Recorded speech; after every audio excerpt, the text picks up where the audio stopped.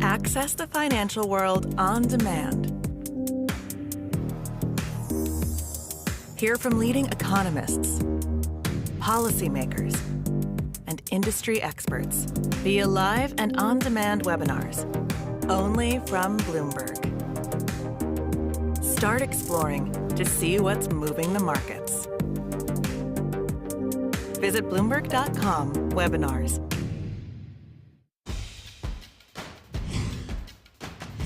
Good afternoon and welcome to Take Stock. It's a show for individual investors who are eager to get smarter. I'm Tim Stenevec. And I'm Katie Greifeld. It's noon on Wall Street and we're taking stock of a landmark decision moving drug makers higher, the cultish qualities of meme stock, and what Apple is unveiling today. Let's get going.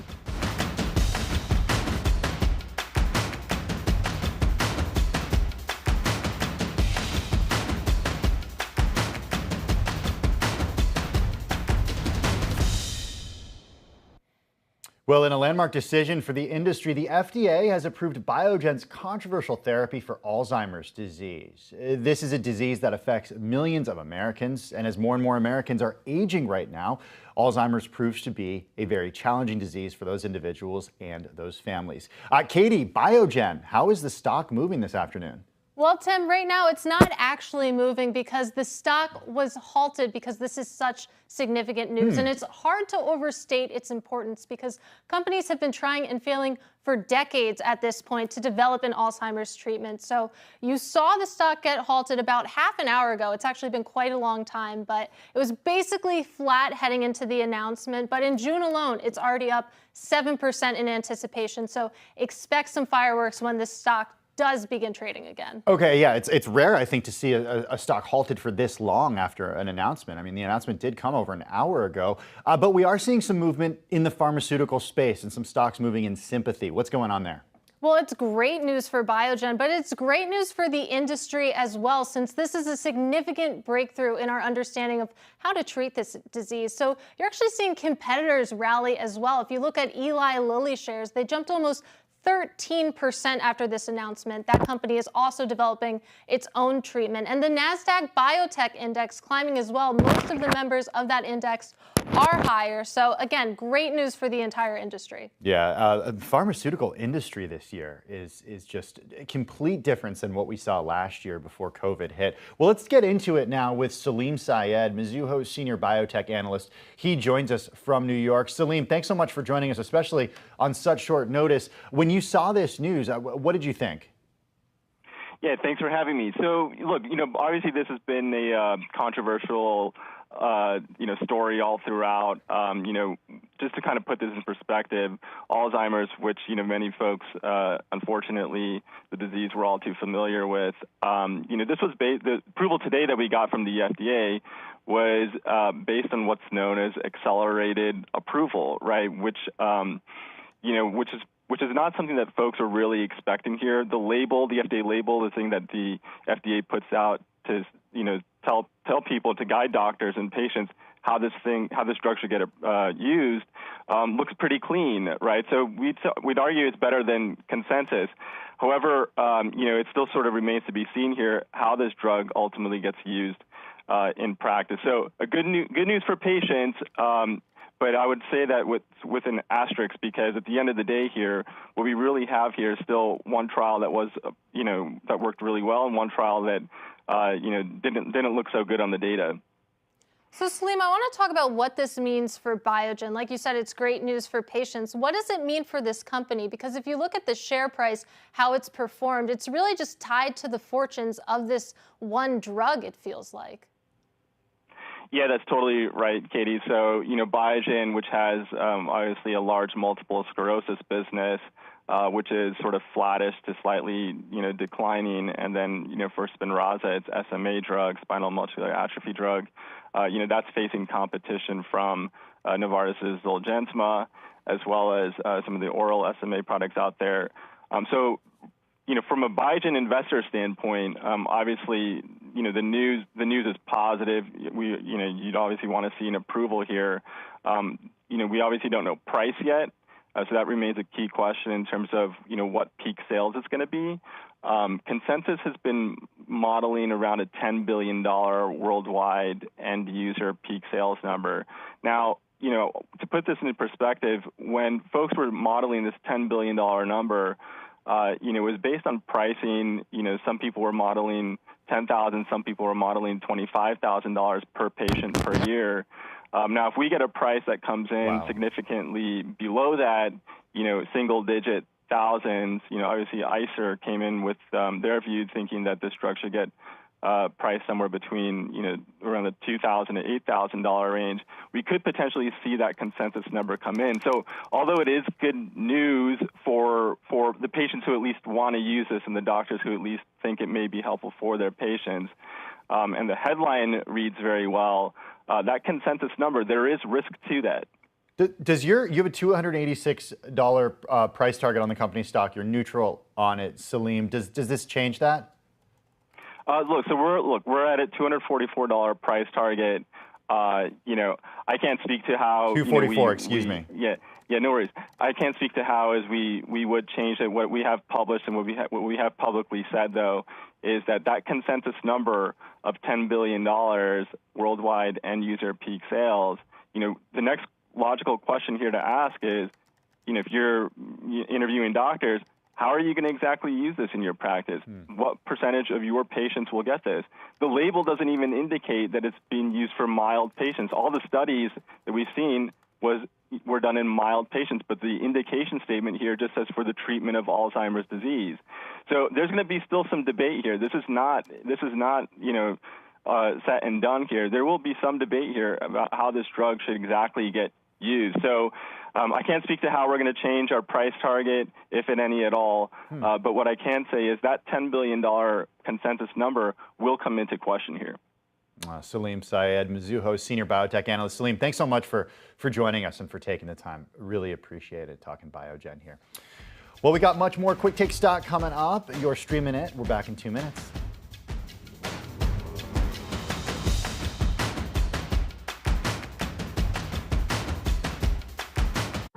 Our generation's biggest problem. Climate change is happening. And the world's most innovative solutions. Transport, industry, buildings, electricity, all of those things. Everything you need to know about our changing environment, the politics of global warming. We can and we will deal with climate change. In the fight against climate change, Bloomberg Green has you covered.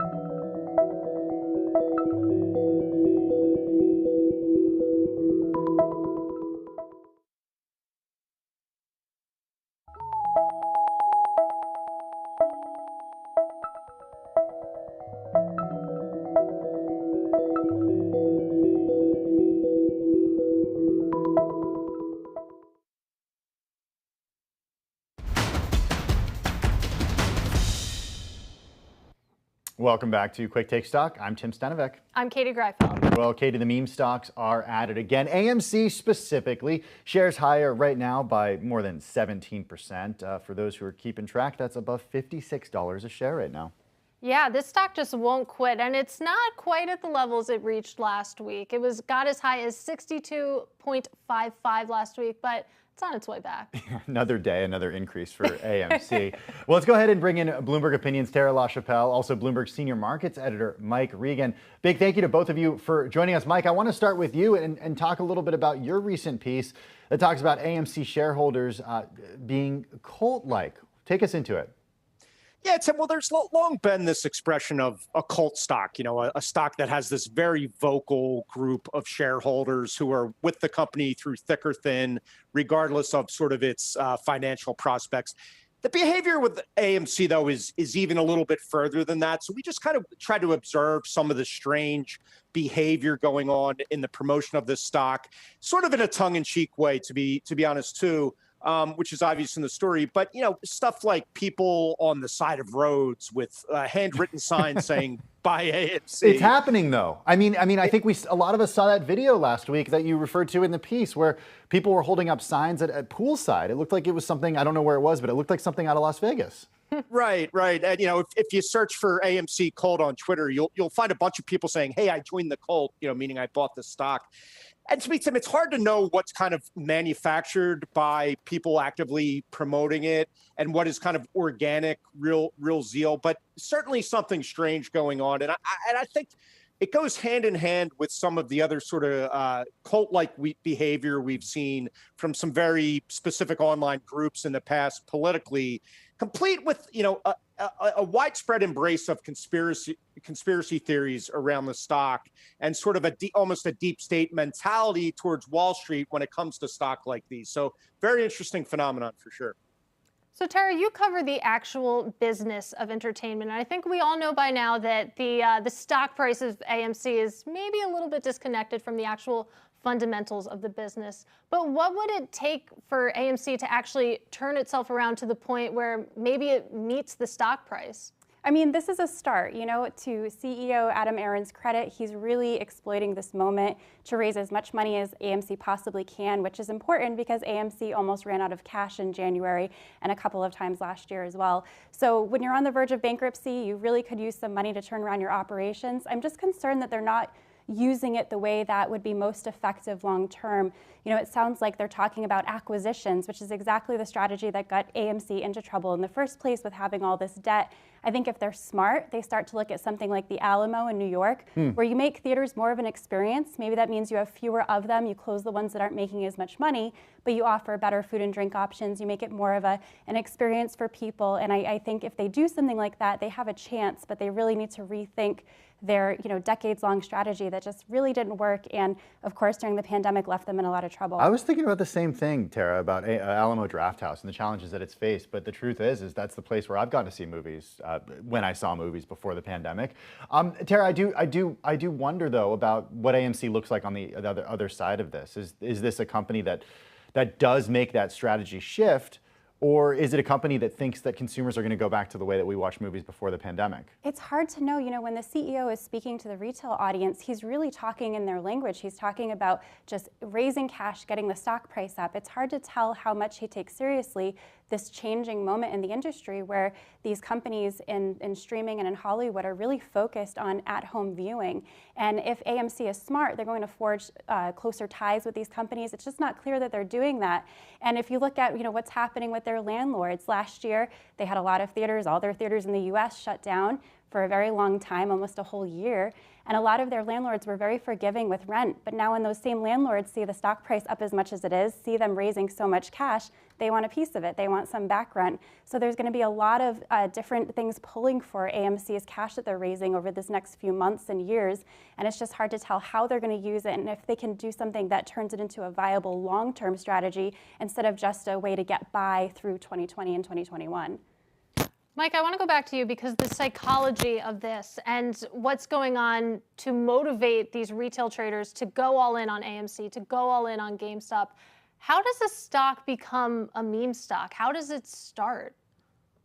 Well, I think, the one thing that strikes me that these two stocks have in common is kind of good memories from consumers. Whether you were a video gamer who bought a lot of your games at GameStop, or AMC, maybe you had your first date at AMC movie theater. You have good memories of going to movies there. And I think that's a big part of it is there's something being triggered psychologically inside of investors that is more about the prospects of the company, or even, the stock's going to go to the moon if we squeeze out the shorts. I think with a lot of these, there's some kind of emotional connection on another level that's taking place. And with AMC and GameStop, it's really easy to see that sort of emotional connection to something that brought these people joy at one point in their life, and perhaps in their younger days. And now to see the stock struggling and the company struggling, it's motivating them to get involved in a way that might not make the most financial rational sense. I think that's a great point, that there's this nostalgia element there, because I remember going to an AMC theater with my BlackBerry, probably past a GameStop on the way. But Tara, I want to go back to you because, AMC is having this incredible moment of the sun, but what does the rest of the landscape look like for movie theaters? Because even just today, you're starting to see some of those companies rise. There was a strong box office this past weekend. What's the competitive landscape look like? So right now, I think in this, the next few months, it's looking pretty good because I think there is that pent-up demand. People who have been stuck home want to get out and do things again. And there's going to be a lot of movies, a flurry of great films that are coming to theaters because so many of them were held back last year. They couldn't actually air them. So I think we'll have that initial frenzy, but then the concern is that over time that tapers off back to pre-pandemic levels, which weren't looking very good for theaters. Attendance had been slowing for about 20 years. And the only way the box office had been as high as it was a combination of Disney's blockbusters every so often in the Marvel universe and Star Wars, and raising ticket prices. So I think it wasn't looking so good, but if you look at a competitor like Cinemark, it's really funny. They've kind of gotten lost in this meme stock discussion, and they've done quite well. They have a much sturdier balance sheet and much better shape. There's expectations that maybe AMC goes on another acquisition spree, but if you look at some of their competitors, they're at least a little bit more financially stable at this moment. So it'll be interesting to see how they navigate out of this, not just AMC. Hey, Mike Regan, how do retail traders navigate out of this? How does this end? This is a company whose stock price right now is up by more than 2,500% so far this year. Well, Tim, I think it depends how long what is perceived to be a major short squeeze in the company goes on. I would expect a similar phenomenon that we saw earlier in the year with GameStop, and AMC was caught up in it as well, where eventually sort of it comes off the boil and it comes back down to earth. What's interesting is, these stocks haven't necessarily crashed back to the levels they were in the pandemic or before this mania hit them. They've remained elevated, which is an interesting phenomenon. I think a lot of people expected basically a round trip back to where they were at their weakest points, but so far that hasn't been the case. So it's certainly an interesting phenomenon. Bloomberg Opinion's Tara LaChapelle and Bloomberg Senior Markets Editor Mike Regan. A big thank you to both of you for joining us and talking all things AMC. Well, coming up next, Apple's App Store is under scrutiny from government regulators and developers on the platform. And today, Apple pitches updates to app creators at its annual Worldwide Developers Conference. We're going to tell you everything that you need to know. We'll be right back. You're streaming Quick Take Stock.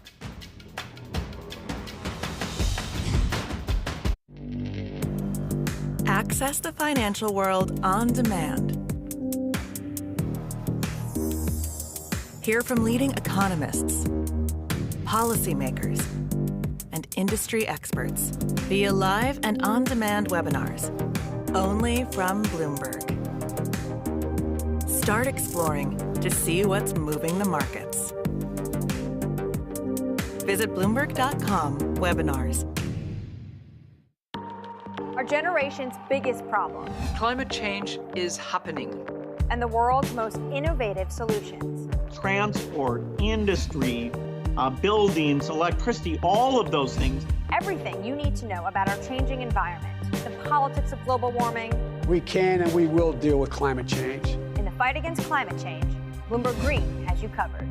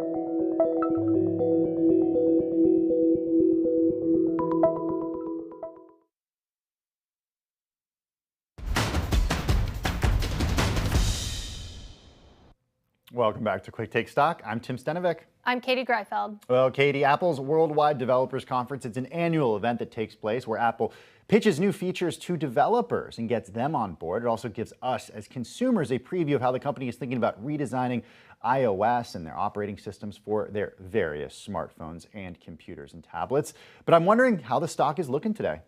Not too great, Tim. I mean, it's down a little bit, not to rag on Apple too much, drifting a little bit lower. And this is part of a broader trend for this stock, because if you zoom out and look on a year-to-date basis, Apple stock really hasn't been going anywhere. It's down actually 5.6% on the year. It's really been trading sideways. And this matters for pretty much everyone, because Apple is the biggest company in the S&P 500. It makes up 5.5% of that benchmark. So the fact that Apple is really going nowhere, even drifting a little bit lower, that's dragging down the S&P 500 as well. Still up, but putting a bit of a ceiling on it. Yeah, really good point given Apple's market cap, and it's a market-weighted index. Well, joining us now is Bloomberg's Mark Gurman. He covers everything Apple.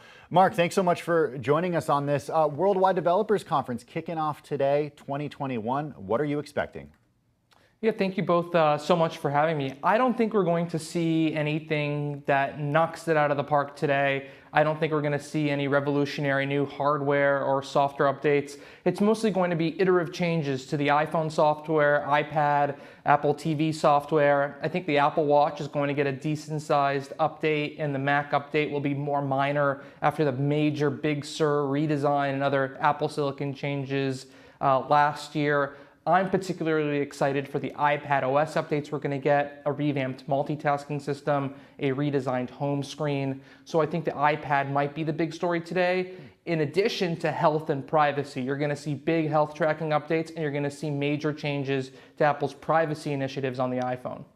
So Mark, you said that you aren't expecting anything too major coming out of today. It looks like shareholders aren't either, judging on how the stock is doing today. But what's the most exciting thing that could be unveiled today that would really get shareholders excited again?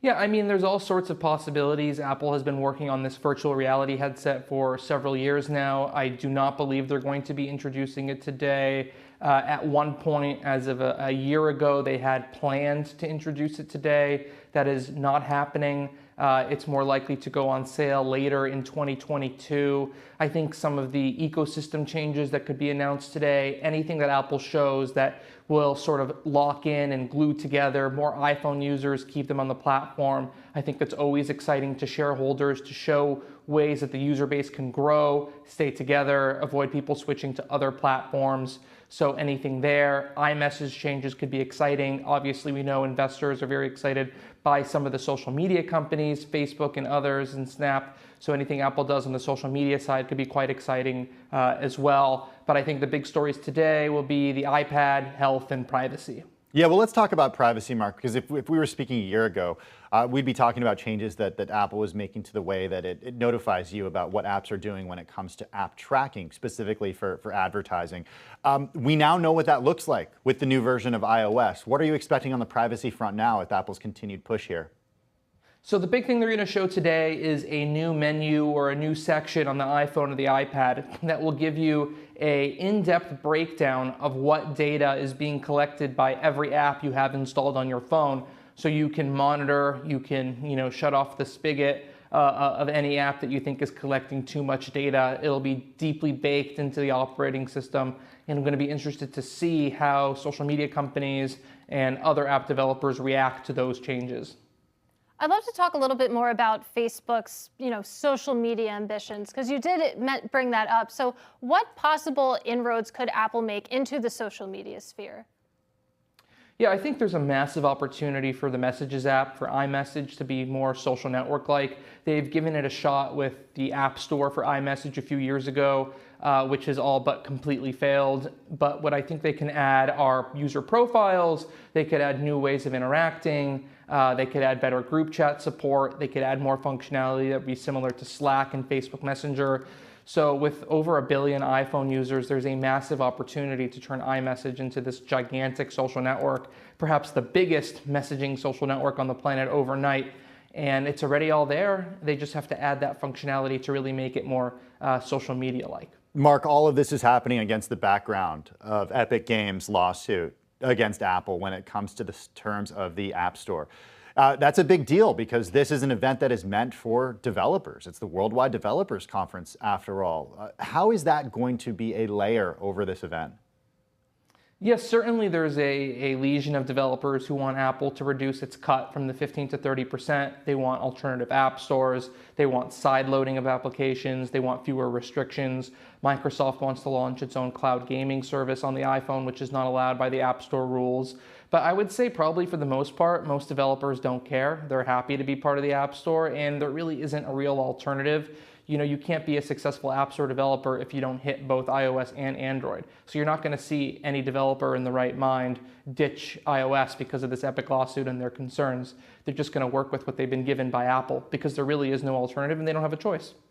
So Mark, I want to talk a little bit about wildcards. And when I think about wildcards, I think of, everyone seemingly jumping into the EV space. And even if not electric, I mean, could we see something like an Apple car, maybe not come today, but in the coming months? I would say absolutely not. I don't think you're going to see anything from Apple in the car space for at least 3 to 5 to 7 years. I think we are extraordinarily early there. I know there are some analysts predicting, things happening sooner. There were some analysts predicting some car announcements this year. I'm not entirely sure where they're getting their information from, but I would be as most surprised I've ever been about anything if we saw anything about an Apple EV anytime in the near future. Okay, well, it could still happen, okay? We could still get excited about it, Mark. What about when it comes to this other hardware that you mentioned, AR, VR? Timeline on that? Yeah, virtual reality headset should go on sale some point in 22, probably later in 22.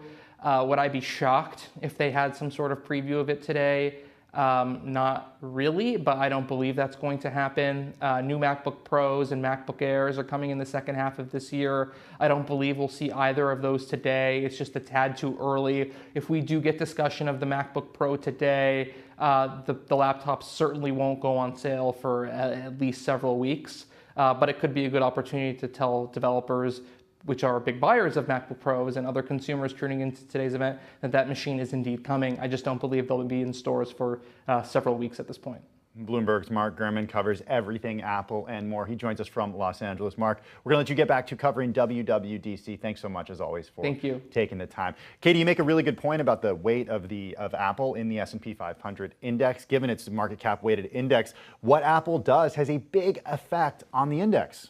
Absolutely, and it feels like it's a stock that's waiting for a catalyst. And if you zoom out and look at the entire market, it feels that way as well because Apple's traded sideways, the S&P 500 has traded sideways. So where it's going to come from remains to be seen because like Mark said, not too many bombshells expected today. All right, we'll have to wait and see. That's going to do it for Quick Take Stock today. Thank you so much for your time. We'll be right back here tomorrow, same time, same place. I'm Tim Stenevec. And I'm Katie Greifeld. Quick Take Focus is up next. We'll see you tomorrow.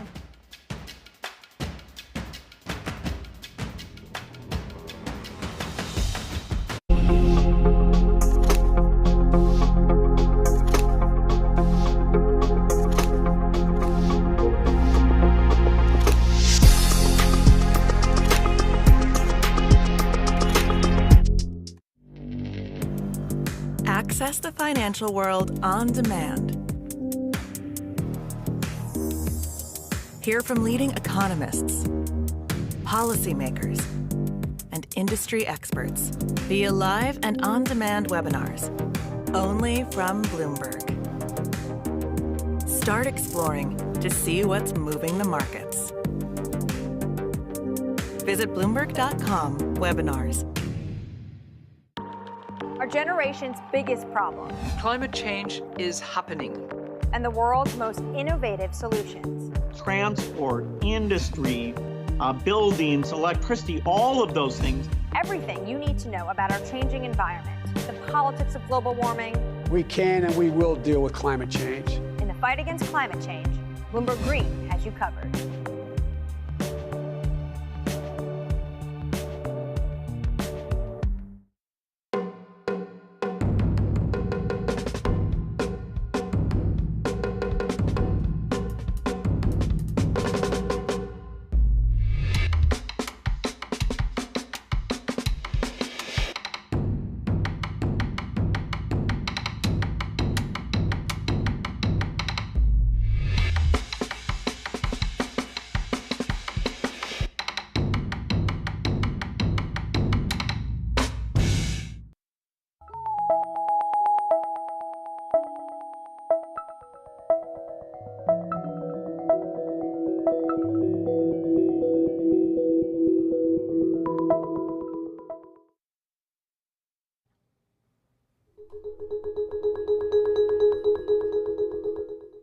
Good afternoon and welcome to Quick Take Focus. I'm Tim Stenovec. And I'm Shanali Bassick. Today on the show, we're diving into the uneven economic recovery.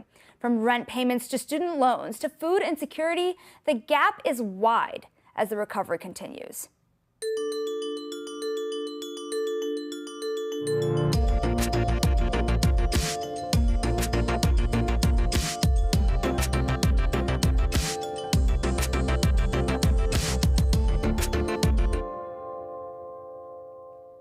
Tim, the economic recovery has been anything but even. And while some Americans have saved more than ever, we are seeing issues across the board. Think about it. Rent is coming soon, due soon. Student loans, the forgiveness really ends in October. People have told Bloomberg that they are taking 2 jobs just to get ready for these extra payments. And millions, maybe 40 million or so Americans may be facing food insecurity, unable to pay $3 or $4 for a meal. Yeah, I think we've talked a lot about the K-shaped recovery during this pandemic and seeing the way that wealth has concentrated among the top, and it's continued to grow there. At the same time, you have small businesses here in the United States that are having a tough time paying their rent. The small business majority found that 46% of businesses, Shanali, with under $100,000 in revenue with commercial space are 1 or more months behind on rent compared to 36% of larger firms. This is something you reported a lot on because those larger firms have access to capital that these smaller firms didn't. Right, and they're all big employers. That's almost half of small businesses, Tim, that you mentioned. Half that can't pay rent. Yeah, massive number. Well, here to break down the recovery is Bloomberg opinion columnist Nir Kaysar and Bloomberg senior economics reporter Sean Don. And thank you both for joining us. Sean, I want to start with you because you've reported on the uneven pace of recovery for quite a while now, including a lot about the middle class or lack thereof. What's happening in this historic setback right now? Look, I think we're caught between 2 really incredible events, and we're still working through the consequences of this crisis. I think, on the one side, we have this amazing thing that is going on here in the U.S. in terms of vaccinations. Both of my kids got their second shot on Saturday. We are now a fully vaccinated family, like a lot of American families, or an increasing number of American families. We are doing okay out here in the suburbs of Washington. But then you look out beyond here and you look around and you scratch the surface, and what you discover is just a huge number of people, as you've described, who are still hurting out there and who really have a huge trough to dig themselves out of. There was an astonishing figure that was quietly released by the U.S. Census Bureau last week, which was that at the end of May, there were still 33 million people in America who expected to take a hit to their employment income, that either they or someone in their household would take a hit to their employment income in the 4 weeks ahead. That's the reverse of the kind of grand narrative about this amazing recovery that we're going into. And that really is the story of the uneven recovery. Nir, when you look at the numbers, right, the employment numbers are tepid, and they're not even across all groups of Americans, right? Black Americans have had a much higher unemployment rate. That's remained pretty stagnant. Same for adult women in the most recent report. When you talk to people, the people that think that we're just doing better, right? The people that say the economy is growing and we're getting back to work, what do you tell them? Well, what I try to point out to them is that, the pandemic itself was unequal, the recovery is unequal, and that they really shouldn't be surprised, because the problem, I think, there's no question that the pandemic was an accelerator, but the fundamental problem precedes the pandemic, and I think it's one that few people really appreciate. And the problem, very simply, is that you have tens of millions of people in this country that go to work full time and they don't earn a living wage. They just can't pay for the basic necessities: housing, food, healthcare, education, and so on. And that the pandemic exposed that, but we can't expect the recovery to solve that by itself. We're going to have to intervene in a creative way in order to address that problem. And if not, we're going to have a lot of the problems that we're seeing, the social and political upheaval that we have been seeing. And of course, this problem has been harder in general over time in the past on minority communities and women. So it's not surprising that those numbers remain with us today. What can we do about it? It's going to take a creative, multi-pronged approach, in my opinion.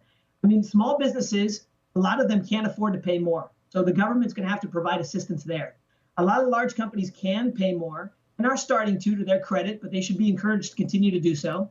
And maybe the biggest thing that we can do to think about this creatively is to say, look, we have technology now that we didn't have before the pandemic, that if companies are willing to play ball, would allow workers that can, not all workers can, workers that can actually move to places and do their job remotely in places that are cheaper, where there's good access to education, because those are two big ticket items in the living wage problem, housing and education. And we can solve that just by simply relying on new technology. But that's going to require some creative thinking. It's going to require some involvement from government.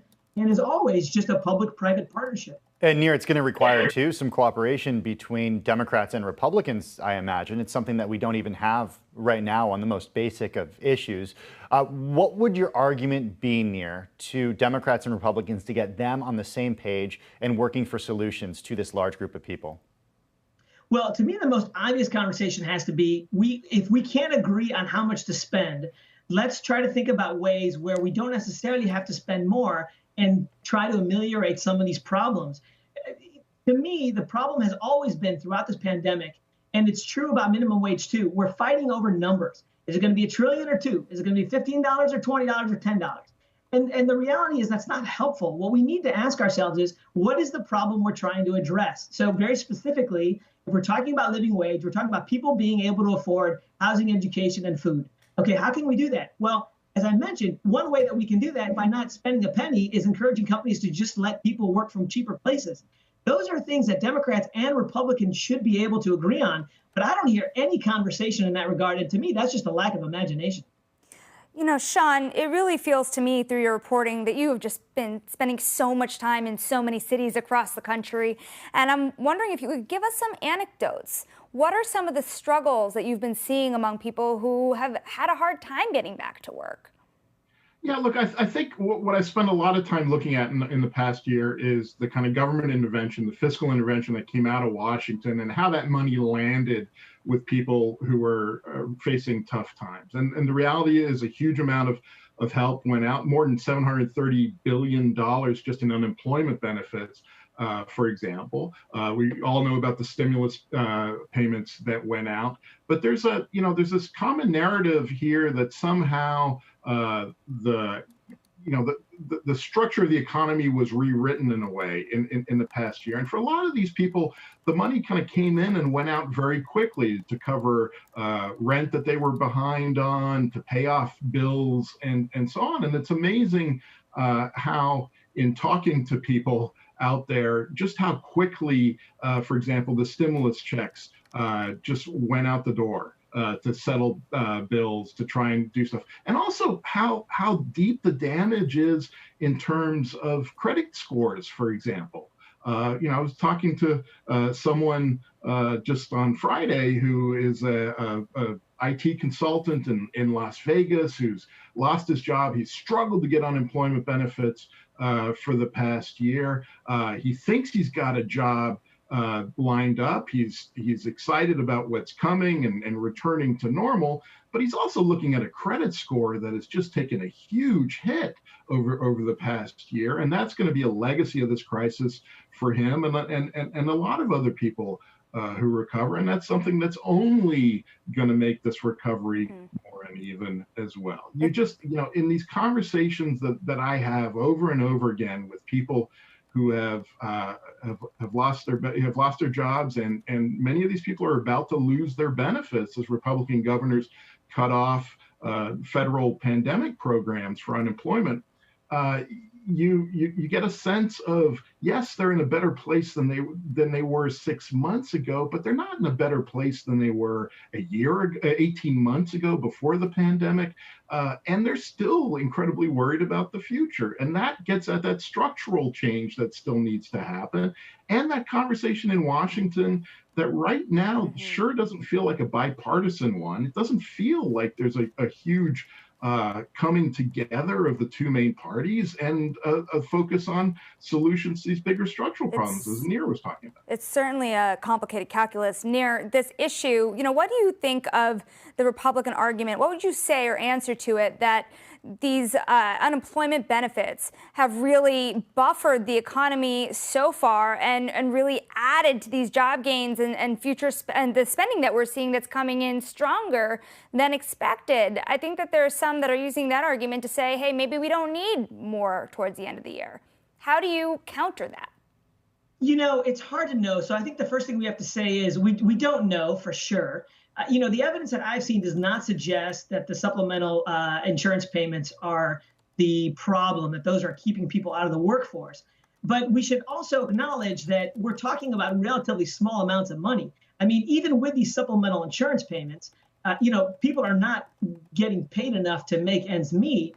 And there is, you know, for free market Republicans, you know, there is a very simple way that should appeal to them to solve this problem, which is if we can't get workers in the door, let's pay them more. Mm-hmm. There is a price at which workers will come to work. Right. Having said all of that, the big reveal is coming. You know, these supplemental insurance payments are going to expire in September, I believe, and I don't think there's any intention to renew them. Let's see if we see any difference. My guess is we will not see any difference, and this will be proved to be a bogeyman. Yes, and it's something we'll have to revisit closer to then. We thank you both so much for your time. That's Bloomberg's Nir Kaysar and Sean Donnan. Thank you both so much for your time. Coming up, the pandemic has left millions of Americans food insecure. We're talking to a Brookings Institution fellow who understands what this means for the recovery. We're back in 2 minutes. This is Quick Take Focus.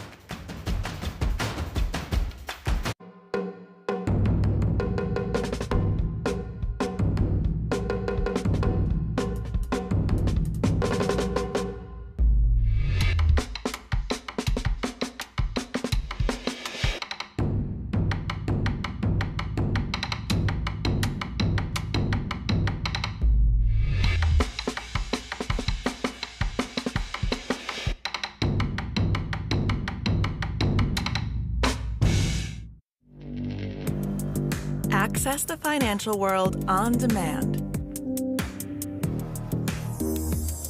Hear from leading economists, policymakers, and industry experts via live and on-demand webinars, only from Bloomberg. Start exploring to see what's moving the markets. Visit Bloomberg.com/webinars. Our generation's biggest problem. Climate change is happening. And the world's most innovative solutions. Transport, industry, buildings, electricity, all of those things. Everything you need to know about our changing environment, the politics of global warming. We can and we will deal with climate change. In the fight against climate change, Bloomberg Green has you covered.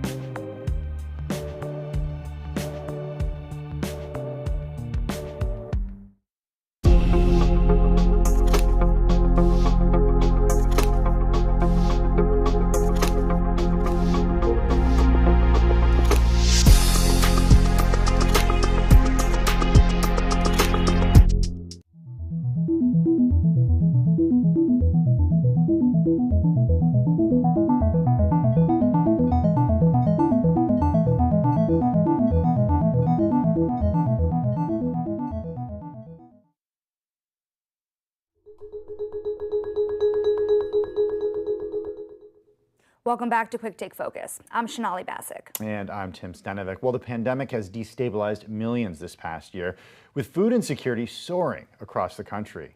In New York alone, there were more than 2.7 million Supplemental Nutrition Assistance Program recipients, this also known as SNAP. That's as of the end of January. And now Feeding America projects that 42 million people, including 13 million children, may experience food insecurity this year. Here to discuss is a fellow in economic studies at the Brookings Institute, Lauren Bauer. Lauren, thank you for being here. You know, how pivotal will food security be for recovering families in this next phase of our recovery?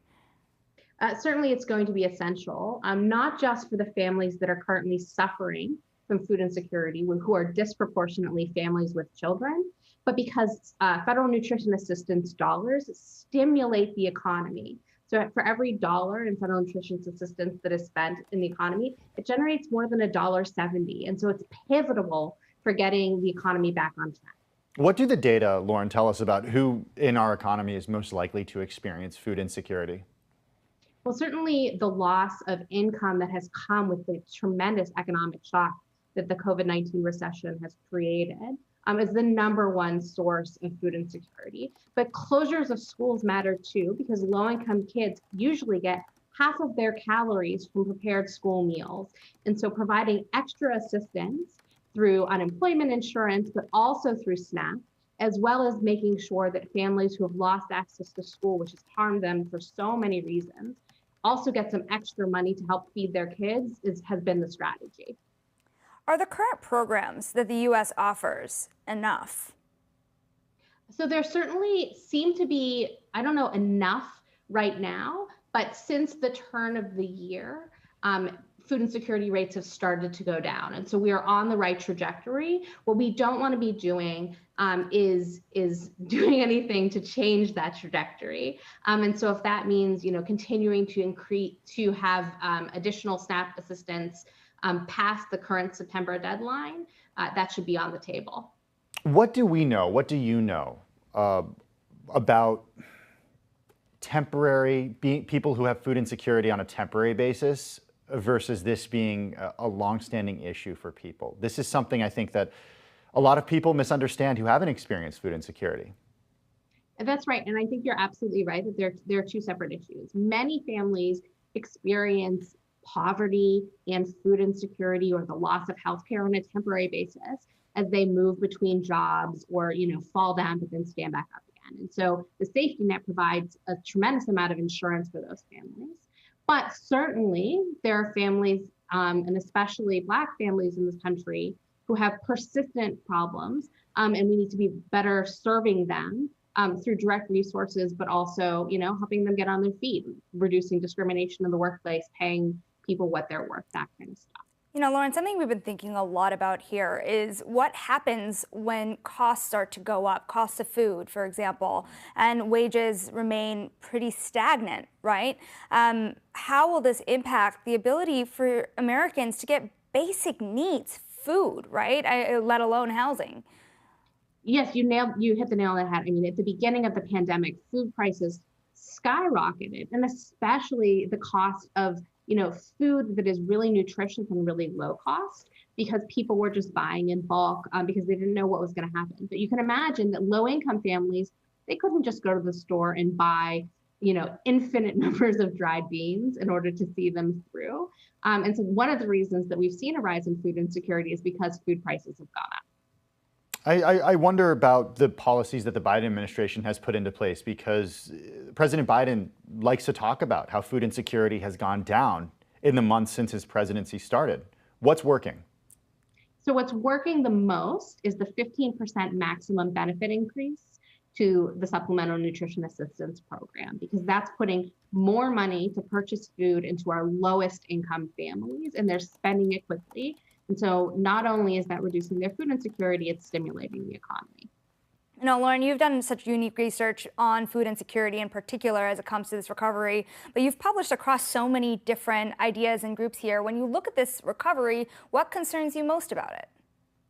I think what concerns me most here is what I think concerns all of us, that the economy is only going to recover insofar as we get the virus under control. And certainly we've seen employment recoveries go faster in places with higher levels of vaccine take-up. And we've seen that, mothers especially are suffering in places with higher levels of school closures.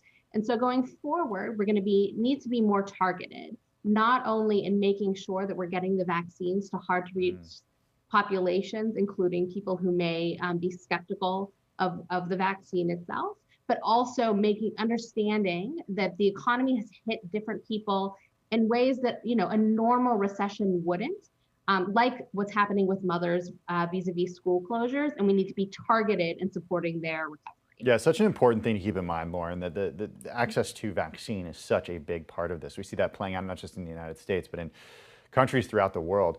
Fellow in economic studies at the Brookings Institution, Lauren Bauer. Lauren, thank you so much for taking the time. Really appreciate you joining us on this. Well, coming up, we're going to look at how the K-shaped recovery, how it's playing out in the home rental market. We're back in 2 minutes. This is Quick Take Focus.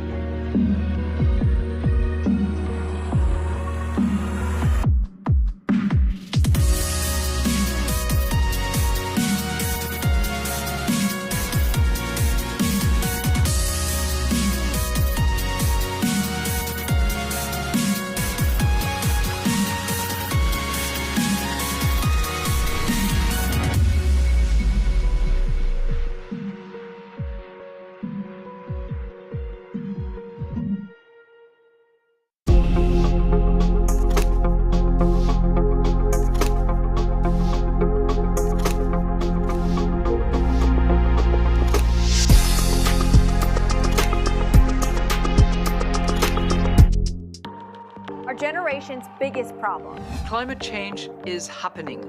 and the world's most innovative solutions. Transport, industry, buildings, electricity, all of those things. Everything you need to know about our changing environment, the politics of global warming. We can and we will deal with climate change. In the fight against climate change, Bloomberg Green has you covered.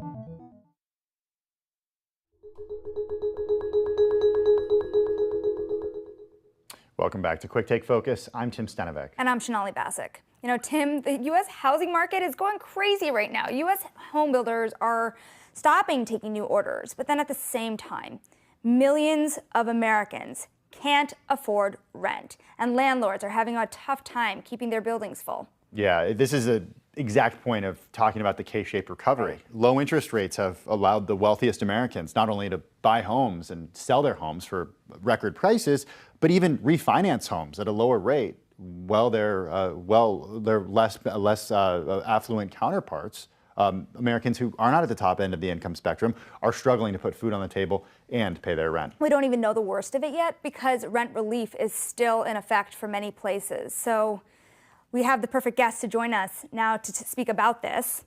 That's real estate reporter Prashant Gopal. Prashant, thank you for being here. Give us a snapshot of what's happening right now in residential real estate. It's booming, but where are people being left behind?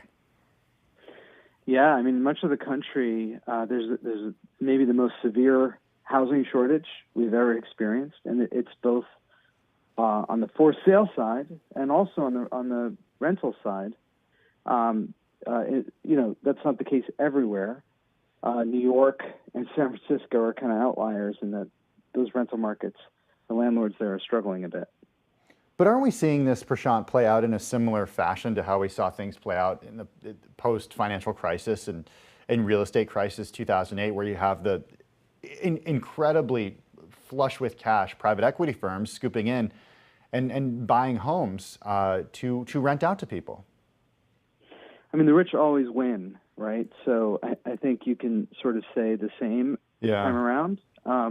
The circumstances are so different, right? But there is this truth that if you look at who is coming out of this, the best, it's very clear that people, white collar people who are able to work remotely, who have, who saved money through this time because their jobs have been intact.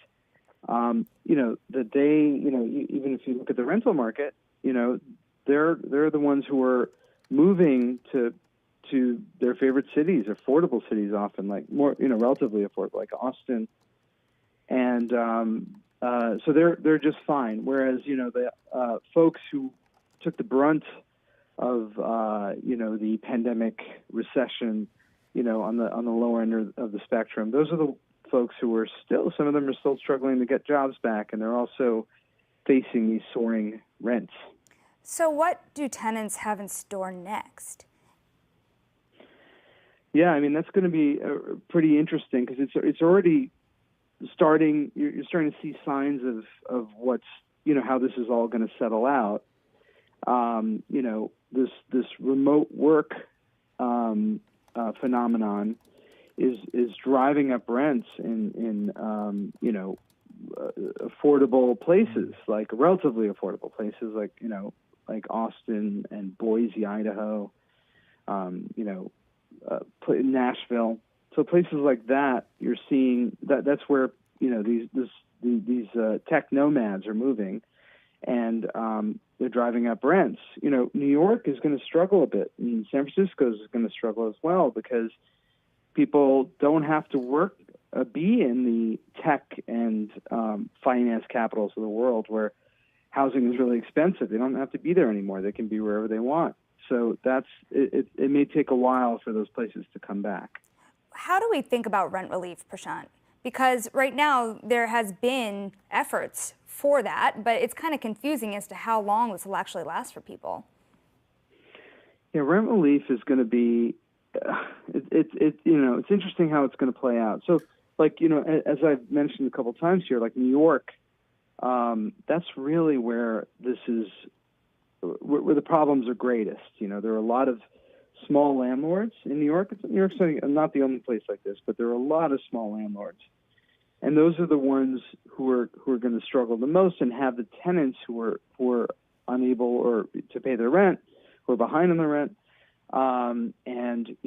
The only real tool a landlord has in their arsenal is eviction, and there's eviction bans in place, and it's unclear when that will ever end. Right. It's going to governments, in terms of rent relief, bureaucracies tend to be very slow in getting this money out, and so the question is, will they be able to get it out to people in time and to landlords in time? Right.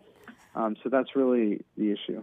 Prashant, thank you so much for your time. Tim, we really have a chain of events here when it comes to the tenants, their landlords, the struggles they both face, their banks, and then their governments, and fixing the problem for them. And that's on top of food. Yeah, look, policymakers clearly have their work cut out for them. The big question is, to what extent can Washington get anything done with such a sharply divided Congress? Yeah, and what role philanthropy can play. That's saved for another Quick Take Focus. That's going to do it for us today here at Quick Take Focus. I'm Shonali Bassick. And I'm Tim Stenovic. You can always dive into the top stories at Bloomberg.com or at Quick Take on social media. We'll see you tomorrow, same time, same place.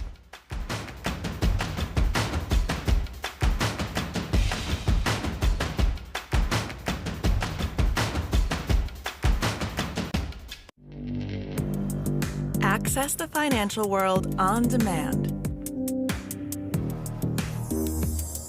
Hear from leading economists, policymakers, and industry experts via live and on-demand webinars, only from Bloomberg. Start exploring to see what's moving the markets. Visit Bloomberg.com/webinars. Our generation's biggest problem. Climate change is happening. And the world's most innovative solutions. Transport, industry, buildings, electricity, all of those things. Everything you need to know about our changing environment, the politics of global warming. We can and we will deal with climate change. In the fight against climate change, Bloomberg Green has you covered.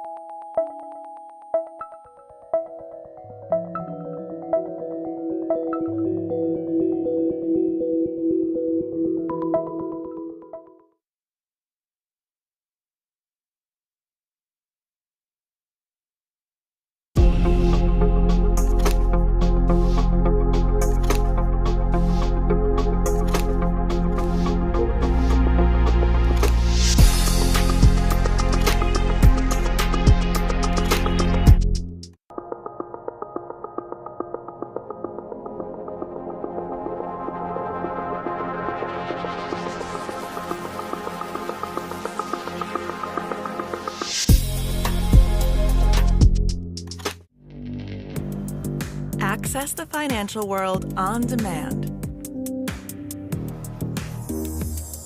Hear from leading economists, policymakers, and industry experts via live and on-demand webinars, only from Bloomberg.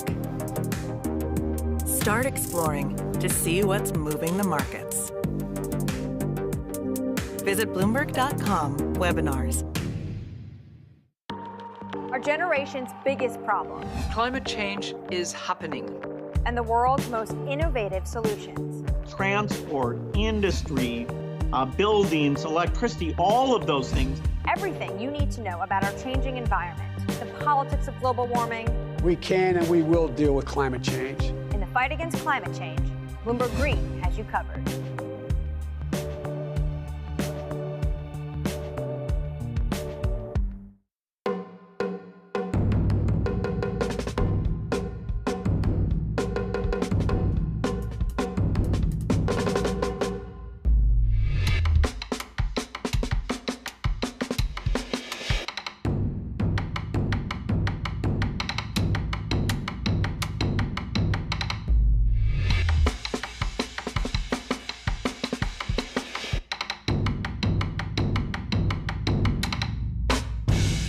The stock is going to hit the $2 trillion valuation. They were trading at that magical $2 trillion level. They've reached the $2 trillion, $2.1 trillion. $2 trillion valuation. $2 trillion IPO.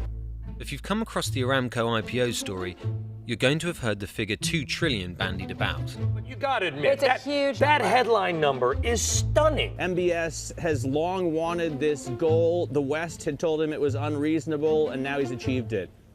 $1 billion startup is called a unicorn. So what do you call a company that's worth 2,000 times that? It'd probably help at this point to quantify how much 2 trillion really is. $2 trillion is more than most countries' annual GDP. If Aramco were a country, it would actually be in the top 10 of global economies. Its listing caused Saudi Arabia's market size to jump 370% and clinch 7th position in the global rankings. So how did Saudi's millennial prince achieve this gigantic valuation? And how did Aramco get so big in the first place? A vast, trackless desert. Saudi Aramco actually started as an American company. Roadless, almost unknown, unmapped. In 1933, a concession agreement was signed between Saudi Arabia and the Standard Oil Company of California, which is now Chevron, to allow the Americans to start prospecting. California Arabian Standard Oil was born. But it wasn't until 1938 in Dhahran that they actually found enough oil to drill in commercial quantities at Dammam Well No. 7, which became known as Prosperity Well. In 1949, crude oil production had hit 500,000 barrels per day, and the scale of the kingdom's potential riches was becoming apparent. Oil prices spiked at the peak of the Arab oil embargo in 1973. With tensions growing between OPEC countries and the US, the Saudi government acquired 25% more of Aramco, increasing its stake to 60%, making them the majority shareholder. By 1980, it had completed its nationalisation, but the headquarters remained in Delaware.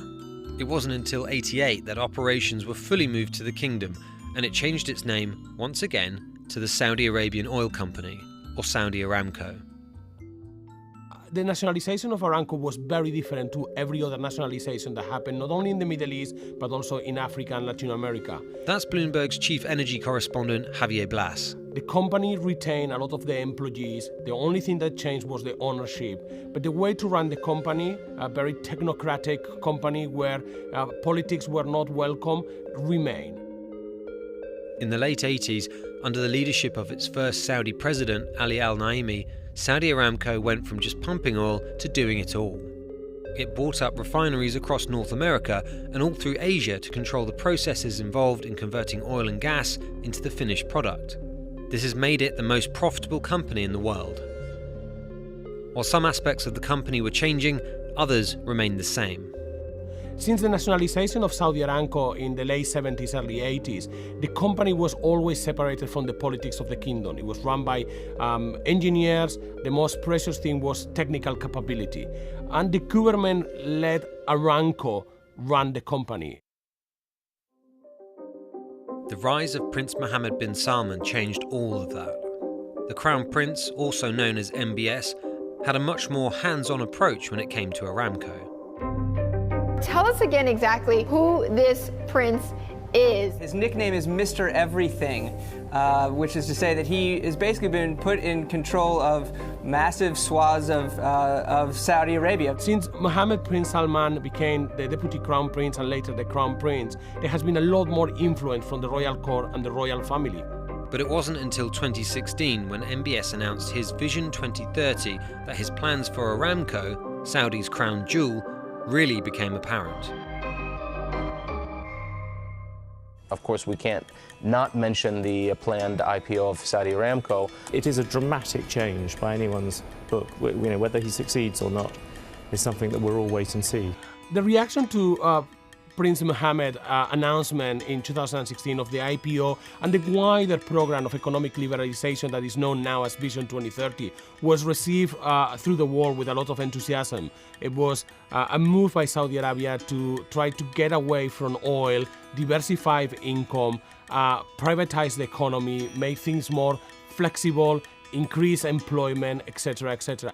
Taking Aramco public was at the heart of MBS's push to revamp Saudi's economy, which needs billions of dollars to develop new industries and fund ambitious mega projects. The biggest problem from the very beginning of the IPO was the valuation. Prince Mohammed announced that the company was valued at $2 trillion. It's more than double the valuation of some of the largest companies in America, and very few international investors believe that that number was right. Saudi Arabia has said Saudi Aramco is worth more than $2 trillion, but does the kingdom have to settle for less? A person familiar with IPO talks said they placed the figure at less than $1 trillion. A person in the Saudi government, $500 billion. Would McKinsey, $400 billion. But it became very clear that the $2 trillion was not going to work with international investors, so they decided to take a pause. It's the crown jewel of the kingdom's economy, the most profitable company in the world. But now, thanks to a string of setbacks, the most anticipated IPO ever has seriously been scaled back. A United Nations report says the Crown Prince of Saudi Arabia should be investigated over the murder of journalist Jamal Khashoggi. I think this ought to be a relationship-altering event for the U.S. and Saudi Arabia. Did you order the murder of Jamal Khashoggi? بلا شك لا. Absolutely not. A twin attack at night with drones on two major Saudi oil facilities, one of them the largest in the world. The attack cut the world's oil supply by about 5%. No more oil. Keep the carbon in the I would just point to the fact that the energy sector, as a percentage of the S&P weighting, is now 4.2%. It was 16.5% 10 years ago. This is a sector left for dead. With a string of weighty news events stacking up, the Saudis and talks of the IPO went quiet, leaving many to question if it had been put on hold permanently. Then, in 2019, around the summer, Saudi Arabia got really concerned that the price of oil was going to drop because of the slowdown in the global economy, the trade war between the US and China, and they decided to reaccelerate the plan and to try to get the company again public by the end of 2019. They were able to do that, but they had to make some sacrifices. Final pricing values the world's profitable company at $1.7 trillion, but somewhat below the kingdom's original target. Listing in Riyadh only. The international part of the IPO, which has been long suggested, isn't clear when that will happen. Just not offering as many shares as originally thought. So just 1.5% of the company is being offered. Saudi Aramco went ahead, they did the IPO at $1.7 trillion, and they really went and put pressure on every wealthy family into the kingdom to put money into the Aramco valuation. They also pressured the banks, the local banks, to lend more money into the local economy, to allow citizens to buy shares with borrowed money. And in the moment that the company went public and the day that the trading started, they also made sure that pension funds and others in Saudi Arabia were buyers on the first day. So immediately we got to $1.8 trillion, and then a couple of days later we hit $2 trillion. Of course, this is a historic day for the company. This is the biggest listing in the history. After pricing at the high end of the valuation, the IPO raised $29.4 billion, beating the record $25 billion raised by Alibaba in New York in 2014. But what does the future look like for an oil titan in the age of going green? Even Aramco, who used to downplay peak oil, cited it as a risk in its IPO prospectus. The problem with peak oil and Saudi Aramco is that come 2030, there is not going to be incremental demand for oil. And that means that Saudi Aramco cannot continue growing its production forever. And that means lower revenue in the future, potentially lower prices, and that means also lower profits. There is still a long way to go before the Aramco IPO can be considered a success. Its record-breaking listing cannot hide the potential challenges that face the company further down the line. It remains to be seen if this oil titan can truly reinvent the country's economy and fund MBS's ambitious plans for the kingdom.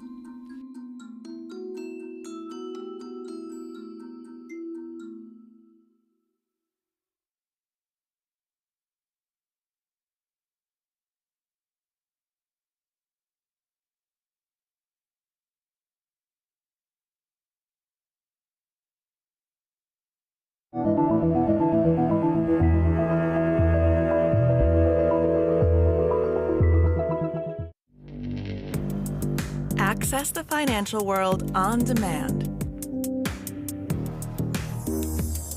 Hear from leading economists, policymakers, and industry experts via live and on-demand webinars, only from Bloomberg. Start exploring to see what's moving the markets.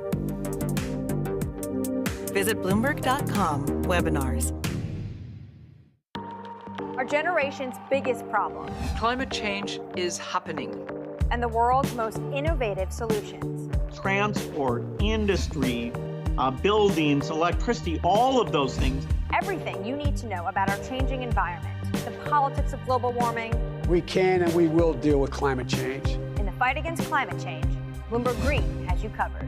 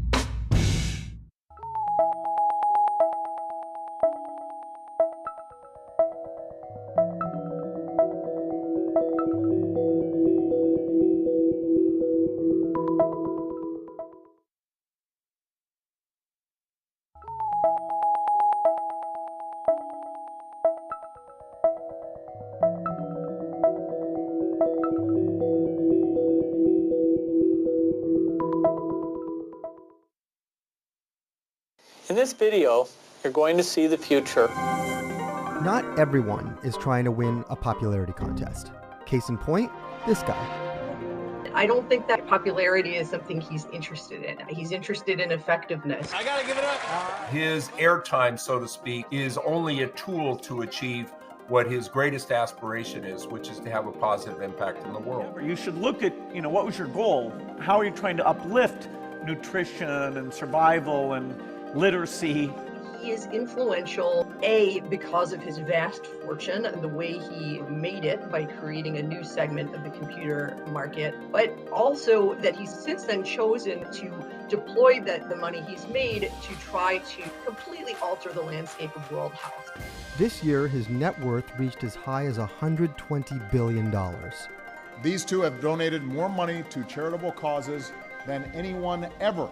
He's a multi-dimensional individual. He has great depth in so many different areas. I guess you'd call him a polymath. William Henry Gates III was born in Seattle, Washington in 1955. He was a terrible child. Bill Sr. gave a whole interview to the Wall Street Journal about just how difficult he was, how much trouble he gave his mother, just, yelling, screaming, tantrums, things like that. At the ripe age of 13, the problem child wrote his first software program, a tic-tac-toe game on the teletype Model 33 ASR teleprinter. 8 years later, he dropped out of Harvard to start a computer software company with his best friend Paul Allen called Microsoft. In co-founding Microsoft, what Bill Gates and Paul Allen did was essentially create the personal computer software market that's since then been worth hundreds of billions of dollars. This is Jeff Rakes. He's known Bill for quite some time now. I was at Microsoft from 1981 to 2008, and Bill was completely committed to the vision that we could help put a computer on every desk and in every home running great software. And that's the impact that he wanted to have, and he was completely focused in on that. Now, such determination does require a strong personality, and it's safe to say that his subordinates could probably relate to his parents at that point. He was a very tough manager. People had these sort of terrifying Bill Gates reviews of their products and features. And if he didn't like what you said, he would, he was known for responding with the word, well, that's the stupidest thing I've ever heard. But the good news is you won't hold the record for long. Seattle's Bill Gates, with $4.2 billion, is the second richest person in the country. What is this?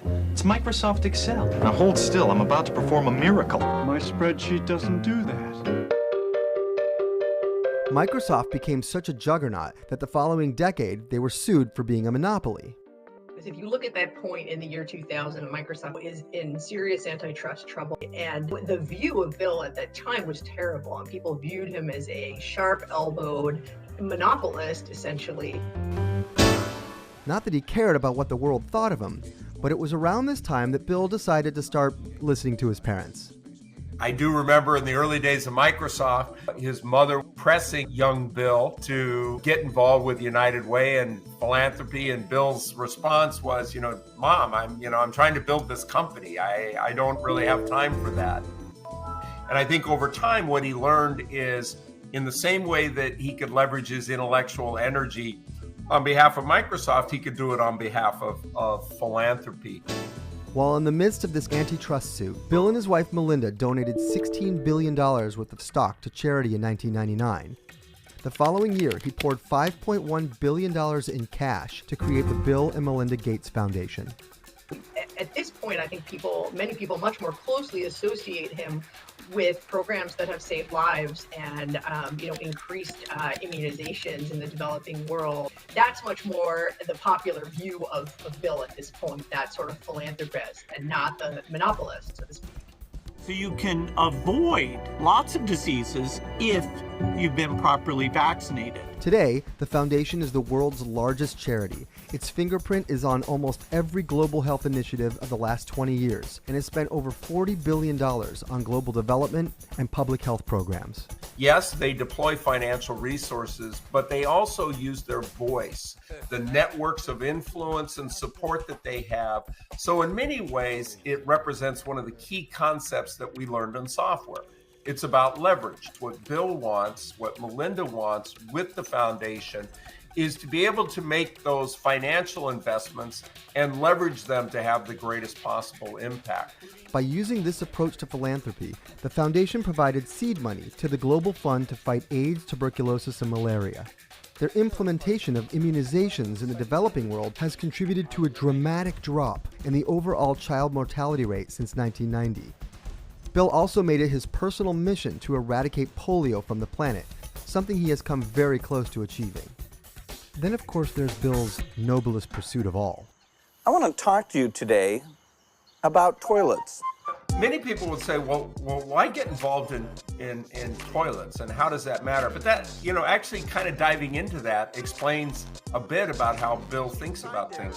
If you want to reduce the disease burden, you're going to have to improve sanitation. If you're going to improve sanitation, you're going to have to invent a new way to go about it, one that doesn't require all of the water that we use today. So it's a great example of how he thinks in terms of the broader system and looks for technological innovations that can really make a difference.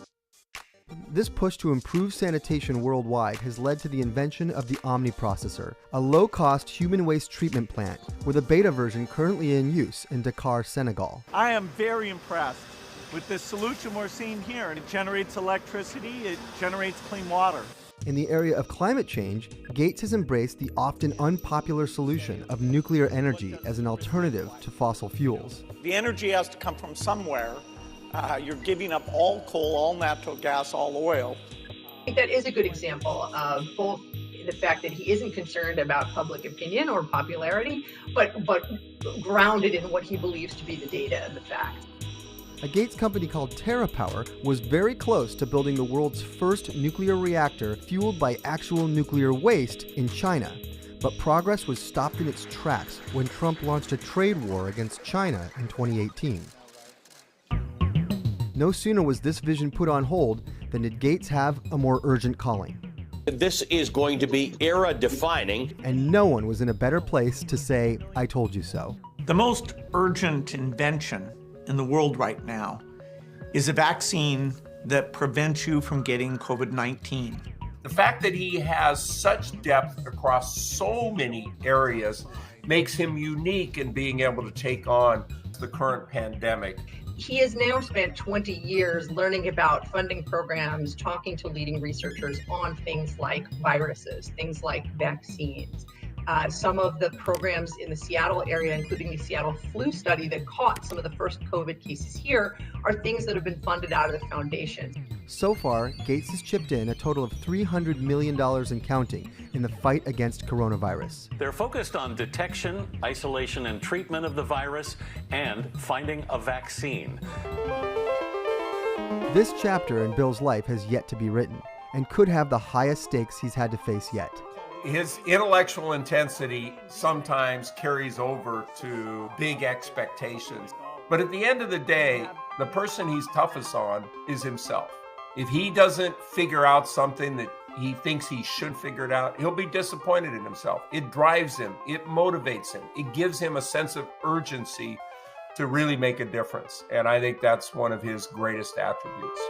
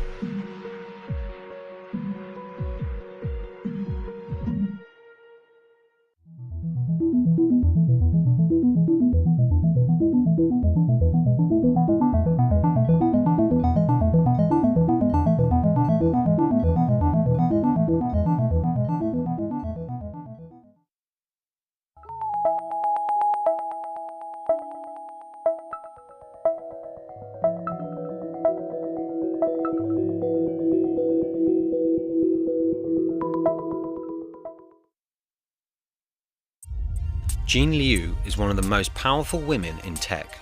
She's the president of Didi Chuxing. The company operates one of the world's biggest ride-hailing services, completing up to 30 million rides per day. That's about 10 million more than Uber. Didi is also the world's second most valuable startup with a lofty $56 billion valuation. But Didi's valuation has been called into question following Uber's disastrous IPO. Didi shares are said to be trading privately 40% lower than their peak, investors are starting to doubt if car-hailing companies can ever turn a profit. This is how Gan Leu took on Uber and made Didi one of the most high-profile companies in China. Liu was born into a prominent family in Beijing in 1978. Her father is a Chinese tech icon, Liu Chuanzhu, the founder of Lenovo. Gan Leu strikes people as a type A personality. I think part of it does come from the fact that her father is one of the most famous people in China, and she's been trying to make a name for herself.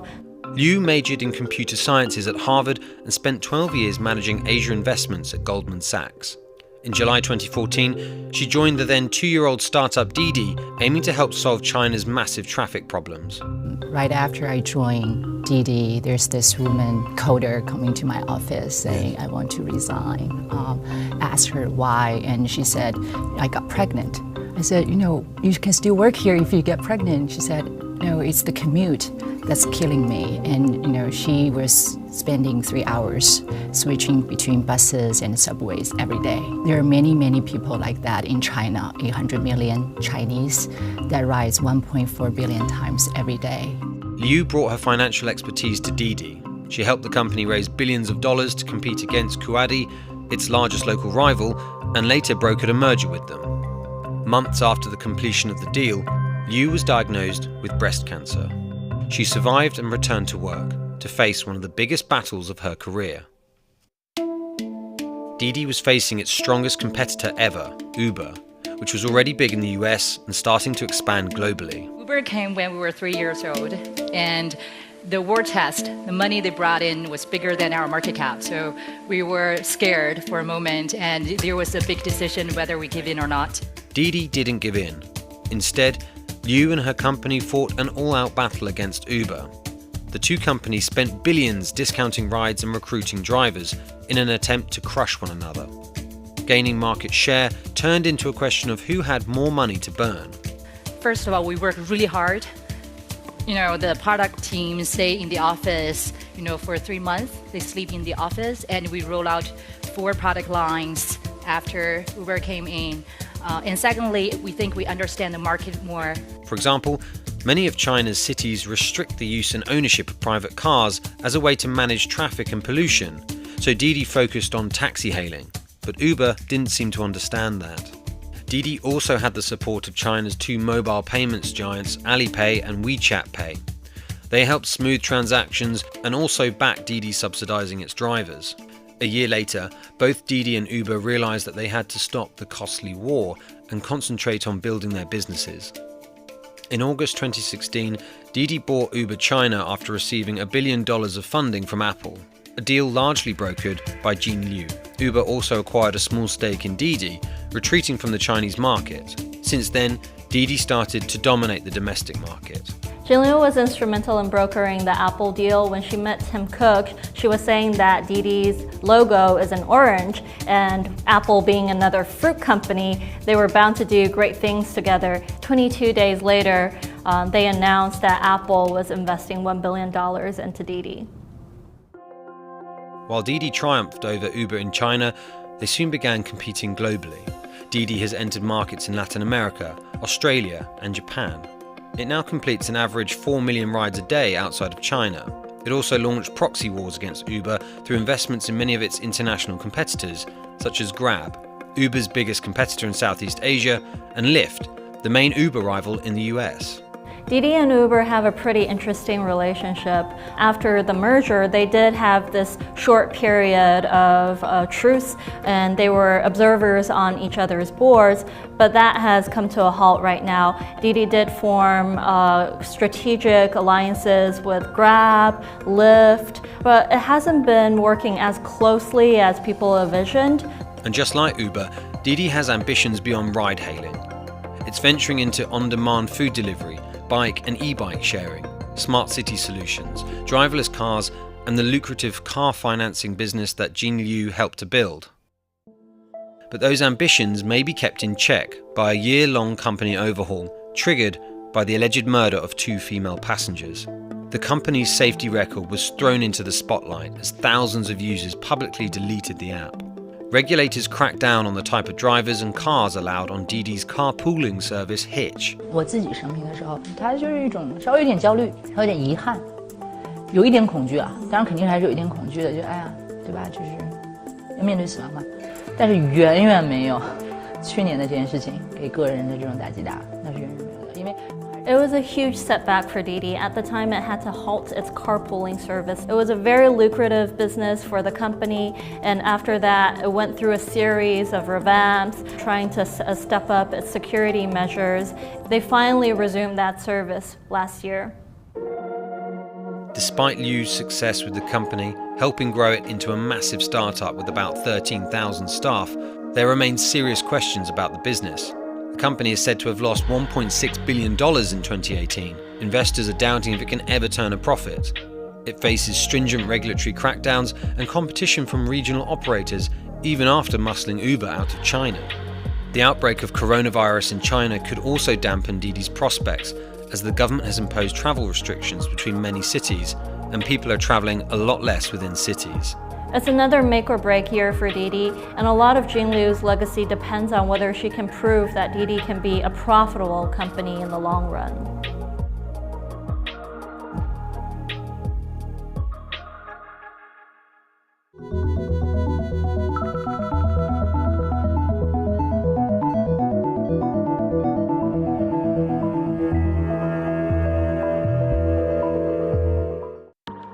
Our generation's biggest problem. Climate change is happening. And the world's most innovative solutions. Transport, industry, buildings, electricity, all of those things. Everything you need to know about our changing environment, the politics of global warming. We can and we will deal with climate change. In the fight against climate change, Bloomberg Green has you covered.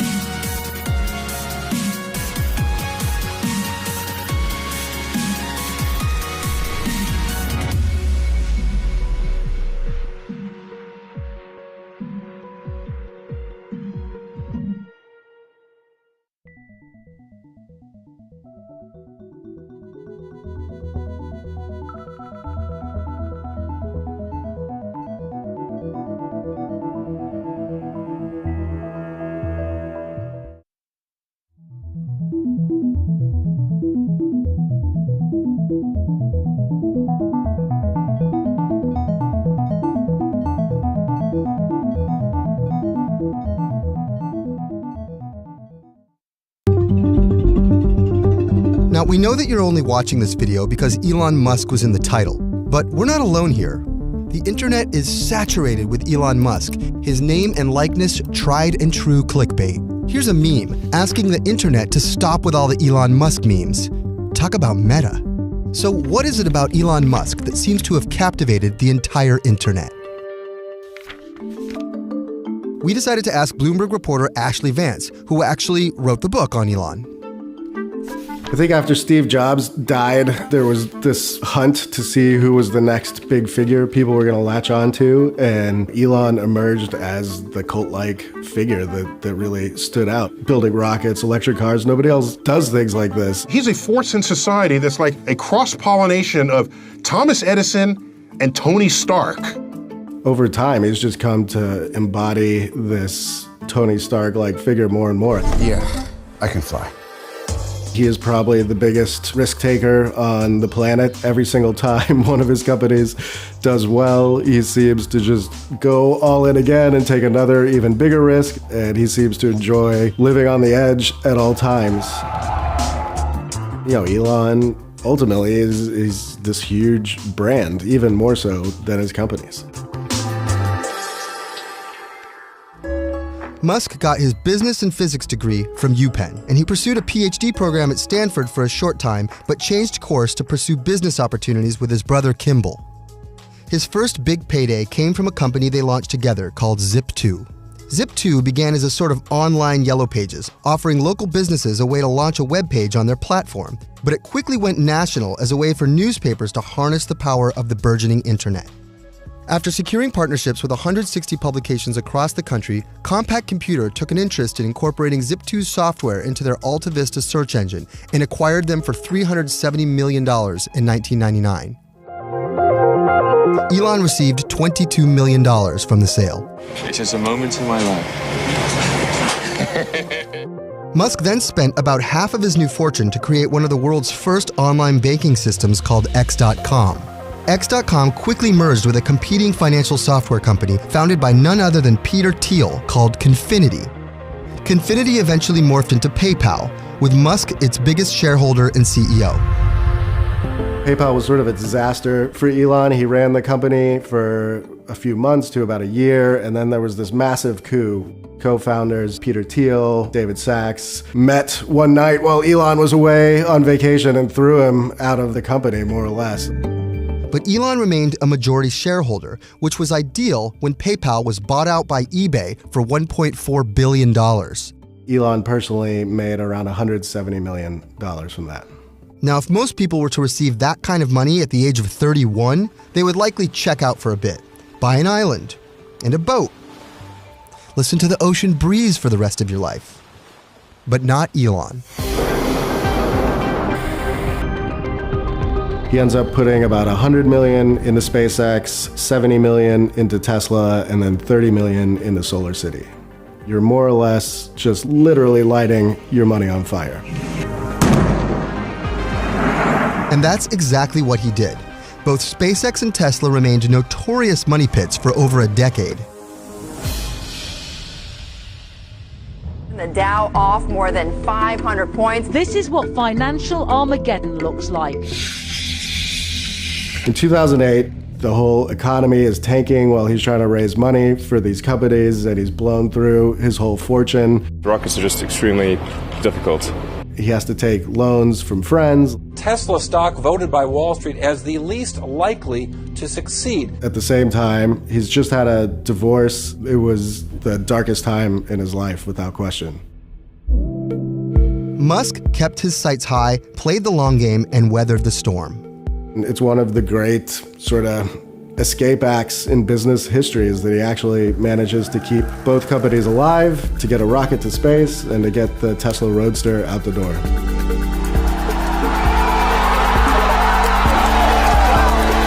Today, Musk has a 54% stake in SpaceX, which is valued at $33 billion and has become the #1 private space exploration company in the world.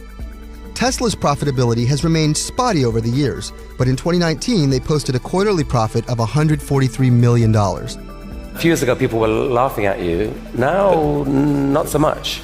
I mean... Okay. Today, Elon Musk's total net worth is at around $23.6 billion. And alongside SpaceX and Tesla, Musk has launched multiple future-facing side projects like the Boring Company, OpenAI, and Neuralink, all of which are inspired by a passion for making science fiction concepts a reality. But ultimately, Elon has his sights set on redder pastures. We should really be setting the goal as the creation of a self-sustaining civilization on Mars. When SpaceX first started, the idea was to make rockets that were just much cheaper than the competition, but always lurking in the back of his mind, the real true goal of the company was to make a rocket that could get to Mars and start a human colony. Over the years, it's oddly become a lot more realistic, and they're already building a spaceship that he actually thinks will get to Mars.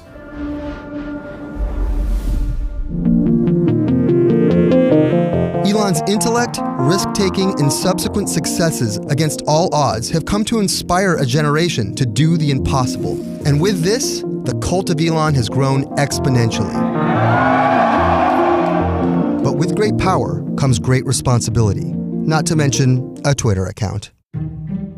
somewhere along the way, he decided to also just let the kind of bullying part of himself come out and pick fights and say really outlandish things, and it's done nothing but get him in trouble. In 2018, the SEC fined Elon $20 million for floating the idea of taking Tesla private, but that didn't stop him from tweeting that Tesla was going bankrupt as an April Fool's joke. But Elon, that's not funny when people are nervous. I mean, it's April Fool's. People should lighten up, okay? In July of 2018, Elon called Vernon Onsworth, a diver risking his life to save the children's Thai soccer team from the caves, a pedo guy. Tesla's shares fell 4%, and he was slapped with a defamation lawsuit. He defeated the lawsuit, but not without some bad PR. Vernon went toe-to-toe with a billionaire bully. Then, of course, he smoked pot on the Joe Rogan show. Tesla's stock dropped 8% that day and wound up putting a $6.8 billion NASA contract with SpaceX in jeopardy. I think he's putting a dent in a lot of the goodwill that he had built up, and so he's become a much more divisive figure these days.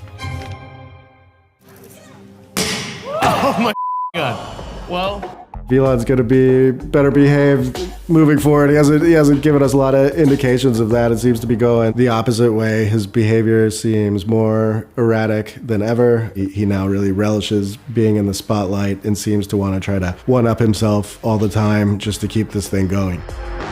Maybe it's like that old saying, you can't make an omelet without breaking a few eggs. And if Musk's midlife remains as unpredictable and tumultuous as his early career, then we should expect a lot more broken eggs from here to Mars.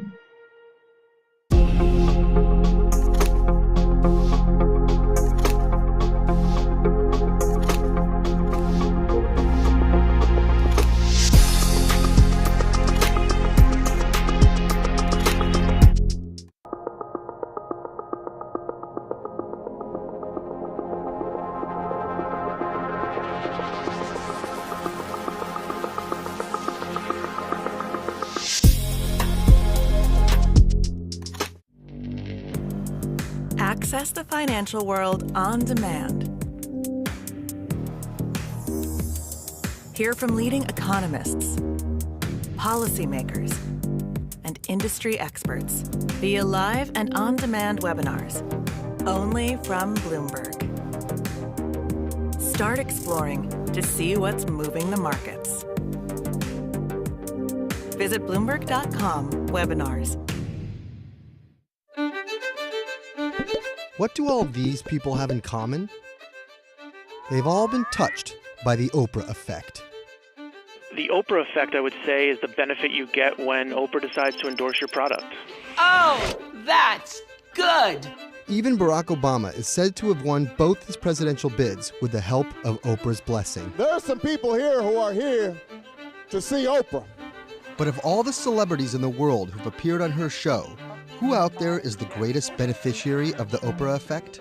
Oh, it's definitely Oprah herself.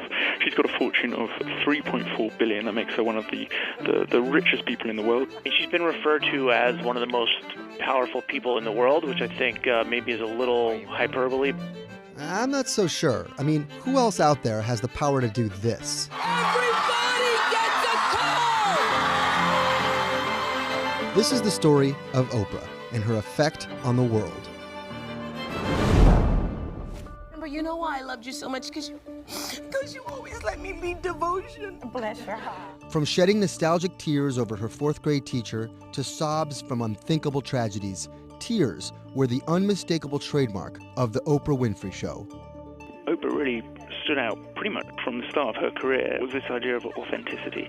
I try not to go into the ugly cry. Stop it. Stop it. Stop it. Stop it. Stop it. Stop it. When did you first realize you had this power just to make people cry? Once on my show, Father said, every father has a dream for his children. Oh, shut up. But this trademark was not something she stumbled upon by accident. It's ingrained into the fabric of her soul by a tough childhood.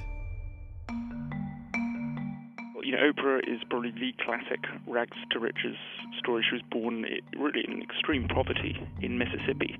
She's been publicly out there saying that she grew up wearing dresses made out of potato sacks. What she did, she really sort of embraced that. She used her own experiences to, really empathize with her listeners, first on the radio and then television. It was in 1983 when Oprah was given the task of hosting a low-rated half-hour morning talk show, AM Chicago. I'm Oprah Winfrey, the new host of AM Chicago, and I am thrilled to be here. Within months, the show went from last place in the ratings to overtaking Phil Donahue as the highest-rated talk show in Chicago, making her an instant local celebrity. And just 2 years later, in 1985, she was so famous that she found herself acting in a Spielberg movie. By 1986, Oprah was already broadcast nationally. Welcome to the very first National Oprah Winfrey Show! And the rest is history. By the mid-1990s, Oprah was a multi-millionaire. She had moved her show away from the tabloid news shows, taking on harder subjects like social justice, disease, geopolitics, spirituality, anorexia. No topic was off limits. The tears kept flowing, and her audience continued to grow, as did the Oprah effect. Deep end of the ocean. Y'all are going to have to buy it. She might recommend a book, or she might draw attention to a particular endeavor, and that has an enormous impact. In 1996, Winfrey started an on-air reading club, making her the most powerful book marketer in the world. Her endorsements made the careers of countless young authors, not to mention herself. She's the author of 10 books and counting, ranging from autobiography to weight loss to self-help. Oprah maintained creative control over her show until its last episode in 2008. Until we meet again. From there, she took an even larger leap into show business by launching her own TV station. Basically, that's got a valuation of close to $1 billion. She's actually only got a minority stake in that company, but that minority stake still has basically a carrying value of about $300 million for something that grew completely out of the strength of her rapport with the American people. Her most recent fortune spurned from her partnership with Weight Watchers, a deal that began in 2015 with 10% ownership equaling about $43 million. But since then, her stake has ballooned to $450 million, and Weight Watchers has more than doubled its stock price. That started a major comeback for what was at the time a struggling diet brand. Okay, we get it. Oprah is an institution. What else can she possibly do? Well, aside from making a recent open-ended billion-dollar content deal with Apple, Oprah is clearly intent on using her power to change the world for the better. Oprah is also very active philanthropically, so she donated millions, for example, the Smithsonian's National Museum of African American History and Culture. She's given $1 million to the Green Belt movement for sort of tree planting and community development in Africa. Her girls' school in South Africa has been highly publicized, and her angel network has raised more than $80 million. In total, Oprah has given away over $400 million of her own money to charity. And now the time may have finally come to start kissing babies, as many are wondering if the Oprah effect will take her straight to the White House in 2020. And we already have a reality TV show president in the White House, and there's plenty of people who would back her run. I thought, oh, gee, I don't have the experience, I don't know enough, I don't know. And now I'm thinking, oh. All right. But you have to wonder, about what that would mean for her brand. Obviously, politics are very divisive in this country, and you're talking about someone who's really beloved across the spectrum. So a move into politics suddenly kind of thrusts her into some of the most controversial issues of our day, and I definitely don't think that would be a good thing for the brand.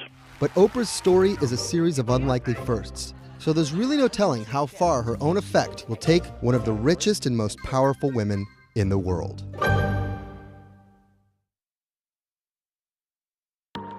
Our generation's biggest problem. Climate change is happening. And the world's most innovative solutions. Transport, industry, buildings, electricity, all of those things. Everything you need to know about our changing environment, the politics of global warming. We can and we will deal with climate change. In the fight against climate change, Bloomberg Green has you covered.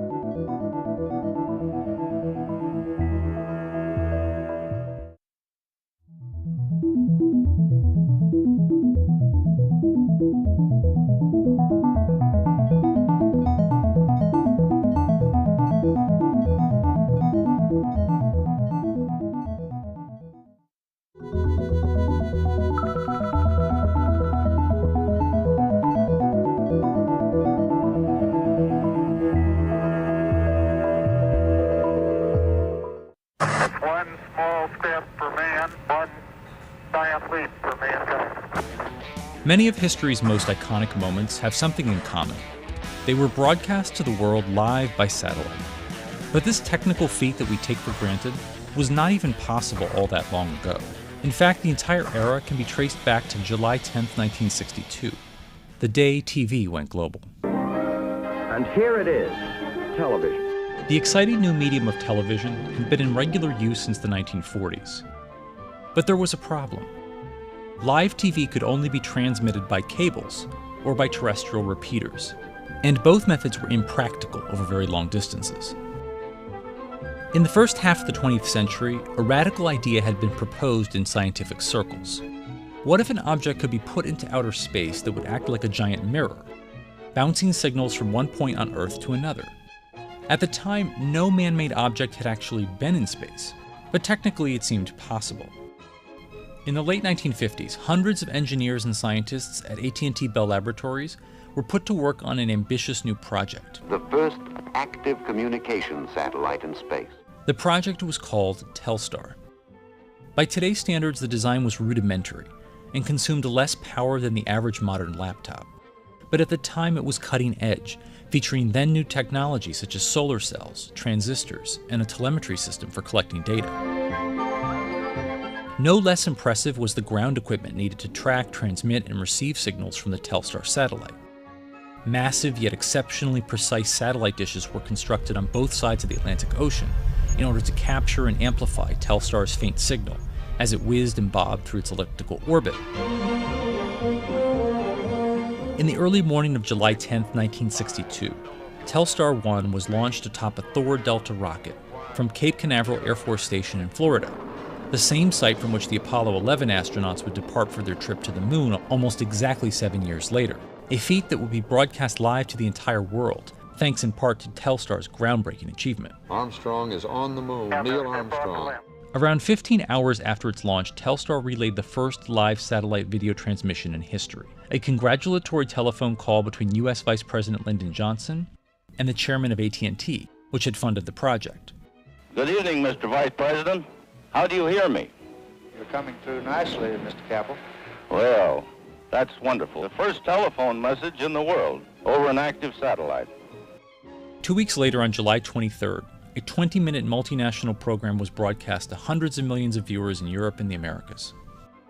Good afternoon, and soon we'll be saying good evening to Europe on the first exchange of live programs between the television networks of the United States and their affiliated stations and the European Broadcasting Union.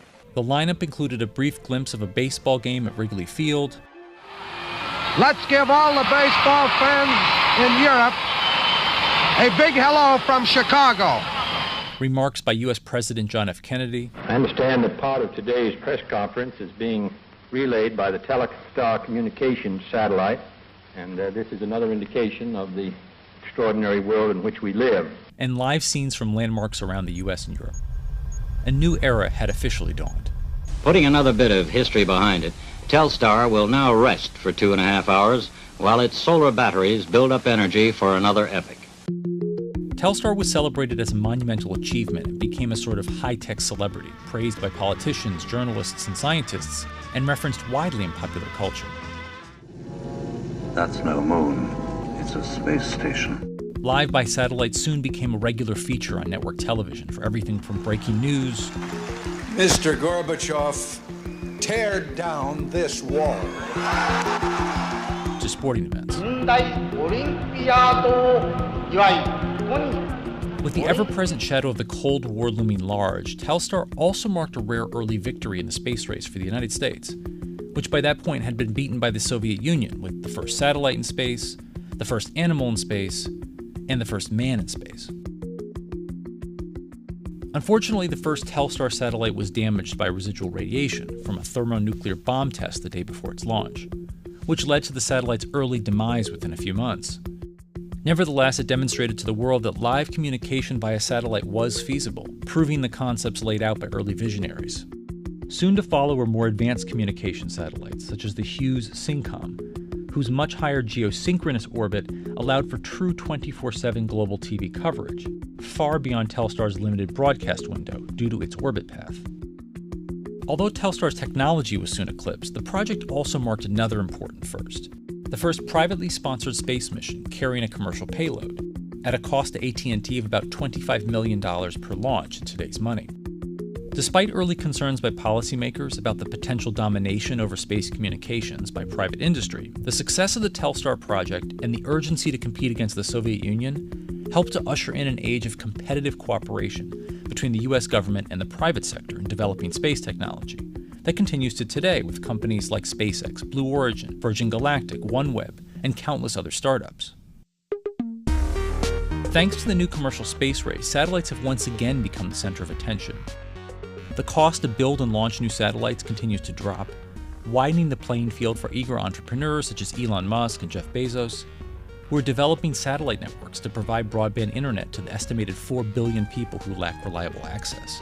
Other new satellite projects are devoted to everything from tracking greenhouse gas emissions, to urban traffic flows, to refugee movements. Thousands of satellites are currently in orbit, with thousands more likely on their way in the near future. SpaceX alone has filed for FCC permits for almost 12,000 new satellites in coming years. Meanwhile, almost 60 years later, the long-dormant Telstar 1 is still floating around our planet, a celestial artifact from a moment in history that launched the world as we see it today.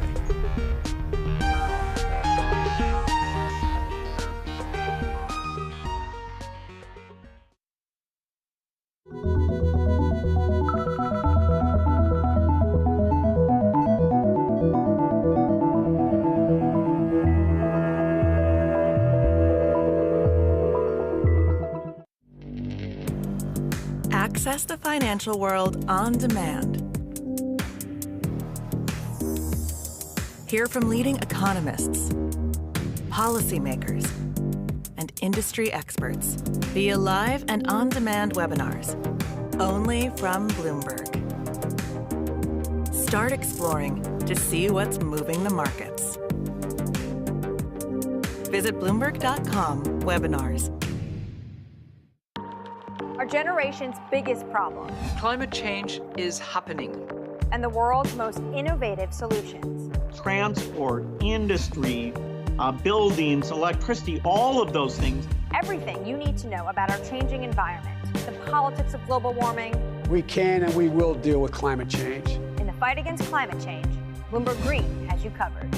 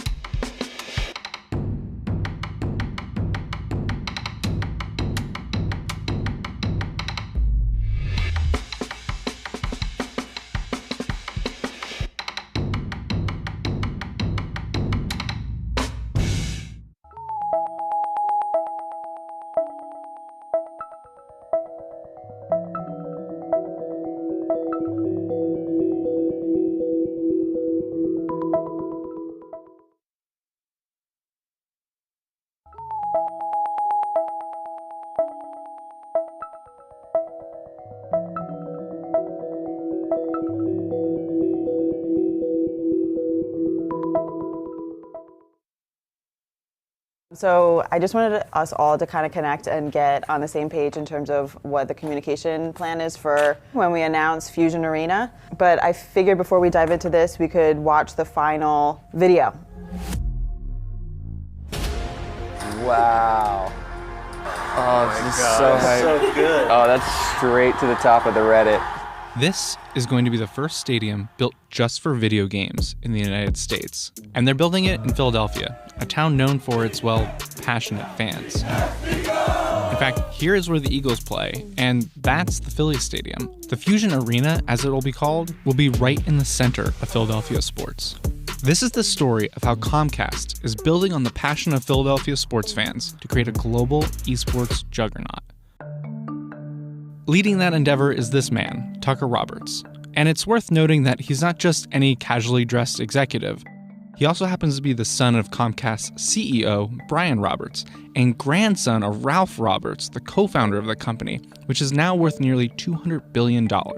I've been a gamer all my life, much to the chagrin of my parents and my grades, but when online gaming started, that really was a game changer for me in terms of connecting people to other people. I thought was so fascinating. And now everybody plays video games today in every single country. And so when you think about how big is that business opportunity, you know, it could be the biggest one of all of them.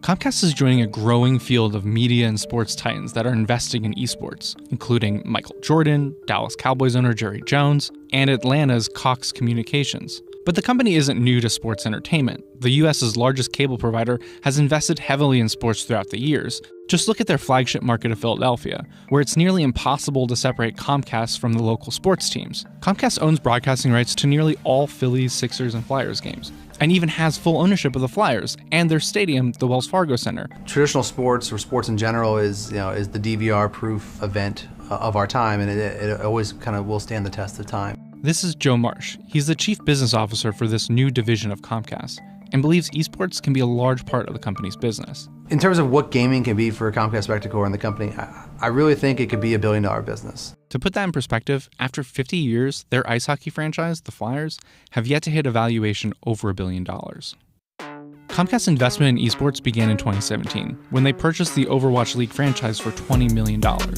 Borrowing the color scheme of the Flyers, they named the team the Fusion and began to try to build a fan base. We were starting as a non-endemic team with 0 followers. So how do you build a fan base from thin air?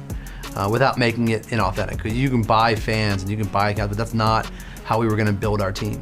Most of the players for the Fusion live here, in this large suburban home outside of LA, decked out with Overwatch imagery, gaming PCs, and even a personal chef. The biggest thing I think we've done, especially around our content, is that the branding and the imagery you see of our team is very Philly-centric. It's very Philly-based. Even though the team is made up of mostly international players, the Fusion's YouTube channel is filled with videos of players wearing Philadelphia team shirts, opening care packages of Tasty Cake and Wawa coffee, and yes, even Gritty makes an appearance.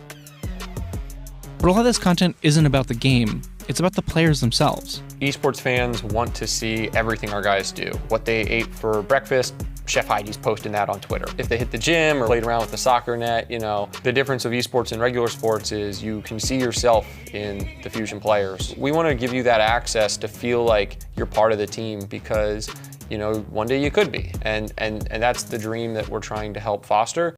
What also helped their popularity was winning. The Fusion became that underdog team that worked its way from the bottom of the playoffs all the way to the finals. And even though the team lost to the London-based franchise, their fans were there to support them. 15,000 people or so there at the finals cheering as the Fusion come out, and my family got to be there with me, which was really special. It was a surreal experience for me to go, wow, this is, it went from fights about the Wi-Fi at 2 a.m. when I was in middle school to here I am and they're all cheering for my team. There's a chance Tucker succeeds his father at the top of Comcast someday, much as Brian took over from his dad 17 years ago. But that's getting ahead of things. There are more pressing concerns. While Overwatch enjoyed initial success with its release in 2016, its average views on Twitch have decreased over time. And when we visited a regular season match at Blizzard Arena in Burbank, California, the 530-seat theater was less than half full on a Friday night. But Tucker is still betting on the side of esports, and nowhere is that more apparent than the $50 million investment in the Fusion Arena, set to break ground in the next few months. So the Fusion Arena is going to be the first of its kind. It's going to be, in my opinion, the best arena for esports in North America. It'll be a 3,500 capacity, purpose-built venue. It's going to be kind of like an EDM concert, but you're going to be watching the Fusion. While the Fusion Arena bears the name of their Overwatch team, it serves a purpose beyond just that game. For Comcast, it's a long-term play to reach a global audience. There's a global market that will benefit from this gaming hub being built in Philadelphia. It's an attractive place for a lot of games to have their events. You're going to be able to get viewership in the West Coast, but also in Europe, and you're going to be able to do it at a fraction of the cost of some of the other cities on the East Coast. And after a recent joint venture with SK Telecom, South Korea's largest wireless carrier and owner of a wildly successful esports team, Undisputed best team in the world, the SKT reign continues. Comcast hopes to diversify their foothold in multiple games. The new entity, T1 Entertainment and Sports, expands their game portfolio into some of the most popular esports franchises: League of Legends, Hearthstone, PUBG, and more. Really what we're going to do there is enhance everything that our South Korean counterparts have done, and now the plan is to take that model and go global with it. But for now, the Fusion Arena is still just a parking lot across the street from the Eagles Stadium. A new report puts global esports revenue at just over $1 billion this year. In comparison, global revenue for the traditional leagues and teams is around $100 billion. And if you include all the industry around those sports, revenue is estimated to be over $1 trillion. So if Tucker wants to make his mark on his family's business with a global esports empire, one that could even rival their traditional sports empire, it's going to take time. And for it to work, a whole new community of sports fans will need to emerge.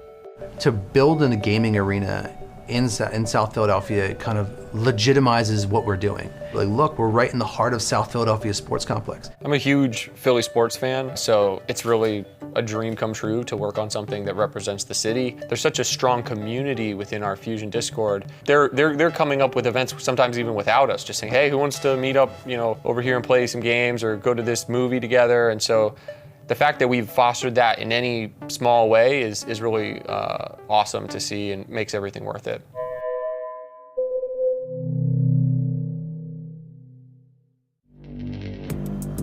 Access the financial world on demand. Hear from leading economists, policymakers, and industry experts via live and on-demand webinars. Only from Bloomberg. Start exploring to see what's moving the markets. Visit Bloomberg.com/webinars. Our generation's biggest problem. Climate change is happening. And the world's most innovative solutions. Transport, industry, buildings, electricity, all of those things. Everything you need to know about our changing environment. the politics of global warming. We can and we will deal with climate change. In the fight against climate change, Bloomberg Green has you covered.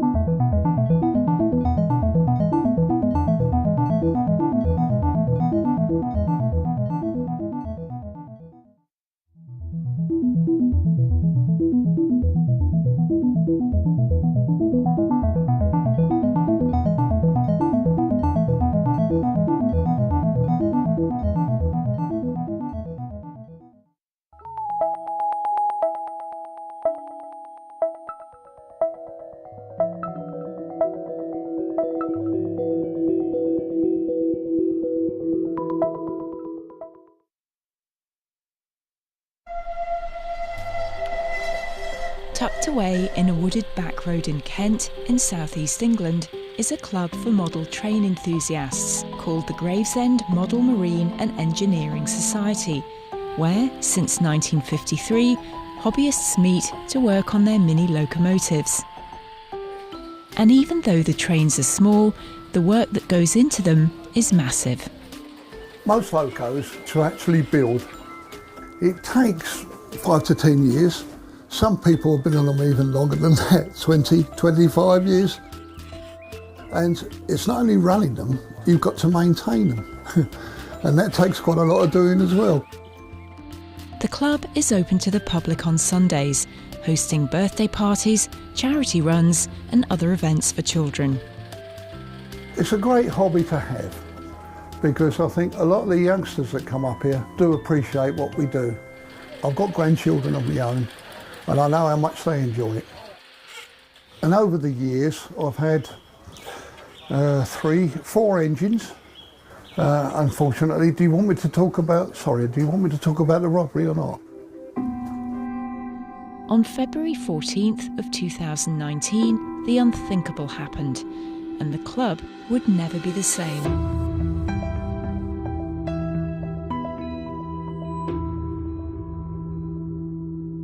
We just sat down to eat breakfast when I received a phone call from Derek, one of our members, who's a dog walker who uses this pathway.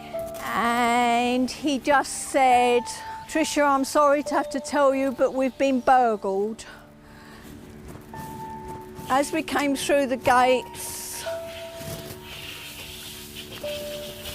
the door to the clubhouse was off its hinges and laying on the ground. Both these containers were open. The debris inside where they'd just gone through everything, broken into the locks where the trains were. In total, 4 trains were stolen, 2 belonging to individual members and 2 owned by the club itself. The value of the goods was estimated at £25,000. Letting people know what had happened, calling them up, was probably the worst thing that I've ever had to do. It was horrible. There was a There were tears. They may be grown men, but there were tears on my side and theirs. When I walked in here and realised that my engine had disappeared, I must admit, at that time, I felt like packing up, to be honest. To have that engine over 20 years and to maintain it and keep it running, it was devastating, really, to be honest, absolutely devastating. And my grandchildren, my grandson especially, because he loved it, and it really upset the young fella, it really did. The second member whose train was stolen decided to leave the club. He was too heartbroken to continue. Others, like Tricia, focused their energy on investigating the crime. We now know that the thieves had a van of some sort parked at the end of this farmer's pathway at the edge of his field. They walked down this pathway, cut the farmer's fence, climbed over, which brought them to the back of our containers. On entering, they angle grind through all these hinges. They did this with the same one here, and the last container here is where our 2 club engines were stored. The police were unable to uncover any additional clues, but that night Tricia received a phone call from a model railway shop in Hemel Hempstead, a town about 90 minutes from Kent by car. A man was offering to sell some model trains from his van, but when asked about paperwork, a requirement for all engines, the man drove off. It was a matter of seconds, he said, when his helper in his shop came out and said, "You'll never guess what, Gravesend Model Marine have had 4 locos stolen." He was gutted.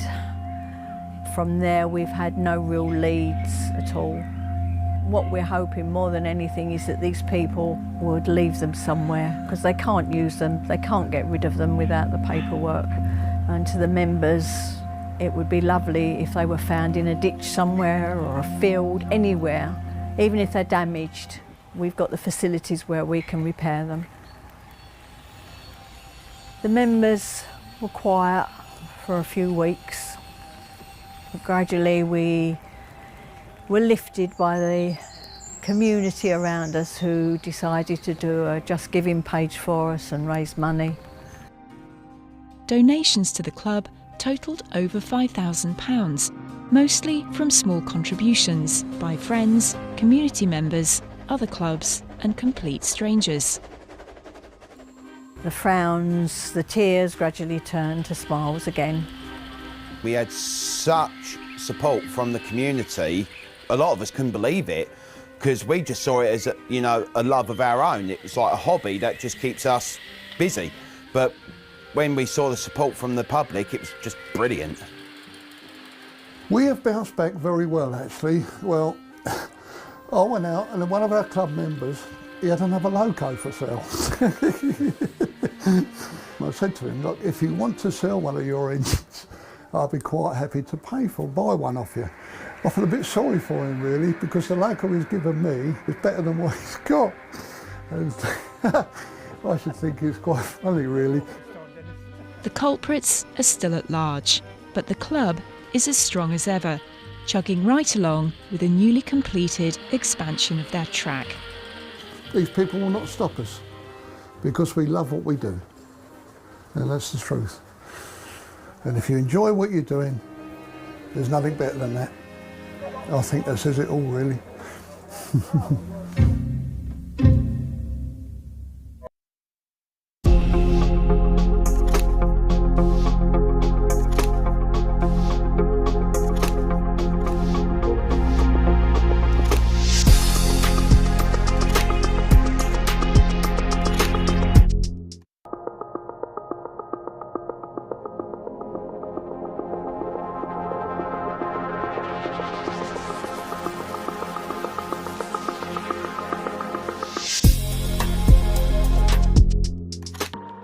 Our generation's biggest problem. Climate change is happening. And the world's most innovative solutions. Transport, industry, buildings, electricity, all of those things. Everything you need to know about our changing environment, the politics of global warming. We can and we will deal with climate change. In the fight against climate change, Bloomberg Green has you covered.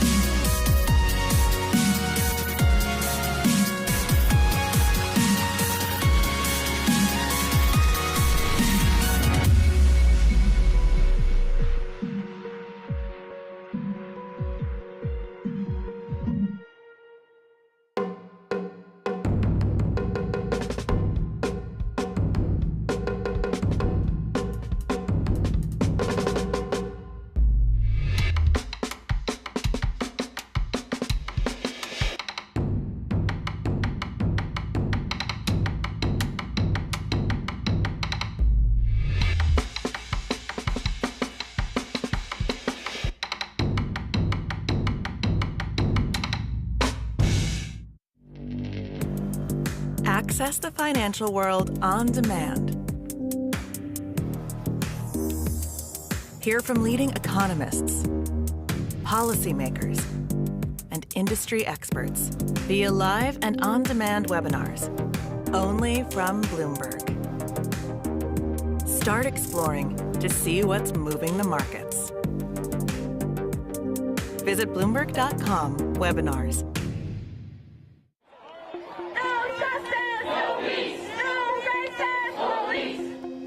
Across the world, protesters have taken to the streets after the killing of George Floyd at the hands of 4 police officers in Minneapolis. They're not only calling for justice, but for the reform of the American police system altogether. He can't breathe! He can't breathe! Most of the protests have been peaceful,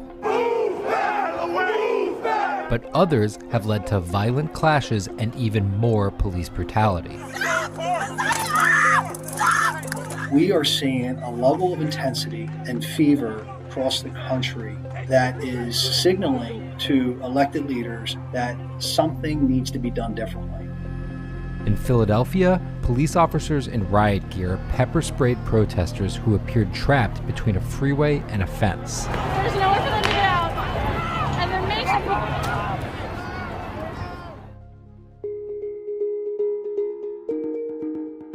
But just across the Delaware River in Camden, New Jersey, a very different scene.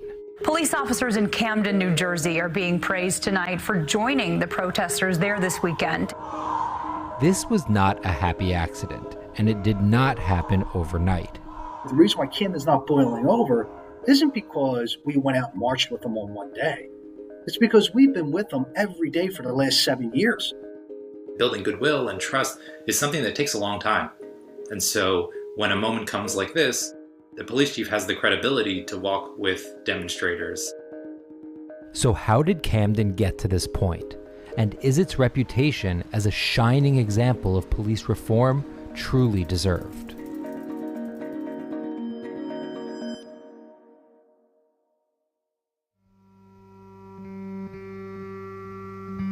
Camden, New Jersey hasn't always been a bastion of police reform. Just under a decade ago, the majority Black and Hispanic city was one of the poorest in America, and it still is today. The biggest challenge that residents face is the impact that being an impoverished city brings. Just the daily struggle of making enough money to pay bills. And then on top of that, violence is part of the experience of living in Camden. I lost 2 people back to back of a murder. I was shot myself in 2006 as an innocent bystander. Any single person you talk to in the city knows someone who's either been shot or murdered. Last summer we had 3 people shot 2 blocks that way. We had a person shot 1 block that way. Just last week, at this time of the day, we had a person shot right in front of the store. There was a moral imperative to do something different. You know, to be quite frank with you, the organization was one that any community member on the street would probably describe as apathetic, lethargic, and corrupt. Before the reforms, Camden agreed to pay $3.5 million in damages to 88 people whose convictions were overturned because of rampant corruption within the police department. Typical of communities of color nationwide, excessive force was high and trust of law enforcement was low. So in 2013, after spikes in murder year after year, the city police department was dissolved entirely and placed under control of the county. We've created a countywide force that is putting more police officers on the streets of Camden and putting more resources at their disposal. The governing bodies of the city, the county, and the state of New Jersey all fell in a line with the idea that something radical had to happen, something different was the mandate. That mandate was a complete overhaul, fundamentally changing how the department was run. All of the officers were fired and then most rehired after taking a pay cut. In just under 2 years, the number of officers nearly doubled from 250 to 400, and in 2019, it implemented one of the strongest use of force policies in the country. Much of traditional police training over the years was you exert command and control, you do so swiftly and forcefully, and that will resolve situations quickly and more safely. But yet the evidence never really bared out on that. And what we've learned over time is that if you apply certain strategies and tactics, drop the knife, you can have a safer resolution of these traditional violent offenses that have better ending results for the subject that you're dealing with and the officer as well. One of the changes that we advocate for here at the Policing Project is to encourage departments to give their officers more guidance, require de-escalation, ban chokeholds and strangleholds, make sure that deadly force is only used as a last resort. It's driving home the belief that just because we can use force does not mean we should use force. And here are a menu of options that you can employ. And this is what we did in Camden. You're actually required to run through that menu before you do use force. That change did not come easily. Even with bipartisan support from the governing board of the city, county, and state in New Jersey, police viewed it as union busting. When I first started as a police chief, I had a labor organization that would probably be more categorized as defense attorneys for cops. They fought me on every single issue. You know, if I said the sky was blue, they would say it was black. Anything that was trying to be done in a progressive manner, they exhausted a significant amount of resources to maintain the status quo. Demolishing one department and switching to a new was an extreme reaction to an extreme problem. Good officers lost their jobs, lost their income because of the sloppy way the transition happened. Now, it was sloppy, but it was also unprecedented. Nothing like that had ever happened in the United States, let alone New Jersey.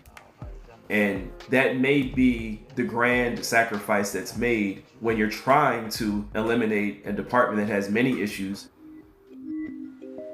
By the police department's account, since 2012, reports of excessive force complaints have dropped by 95%, and homicides, which reached 67 in 2012, have dropped almost every year since. Used to be, you call them today and they come tomorrow. And now?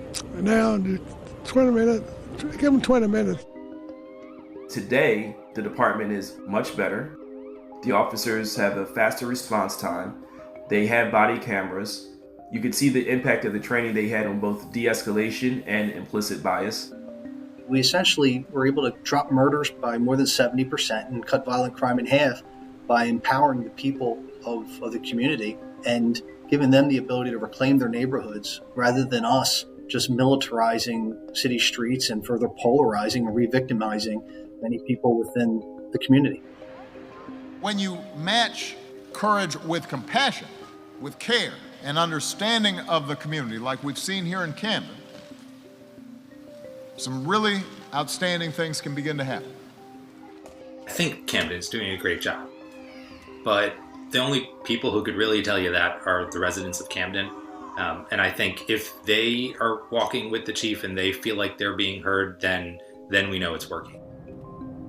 However, for residents and activists in Camden, some question how much real progress has been made, especially since Scott Thompson's retirement in 2019. George Floyd! George Floyd! George Floyd! No justice, no peace! No justice, no peace! The reason why we are organizing today is to show that Camden has been praised as the model for police reform across the country. And today we want to make sure that everyone knows that Camden's not the symbol that should be spread across the country for law enforcement. It stands for over-policing. It stands for a police force that doesn't represent the city that it serves. Our police force shouldn't look like Morristown, or Seaside Heights, or Ocean City. Our police force should look like Camden, right? I'm not here to say how terrible the police are doing. We're saying that if President Obama comes here in 2015 and tells you you're the symbol of police reform across the country, then let's hold you to a higher standard. It's not here just for symbolism. We want to see those real change, because the Camden residents know the real story behind the Camden Police Department. Despite Camden having one of the strictest use of force policies in the country, there have still been 3,183 examples of force used by officers from 2012 to 2016. A statement from the Camden Police Department says, quote, "Every use of force incident is reviewed through body-worn camera footage, and if something was done incorrectly, the officer is sent to remedial training." In addition, there have been multiple reports of officers exerting unnecessary force, including a man being punched by an officer multiple times in the face during an arrest. That officer was fired the next day. Within 24 hours, our entire senior command staff was ordered to go into roll calls, play that video, and challenge the room full of officers. Does anyone here support or think what they're seeing here is lawful or consistent with our policies? And that if you were to engage in this type of behavior, you're an outlier and you don't have our support, and we don't view you as one of us. So while there was swift action brought against the offending officers caught on tape, critics say there are many officers who have used force and not been held accountable. The people who police the police in America are the police, with internal investigations conducted by other officers. In addition, Camden does not have a civilian review board where citizens investigate complaints by the public concerning misconduct by police officers, and there are calls that it needs one. The number one thing that needs to change is for policing and police policymaking to become more democratic. I think that the communities that bear the brunt of policing need to have a bigger voice in what that actually looks like. So when it comes to the democratization of the police, it also extends to the democratization of police responsibility. When Scott Thompson was the chief of the Camden Police, he said one line over and over again. Nothing stops a bullet like a job. Which is a job that isn't controlled by the police. Even with the training and body cams and all those good things that our department now has are not enough to really do what should be our ultimate goal, which is to make sure that families are able to make enough money to pay their bills, to support their children, send them to good quality schools. When Chief Thompson says that nothing stops a bullet like a job, I don't think that he thinks it's the police's job to make sure everyone's employed. I think he thinks it's government's job to think holistically about the problem. So if you could tell any major police department that we're actually going to invest in social services so that homelessness and opioid addiction are taken off your plate and put onto someone else's, maybe they'd be willing to shift funding a little bit. Ultimately, Camden's story is about changing the rules of engagement for police officers, and the numbers suggest those changes have made policing here more humane and effective than 7 years ago. But those reforms are just the beginning of what community organizers say is needed. This is a start of something new. This is a start of a movement in Camden to hold the police force accountable, to hold community leaders accountable for the change that the people of Camden really want. Police around America needs to be well versed in the history of social injustice around the country. They need to be aware of their internal biases. And until that happens, I don't see the police around the nation making a true change.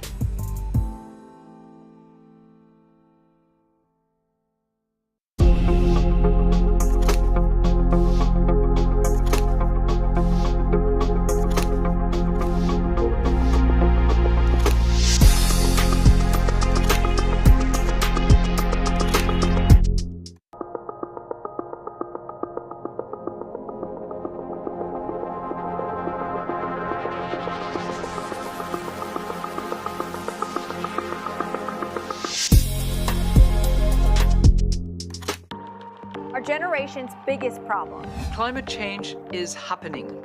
And the world's most innovative solutions. Transport, industry, buildings, electricity, all of those things. Everything you need to know about our changing environment, the politics of global warming. We can and we will deal with climate change. In the fight against climate change, Bloomberg Green has you covered.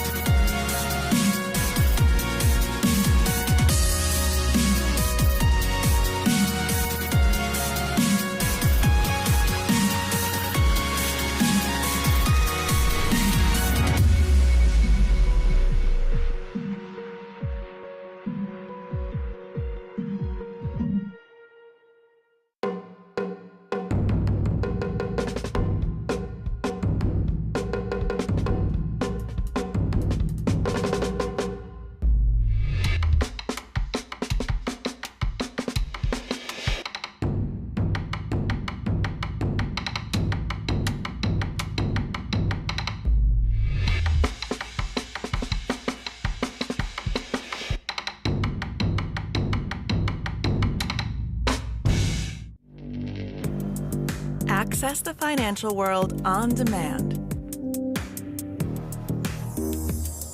Hear from leading economists, policymakers, and industry experts via live and on-demand webinars, only from Bloomberg. Start exploring to see what's moving the markets. Visit Bloomberg.com/webinars.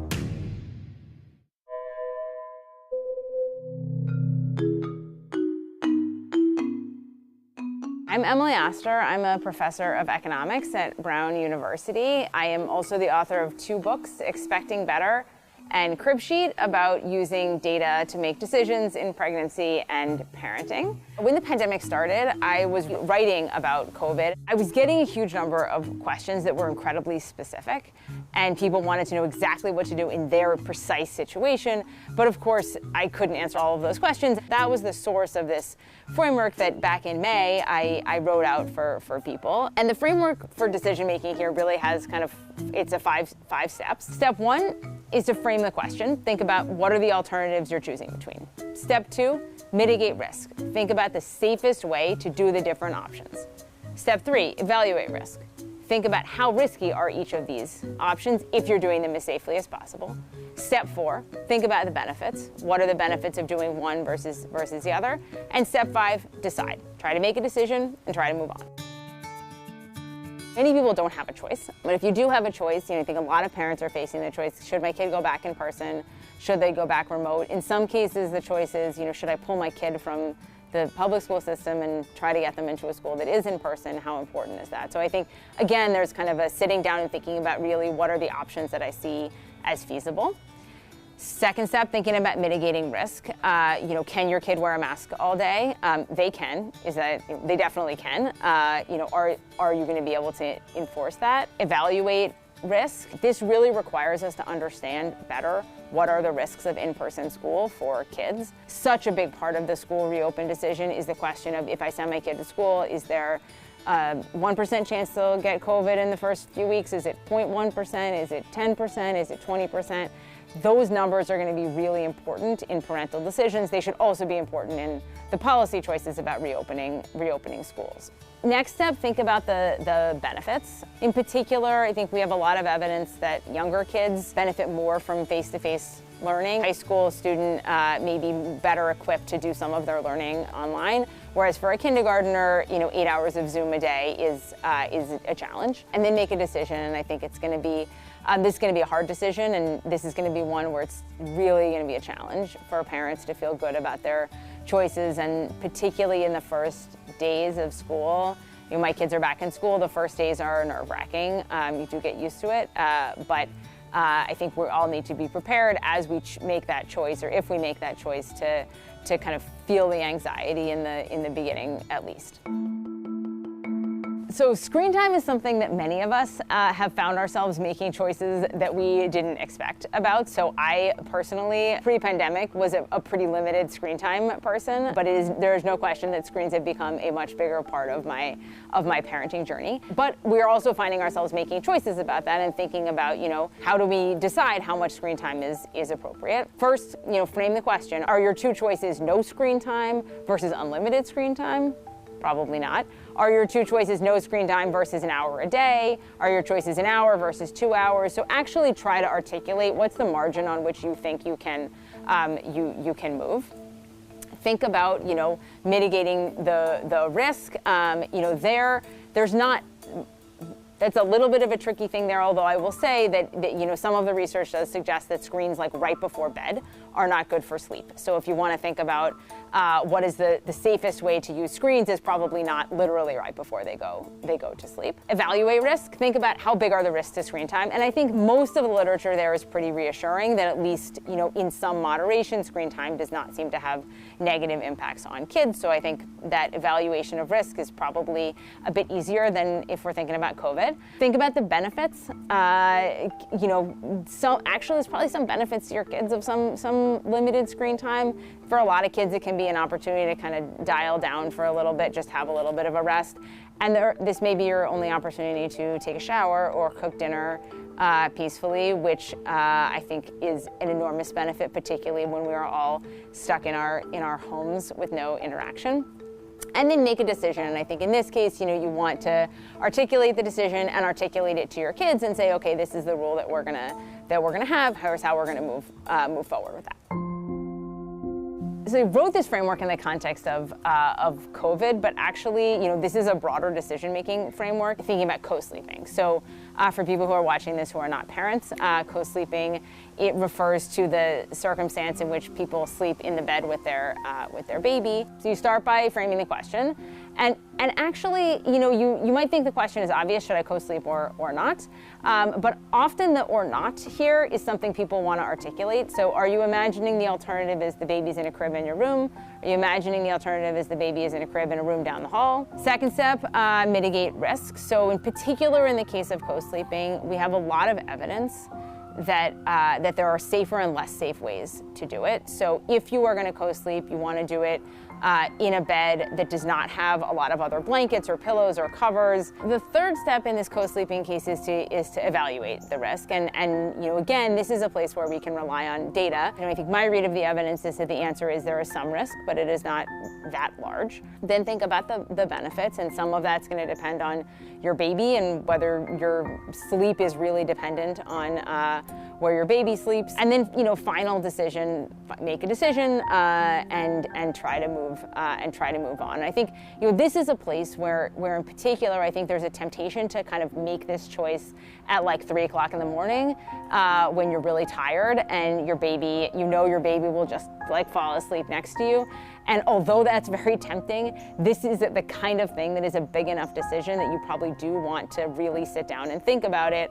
I think by outlining a framework and saying, okay, why don't you sit down, do these things, make this choice, then we are able to give the decision the space that it needs to be made well, to be made thoughtfully, but not allow it to take over all of our mental space for an extended period of time.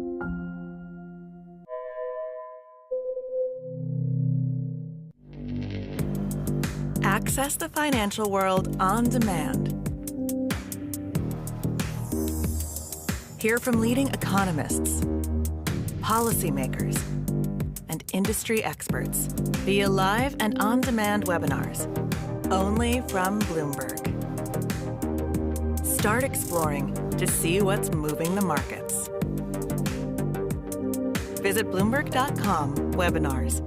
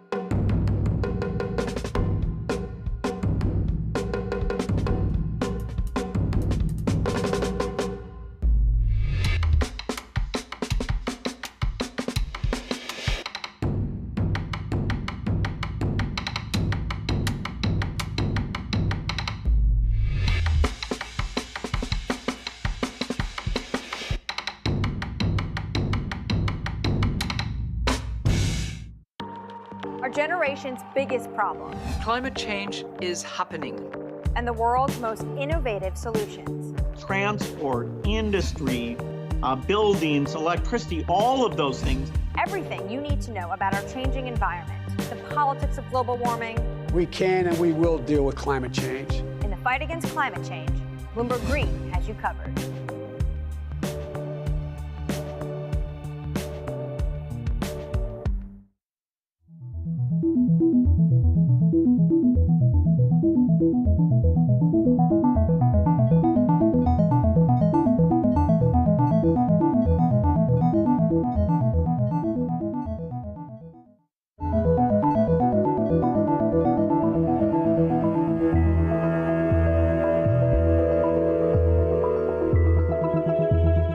When you think of a skateboarder, people have this image of, this white guy, and he's probably got like long hair or something like that. It just kind of looked over women. My passion for skateboarding started when I was really young. I'd seen all the neighborhood kids doing it, and I wanted to try it as well. I started Proper Nar around 10 years ago. I just felt like the skateboarding industry had just kind of skipped over a bunch of people, especially Black women in particular, weren't really represented. So I wanted to do something to change that. Proper Nar sells clothing, hats, skateboards, skateboard accessories. I like things with color. I like things that represent me. I just like different types of art. I do kind of get my inspiration from everywhere. I'm a big anime fan, a big fantasy fan. I think what makes my designs different is the colors that I use. A lot of my work is more feminine, and then I also use a lot of women in my art, particularly Black women, which I feel like is something that isn't really seen in the skateboarding industry. My main mission for this company is to just get more women and minorities skateboarding. I want people to know that, no matter what you look like, no matter your size, color, anything, like, you should just get out there and try it. So it's really weird, but COVID has had a positive effect on my business. When everything shut down and you couldn't hang out with each other, skateboarding was one of those things where you can go outside and do that by yourself. And throughout COVID, a lot more people have gotten into skateboarding. And then there was a lot of protest over the summer. I feel like people really started to support Black-owned businesses more. So I got a lot of attention for being a Black-owned skateboarding company. Beyonce did this thing where she had the Black Parade, and I was one of the companies that she featured on her website from that. And so my company kind of went viral at the beginning of July there, and it was a lot to handle. So I had to figure out how to hire people, how to ship all these orders. I had to get more space. Before this happened, I was working out of an extra bedroom in my house. When I first started skateboarding, I never thought that I would have a skateboarding company. It was just kind of a hobby that I had. It's crazy, I sell boards in China now. Like, I never thought that my art would make it that far. I think of my ancestors and the dreams that they had, and they weren't able to accomplish those things, maybe because of laws or just being discriminated against. So I'm really happy that I'm alive in an age like today where I can pretty much accomplish whatever I put my mind to.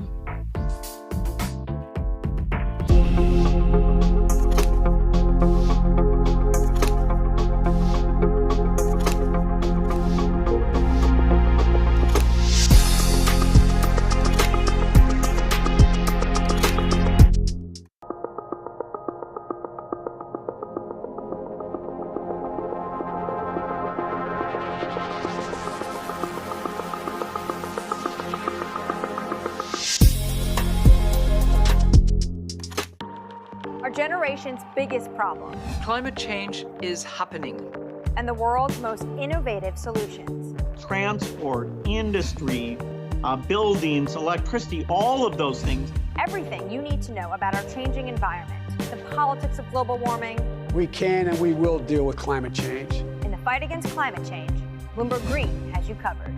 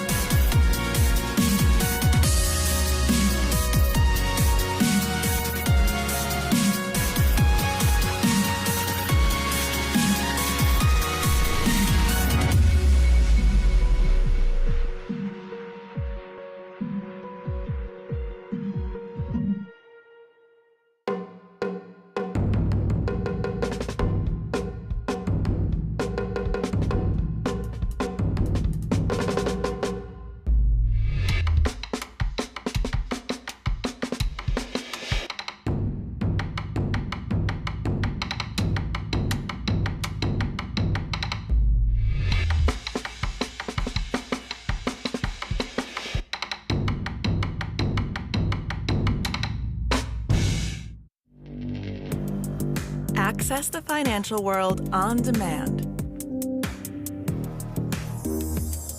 Hear from leading economists, policymakers, and industry experts via live and on-demand webinars, only from Bloomberg. Start exploring to see what's moving the markets. Visit Bloomberg.com/webinars. We started a business in the middle of a pandemic, y'all. However, sold a hell of a lot of shoes. And we knew it was gonna happen because we understood that there was a need for this type of thing because we needed it also. The sneaker resale market is booming, totaling an estimated $2 billion in North America alone, as shoe manufacturers focus on driving sales away from brick-and-mortar stores and towards mobile apps and websites. Sneaker resellers are reaping the benefits. The name of our business is Another Lane. We are the premier destination for dope kicks. So not only do you have a marketplace, you can sell with no seller fees. And then on top of that, you get communication. So you can, ask someone, hey, does this shoe fit small? Can I get $50 off? Those types of things, encouraging community. Also, you have a unique URL to your store. We want to be in the background. When I think about sneakers and my infatuation with them, I don't wear it like a badge of honor. It's kind of embarrassing. And so when I wanted to ask her out, I mentioned it very ever so slightly, and Adina kind of just shrugged it off like, yeah, everybody's into sneakers. So you're no different than anybody else. Until the first time I visited his house, I was like, oh, this is different. His entire bedroom, it looks like the back room of Foot Locker. Yeah, so this is my favorite place in the world because this is where I house my personal collection. This is a Air Jordan 2009 prototype sample inspired by April Holmes. She is a gold medalist Paralympian. LeBron 4 All-Star Player Edition that he wore in the All-Star game. And last, Jordan Brand just came out with the Jordan 11 Adapt. This is Nike's first auto-lacing Air Jordan 11. Every shoe that Adina likes is either from the 70s or the 80s. Me, I like the new stuff. Anything new and different, that's what I want to try out. And I want to be the first to tell you if it sucks or if it's awesome. The challenges of being business partners and being married, especially in a pandemic, your home is your office is your home. I was saying some days I'm the janitor, and then other days I'm the CFO, so. Chad has seen, returns of 100 to 1,000% on some shoes. The Stewie Griffin is actually the highest dollar amount for one pair of sneakers. So the shoe was never released to the public. About 2 years ago, I sold that shoe for $9,000. Just to see people ogle at a shoe that they've only heard of, and to see people's jaws just drop. Like, isn't that what we do with art all the time? Is we go to a museum, we look at it, we love it, we talk about it, because it makes us feel things. I mean, that's what my personal collection is. It's my museum in my house.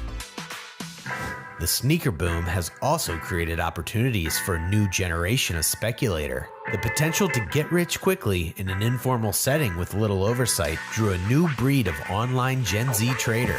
Exchanges like StockX, they commodify this hobby that we love. The personal communication was taken out and community was taken away.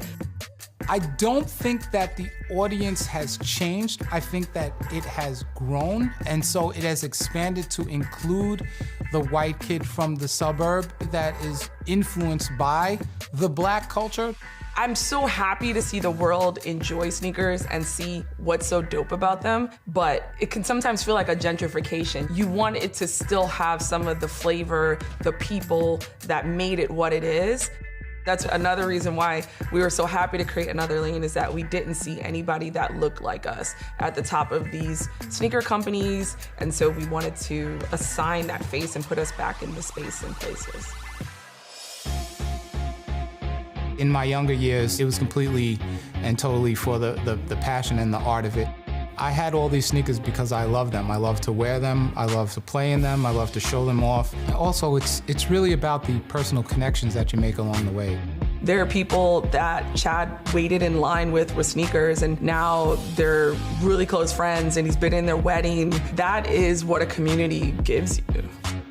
It's expanded my life. Like, I'm from Brooklyn. My network, though, has taken me all over the world because of my like for sneakers. I know what it felt like when I got that pair of shoes from my personal collection. So to be able to share something like that and that same feeling be transferred, that's the best part of it.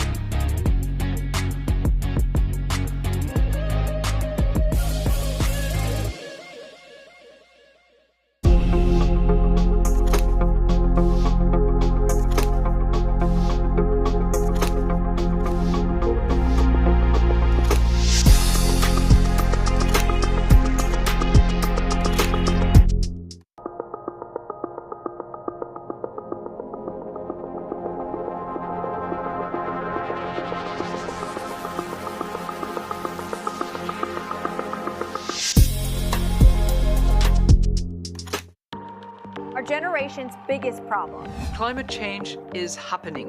And the world's most innovative solutions. Transport, industry, buildings, electricity, all of those things. Everything you need to know about our changing environment, the politics of global warming. We can and we will deal with climate change. In the fight against climate change, Bloomberg Green has you covered.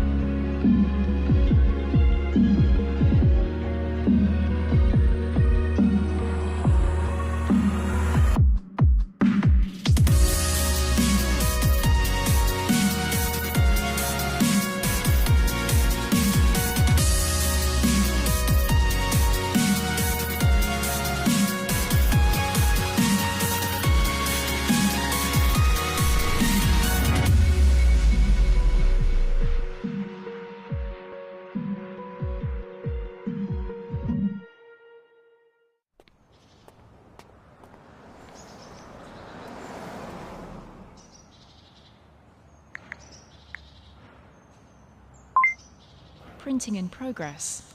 Please stand clear. Printing. Printing.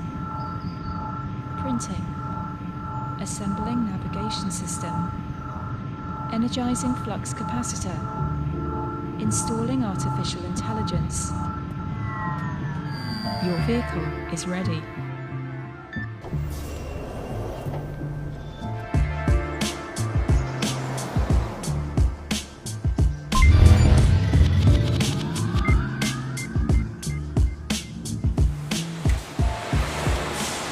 For 100 years, we've been making vehicles pretty much the same way, the assembly line.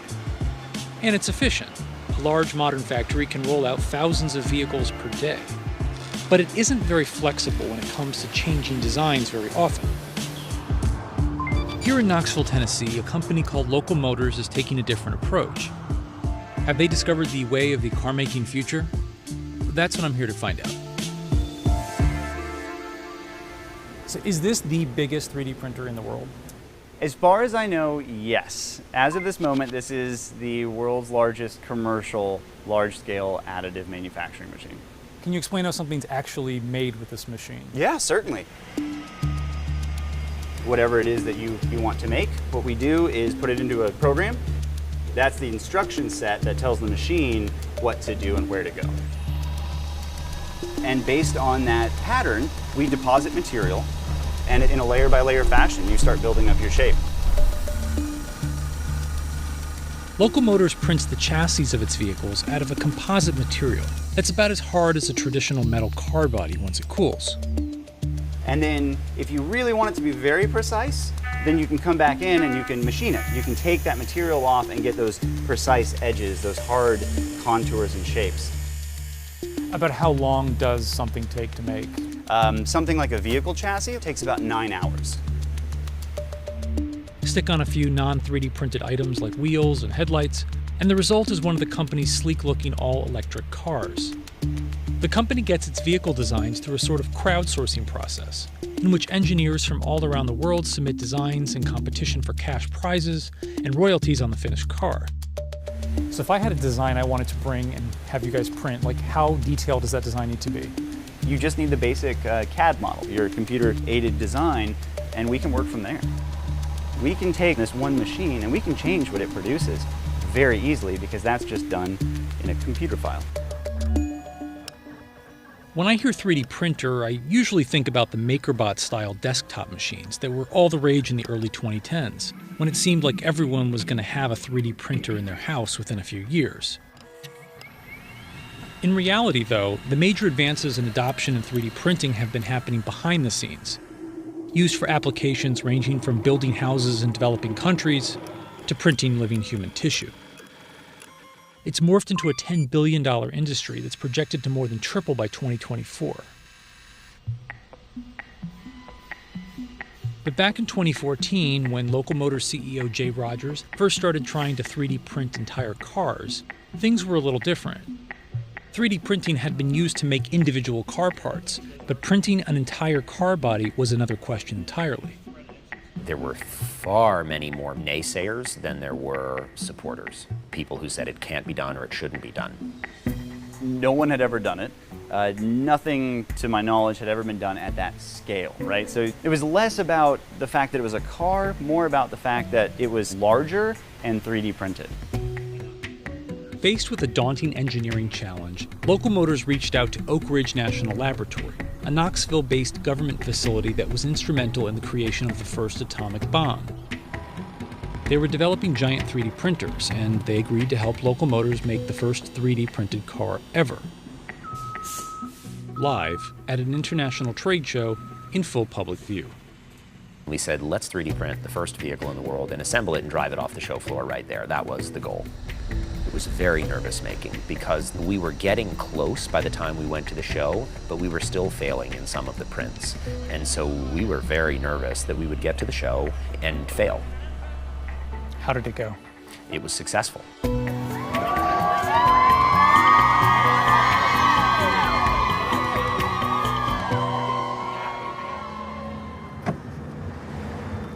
And this is the result, the Strati. How you doing driving, by the way? I love this. It's pretty simple, right? Man, it's like second nature. It's smooth. I mean, it's somewhere in between a golf cart and like a dune buggy, you know. I mean, it's nimble. You're so low to the ground that you just feel very stable. Yeah. We had limitations, so like our roll bar that's back here, as you'll note, it's a little shorter than my head because the printer wasn't, at the time, capable to go up higher. What would you say the top speed is of this configuration? I think this configuration should be 25 miles an hour. I don't know, what would you say? Does it feel like we're zipping along? I feel like we could hit about 25, yeah, feels about right. Maybe on a downhill 30. Yeah. The Strati proved that a 3D printed car was possible. But as a car, there wasn't much to it, and it's never really been commercialized. The company's first 3D printed production vehicle, the Ollie, is a bit more interesting. Ollie is a electric, connected, self-driving, 3D printed vehicle. It's a cute little box. In Japanese, it would be called a hako. And it is meant to driverlessly deliver people to places around a campus. A few Ollies have already made it out into the world, like here at National Harbor, just outside Washington, D.C. They can run completely autonomously on a fixed route, though a human still rides along to take over when the AI can't figure out exactly what to do. So right now, are we in autonomous mode? Or Yeah. No, we're in autonomous mode. So right now we're in a geofence fixed route kind of environment. In the future, we could do dynamic routing where people could actually call the Ollie, just similar to an Uber or a Lyft. Oh, wow. What happens if like someone steps into the middle of a crosswalk or something? You know, well, yeah, so obviously if the vehicle perceives the pedestrian or cyclist stepping in, the vehicle will stop. So for example, right now it just saw that vehicle and it gave it the right of way. Right. So it understands what obstacles are there and then how to avoid them. It's amazing how quickly it feels like totally natural. Like I just don't even think about it anymore. You know, You haven't That's the turned goal. around the whole time, right? I haven't You- checked you- the driver, like Yeah. he's still awake. Right? Right. It doesn't matter. Right? Yes.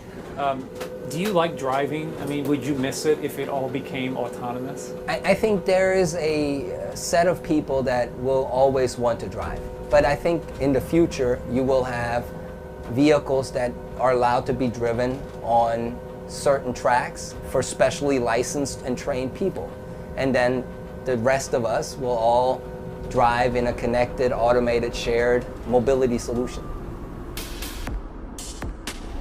Whether you think that future sounds amazing or appalling, it's probably the general direction things are headed. The trickier question is what role 3D printing plays in that future. For Local Motors, the main advantage is that it makes developing and retooling vehicles much faster than before. Traditional manufacturing is 5 to 7 years from a decision to build a vehicle to see the first product come out. We are 12 months total to a sellable product. So we are, at a minimum, we're 5 times faster. That increased speed means Local Motors could update or customize its vehicles much more easily than a traditional car maker can. In fact, they already have a ton of ideas for future designs for the Ollie, some of which are pretty unorthodox, like mobile grocery stores, mobile conference rooms, post offices, and even a mobile podcast studio. And Local Motors isn't the only auto company using 3D printing. It's been adopted by larger auto manufacturers such as Ford and BMW, where it's been used for prototyping new parts and even creating discontinued parts for classic cars. It's come in particularly useful in aviation, too, where companies like GE and Honeywell are using 3D printed parts to reduce the weight of airplane engines. But before you get too excited, 3D printing isn't likely to replace traditional factories anytime soon. There's still a major drawback: volume. What it doesn't do is things very quickly. So if I wanted to make 100,000 of something, this probably wouldn't be my process. You'd want to, maybe scale and do something else. Add in the time it takes to assemble the rest of the vehicle, and you're looking at only about 1 Ollie per day from this factory. The company plans to boost production by building dozens more of these so-called microfactories all over the world. But for now, they only have this one in Knoxville.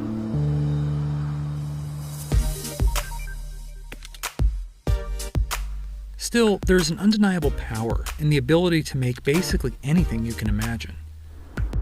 In fact, I've already started designing my fantasy vehicle.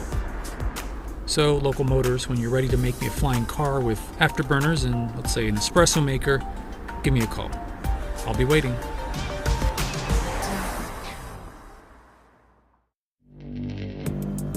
Access the financial world on demand. Hear from leading economists, policymakers, and industry experts via live and on-demand webinars, only from Bloomberg. Start exploring to see what's moving the markets. Visit Bloomberg.com/webinars.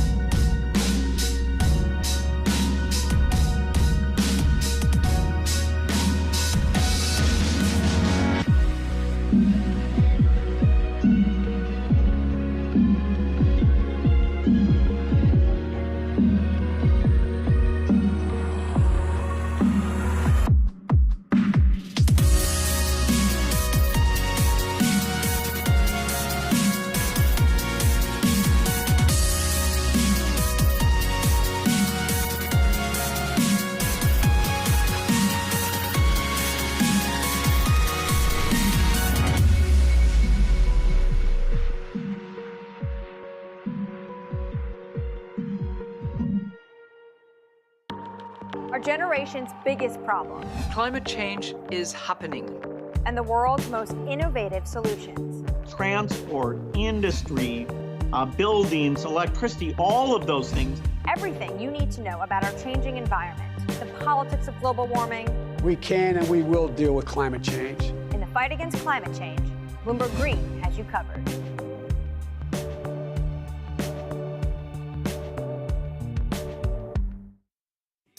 It's hard to imagine a more quintessentially American vehicle than the pickup truck.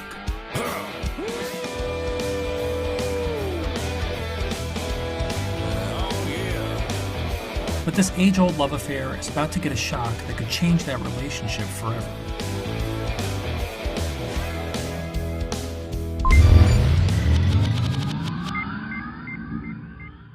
Outside of North America, trucks with open pickup beds are generally considered utility vehicles for commercial use and don't sell in particularly high volume. But in the US, they're practically a cultural institution. When you drive America's truck, there's one place you'll want to be. Pickup trucks have been kind of the centerpiece for much of the U.S. auto market for 60 or 70 years, really, certainly since World War II, if not earlier. They represent the highest volume vehicles in the U.S., and they represent the highest profit vehicles in the U.S. Had one since I was in my 20s. Couldn't function doing what I'm doing without one. This is probably my fourth or fifth truck.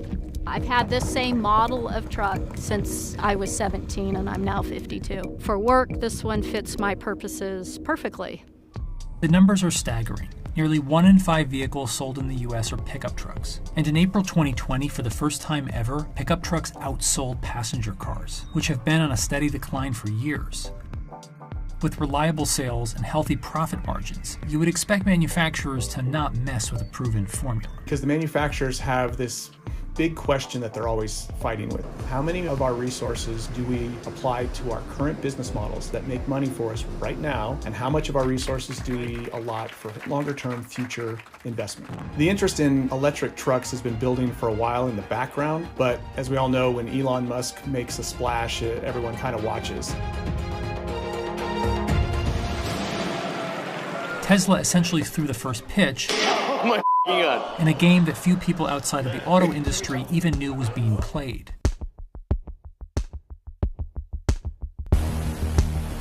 And as of mid-2020, no fewer than 7 models by 7 different manufacturers are currently in development, supported by an astounding amount of marketing hype for a category that is yet to deliver a single vehicle to market.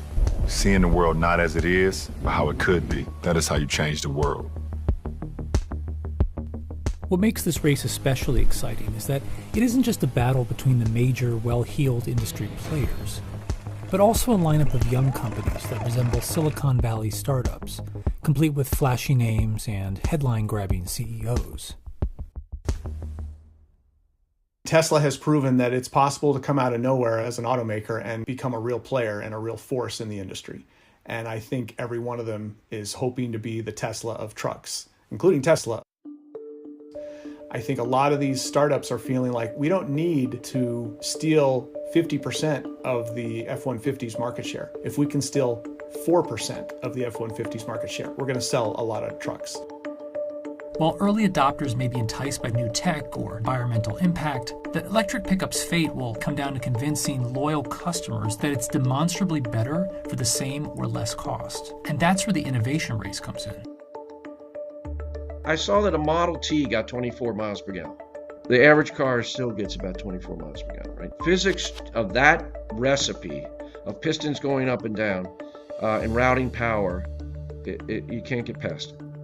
So the only way to have a quantum leap is to reinvent it. Typical internal combustion engine vehicle will have north of 2,000 moving parts. Every moving part is a loss of efficiency. That's what's really different about our pickup truck. It only has 4 moving parts, the wheels. There is nothing simpler than a motor in each wheel and a computer watching that motor very precisely.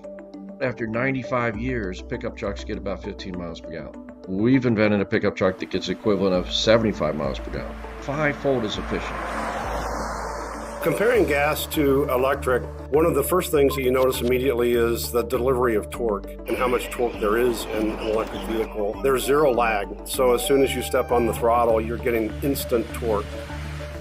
And that's great for the type of usability that you want in a pickup when you're rock crawling or off-roading or even just normal driving situations. It gives you a lot of confidence and it's really enjoyable to drive. Every night when you go home, you can plug it in just like you plug in your phone and it's ready to go the next day, fully charged, ready to roll.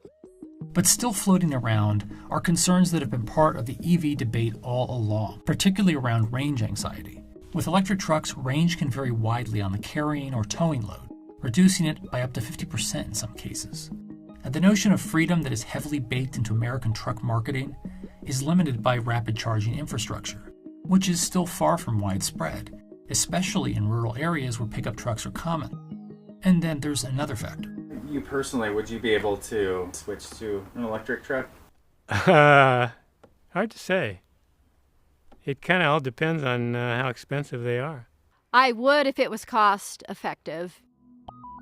So how much do these trucks cost? Well, according to what's been announced so far, there's a pretty wide range from around $40,000 on the low end to well over $100,000. And different models are clearly targeted toward different types of customers. Nonetheless, that range begins well above the cheapest gas-powered pickups in the market, even when taking into account the current various federal and state-level credits for electric vehicles.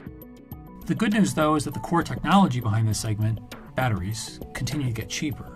Since 2010, battery prices have fallen 87%. That's lithium-ion battery pack prices from 2010 to 2019. That's a really, really sharp drop. And that's starting to get you to the point where automakers can make and sell an EV for a reasonable profit margin. For most automakers, it's still lower than the margins they make on their average internal combustion engine vehicles. But it's certainly getting closer, as we saw with Tesla Model S. You start at the high end and kind of work your way down. I think you'll see something a bit similar with pickups, is that some of these that come out are going to be targeted a little at the higher end for the first few years until those costs come down a little bit further. What's fascinating about trucks is that in many ways they are perfect candidates for electric drivetrains. They're larger, they have more space for the battery packs. You can hide or integrate the additional cost of the EV components into its price easier than you can, say, a compact car. I think that all will help trucks potentially succeed if you can get the end user to go for them.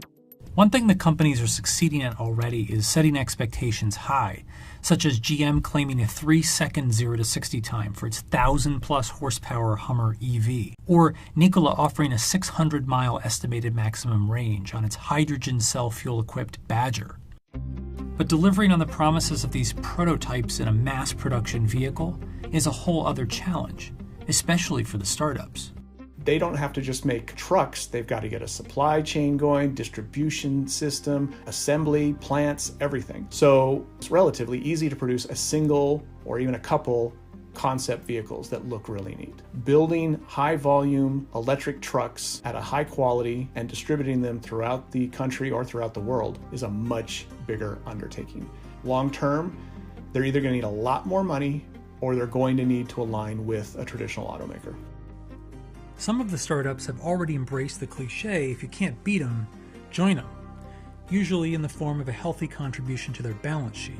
Michigan-based Rivian counts Ford and Amazon among its family of investors, with Ford contributing $500 million so far. Meanwhile, business fleet-focused Lordstown Motors has made its relationship with a legacy brand a little more physical. GM was closing a plant here in Lordstown, Ohio. It made Chevy Cruzes. And we were able to purchase a plant, but most importantly, intact. So 2,000 robots, 4 stamping presses, full paint booth, body shop, everything. There's a huge workforce around here. It's great. Generations of automotive makers. And we're going to be here for a long time because this is the future. In addition to taking over a former GM plant, Lordstown recently announced that it would be going public in a deal that would net almost $700 million to fund operations. And one of its principal supporters, you probably guessed it, General Motors. The next few years are going to be particularly interesting to watch as the entangling industry alliances shake out, while the different models make it to market, hopefully. But there's more than just corporate profit riding on the promise of the electric pickup. Its success could be a major inflection point in the American adoption of electric vehicles. Historically, there's been this incredible mismatch between what consumers are buying in North America, which is more and more trucks and SUVs, and the segments that a lot of those EVs that we saw over the last 10 years launched into, which were sedans and often compact sedans at that. So once there's compelling pickup truck options, I think they're going to sell well. I'm actually pretty optimistic that could change the game a little bit in the US in terms of EV adoption over the next 5 years. Of all the pickups on the market today, one is leaving the others behind. It's really a cool thing to disrupt something that hasn't changed essentially in 95 years. I think all pickup trucks are going to go electric. There is no reason for them not to. Disruption doesn't usually happen overnight, but rather in fits and starts, and eventually an idea that was once esoteric or whimsical or maybe even ridiculed becomes simply another reasonable option. And then one day you wake up and it's the default. I think that's what's going to be fascinating about the personal transportation space over the next 10, 15 years. We are not going to see any one dominant form of powering a power system for these vehicles. We're going to see an increased diversity in them. And I've always said there isn't the silver bullet that's going to solve all our problems. There's a bunch of copper bullets that add up to a silver bullet.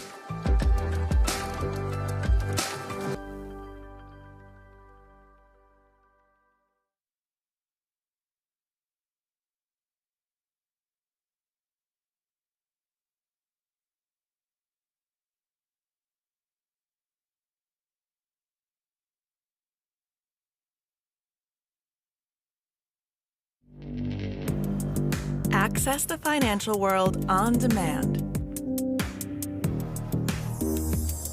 Hear from leading economists, policymakers, and industry experts via live and on-demand webinars, only from Bloomberg.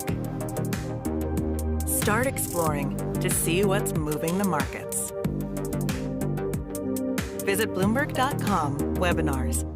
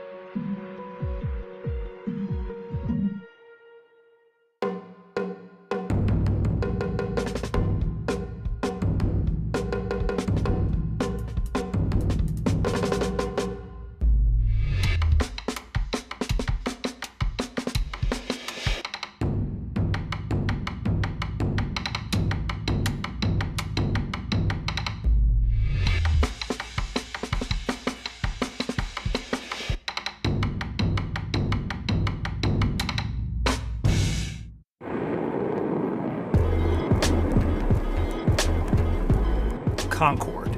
The name recalls a distant era when air travel was more like this. Welcome aboard the spacious cabin. Than this. Someone help! This guy's crazy!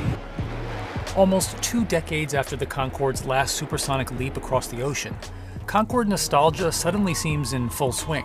All chairs will have tray tables, not just first class. I feel like I'm flying on the Concorde. You can leave anytime. Meanwhile, a new generation of companies is promising to bring supersonic jets back to an airport near you by as soon as the end of this decade. But can any of these companies successfully pick up where the failed Concorde left off?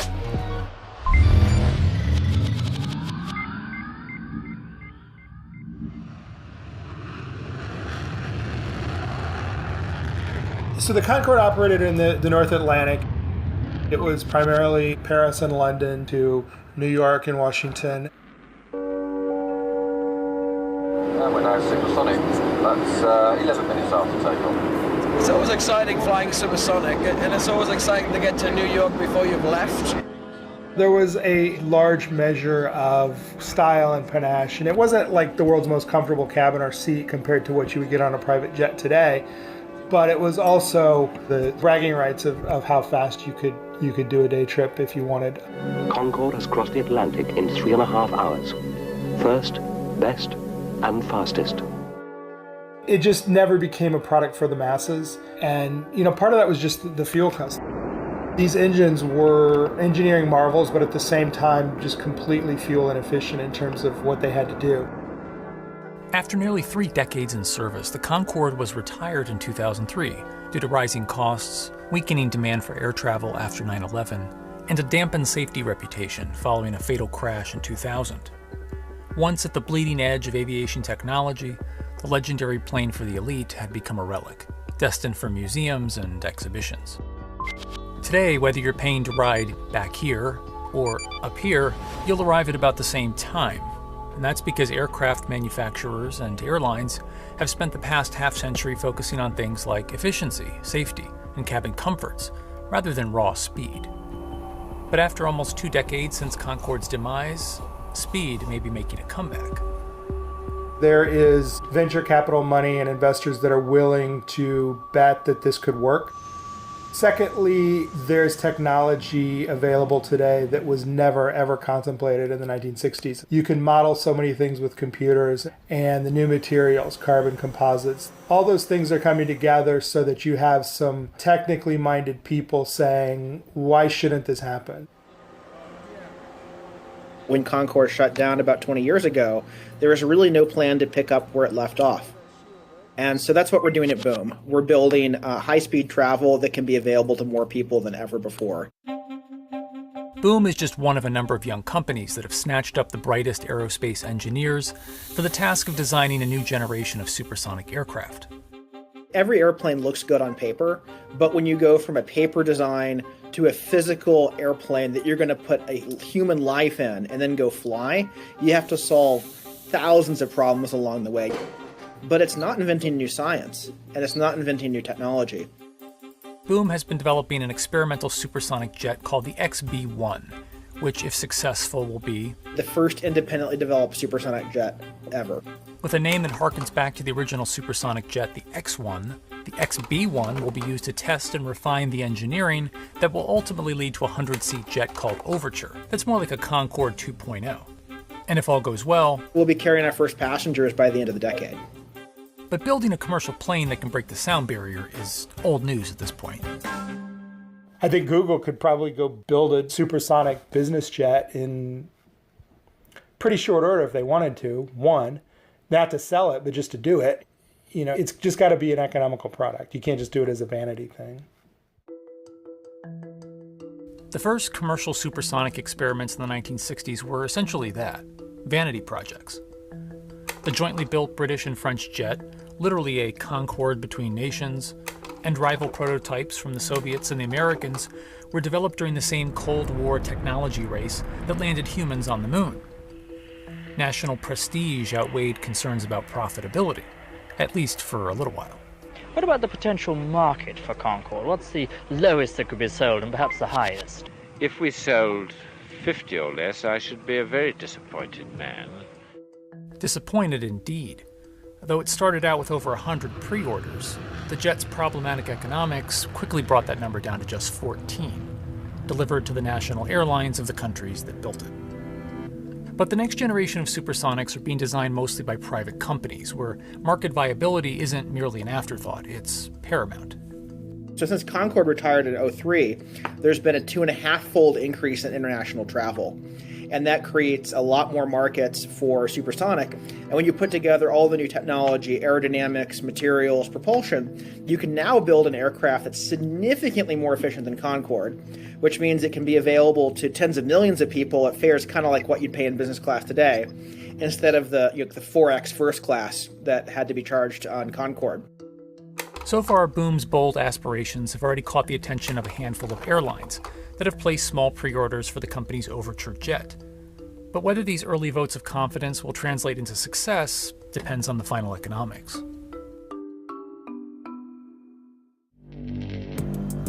Access the financial world on demand. Hear from leading economists, policymakers, and industry experts via live and on-demand webinars. Only from Bloomberg. Start exploring to see what's moving the markets. Visit Bloomberg.com/webinars.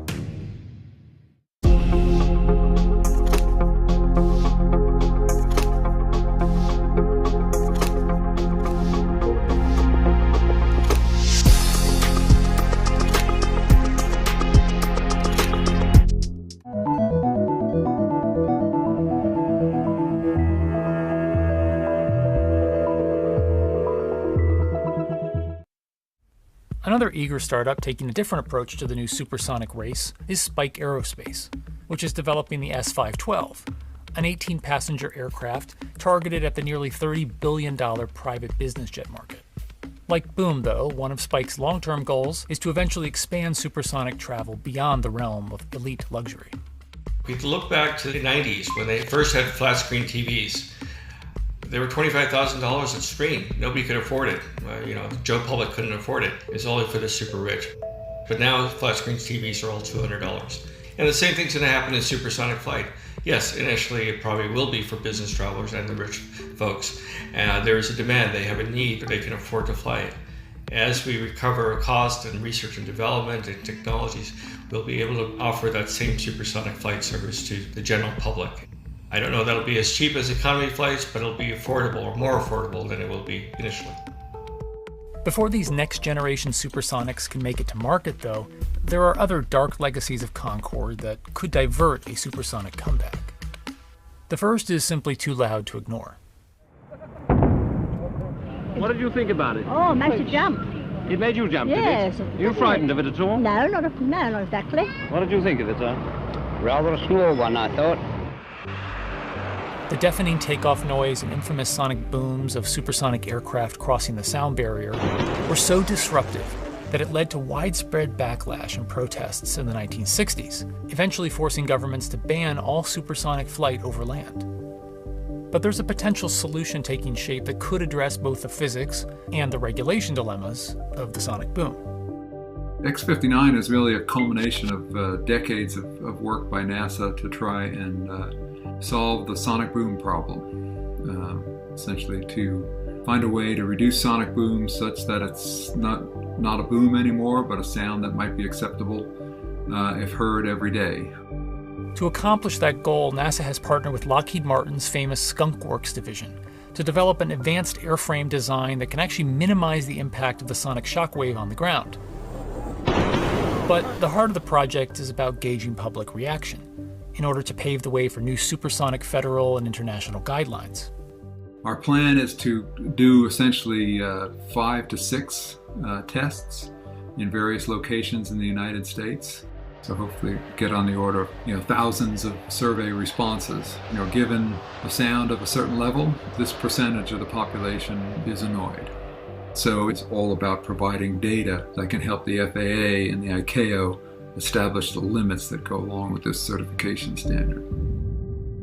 Reducing or eliminating the nuisance of sonic booms could open up countless new routes, helping to make an economy of scale for supersonic travel that was never possible for Concorde. But there's another drawback of supersonic flight that has taken on a new importance over the past few decades: fuel consumption and emissions. In order to propel its 100-seat cabin to speeds of nearly 1,400 miles per hour, Concorde burned multiple times the amount of fuel per passenger versus a typical transoceanic jet. Given the fluctuating costs of fuel and the growing concern over the environmental impacts of air travel, it's hard to imagine a modern carrier purchasing planes as thirsty and messy as the Concorde once was.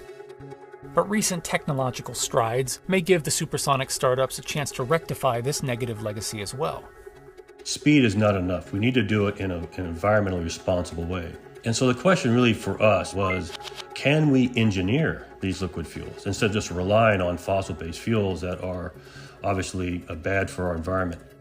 Ariane has partnered with Canada-based Carbon Engineering, whose direct air capture technology pulls CO2 right out of the air, which can then be processed into commercial products like jet fuel.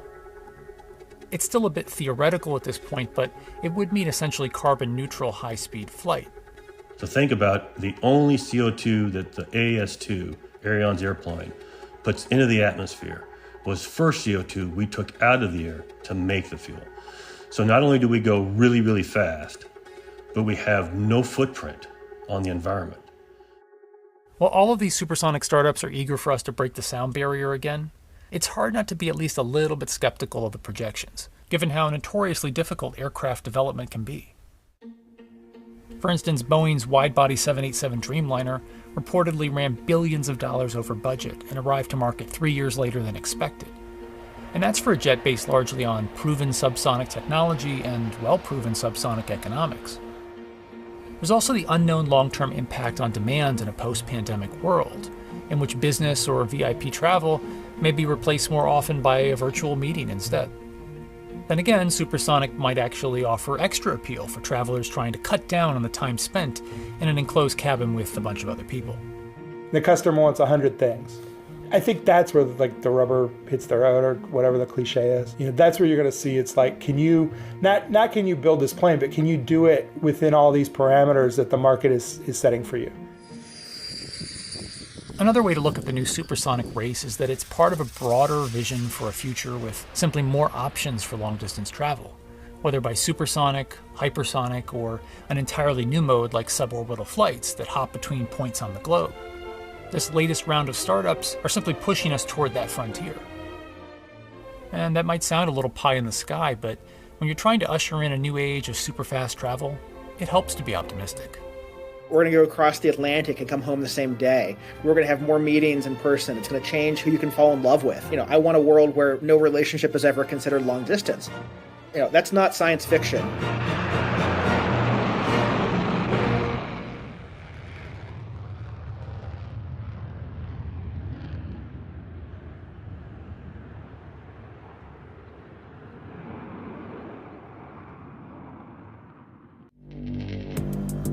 Access the financial world on demand. Hear from leading economists, policymakers, and industry experts via live and on-demand webinars, only from Bloomberg.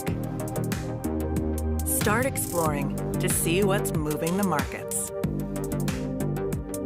Visit Bloomberg.com/webinars.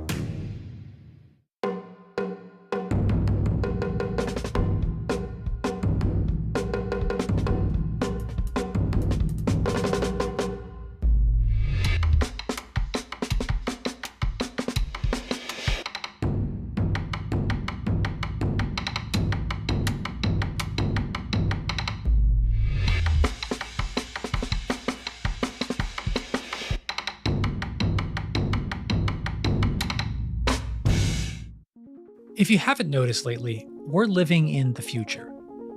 Technology that was only imaginable in science fiction is now so mundane that we practically take it for granted.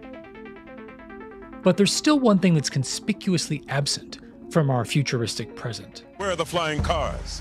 I was promised flying cars. I don't see any flying cars. Why? Why? The one thing that both utopian and dystopian visions of our future have seemed to agree on is that by now we'd be flying around our cities. But for the vast majority of us who don't happen to own private helicopters, we still mostly move around at or below ground level, often stuck in congestion. But over the last decade, a growing cadre of bootstrapping startups and industry stalwarts have been raising and spending oodles of money on a new mode of transportation known as urban air mobility. Could these autonomous, human-ferrying super drones finally be the flying cars that we've been waiting for?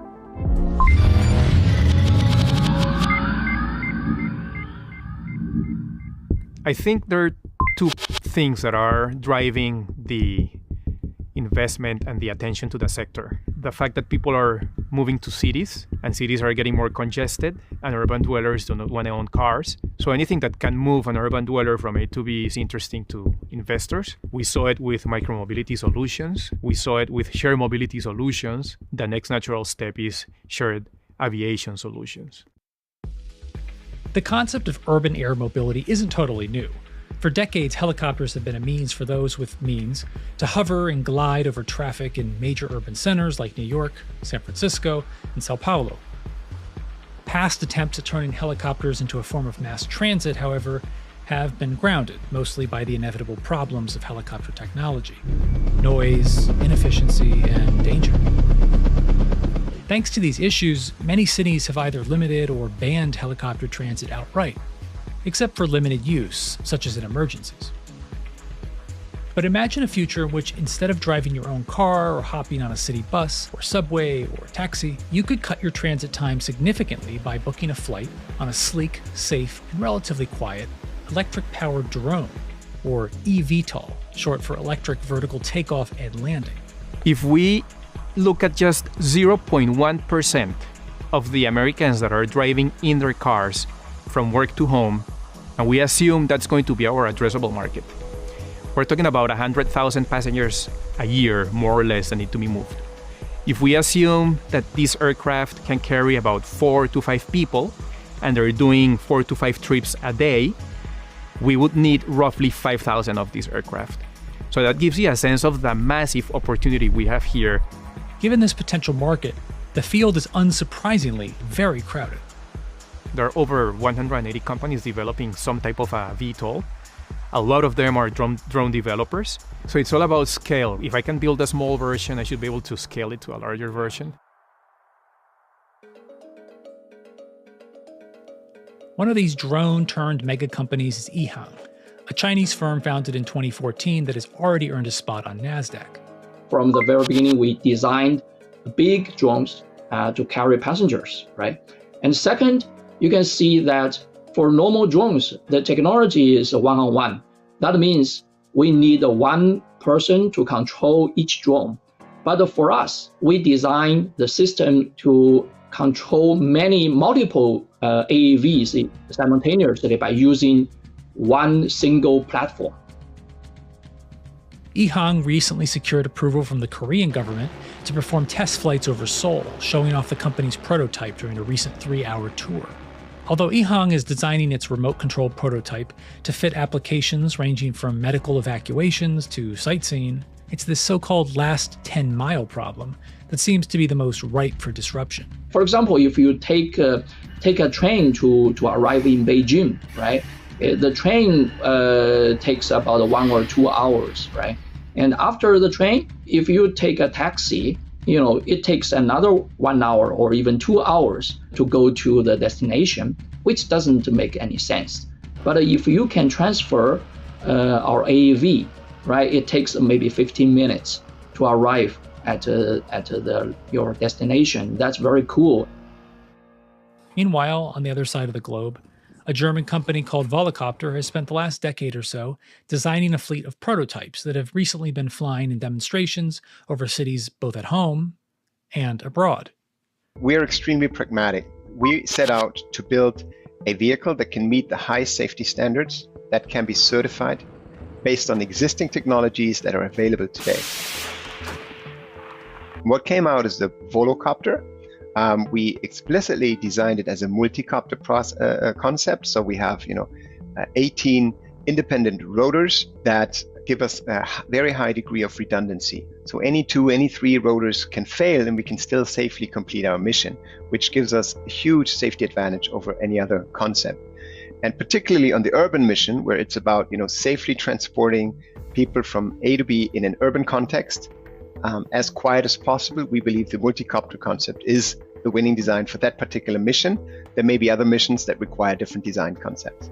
Volocopter's ambitious plans have attracted interest from a number of large companies hailing from other sectors of the transportation world, such as Chinese auto giant Geely, Germany's Daimler, and most recently Japan Airlines, all of whom have participated in funding rounds for Volocopter that have raised well over 100 million euros so far. Of all the companies currently working on eVTOLs, Volocopter seems to be the furthest along in committing to a launch date, already taking reservations for flights beginning as soon as 2023 at an introductory price of around 300 euros. But the main hurdle that could disrupt that timeline isn't merely a technical one. This is a very safety critical, transportation mode, and you need to make sure that you have all relevant stakeholders involved. So we are really relying on the buy-in of the regulators and, gaining their trust. So we always talk to them and be like, okay, do we have an alignment of vision? Do we have the Civil Aviation Authority on board? Do we have the airspace manager on board? You need to make sure that you have alignment, because any one of those stakeholders can block you from ultimately, achieving your goal. Part of the added challenge in gaining regulatory approval for civilian carrying eVTOLs is that the standards issued by regulatory agencies are evolving in tandem with the technology itself. They have to be airworthy, these aircraft. They're going to be running on batteries. And batteries need to be also approved as safe enough to be in an aircraft for this particular application. Volocopter, EHang, and other well-heeled eVTOLers, such as Lilium and Joby, are each taking a slightly different approach to engineering an all-electric passenger drone. Some of the designs are more of a hybrid between an eVTOL and a small plane, capable of both navigating a dense urban environment and flying long distances at up to almost 200 miles per hour. And while some of the engineering solutions for challenges like battery capacity are pretty innovative, such as Volocopter's hot-swapping charging stations, any eVTOL's viability ultimately comes down to proving its safety in a variety of conditions and scenarios. So assuming that eVTOL technology eventually passes those regulatory hurdles, that still leaves a very important question about this untested market. Who exactly are these for? If we look at Elon Musk's master plan, the first iteration in 2006, he was very clear. He said he was going to build an expensive car to help paying for a less expensive car to help pay for a mass market car. So I think we're going to see something quite similar in this specific segment, where companies will be offering the service to high-end consumers, but in the end, that will subsidize the technology so that everybody can access it in the long term. Mass adoption of urban air mobility, though, might pose its own potential issues. Once the product trickles down and more people start using it, we fear it might actually cannibalize users from public transit in cities, which will have negative consequences in our view, mainly because it will just shift congestion from the road up into the sky. Before we get to that point, though, these companies face yet another technical challenge: integrating urban air mobility into the existing transportation landscape. On this front, Uber is taking advantage of their own learned experience building a revolutionary ride-sharing platform to bring their technology into a third dimension. And they're not even waiting for eVTOLs to get started. Back in the quaint pre-pandemic days of late 2019, I gave their Uber copter service a whirl. There is no smoking allowed. All right, we're en route to JFK. Yeah, I can take this to work every day. We're really thinking of this as kind of a version 0.1 of our vision of this future Uber Air product. The key thing, what we think, is the important learning that we are developing right now is this foundational feature, kind of this core experience of multimodality, so true multimodality. So with a single button press for the product, we dispatch the first mile car, the helicopter, and the last mile car bidirectionally from downtown to JFK. And we are using our technology to do that all behind the scenes.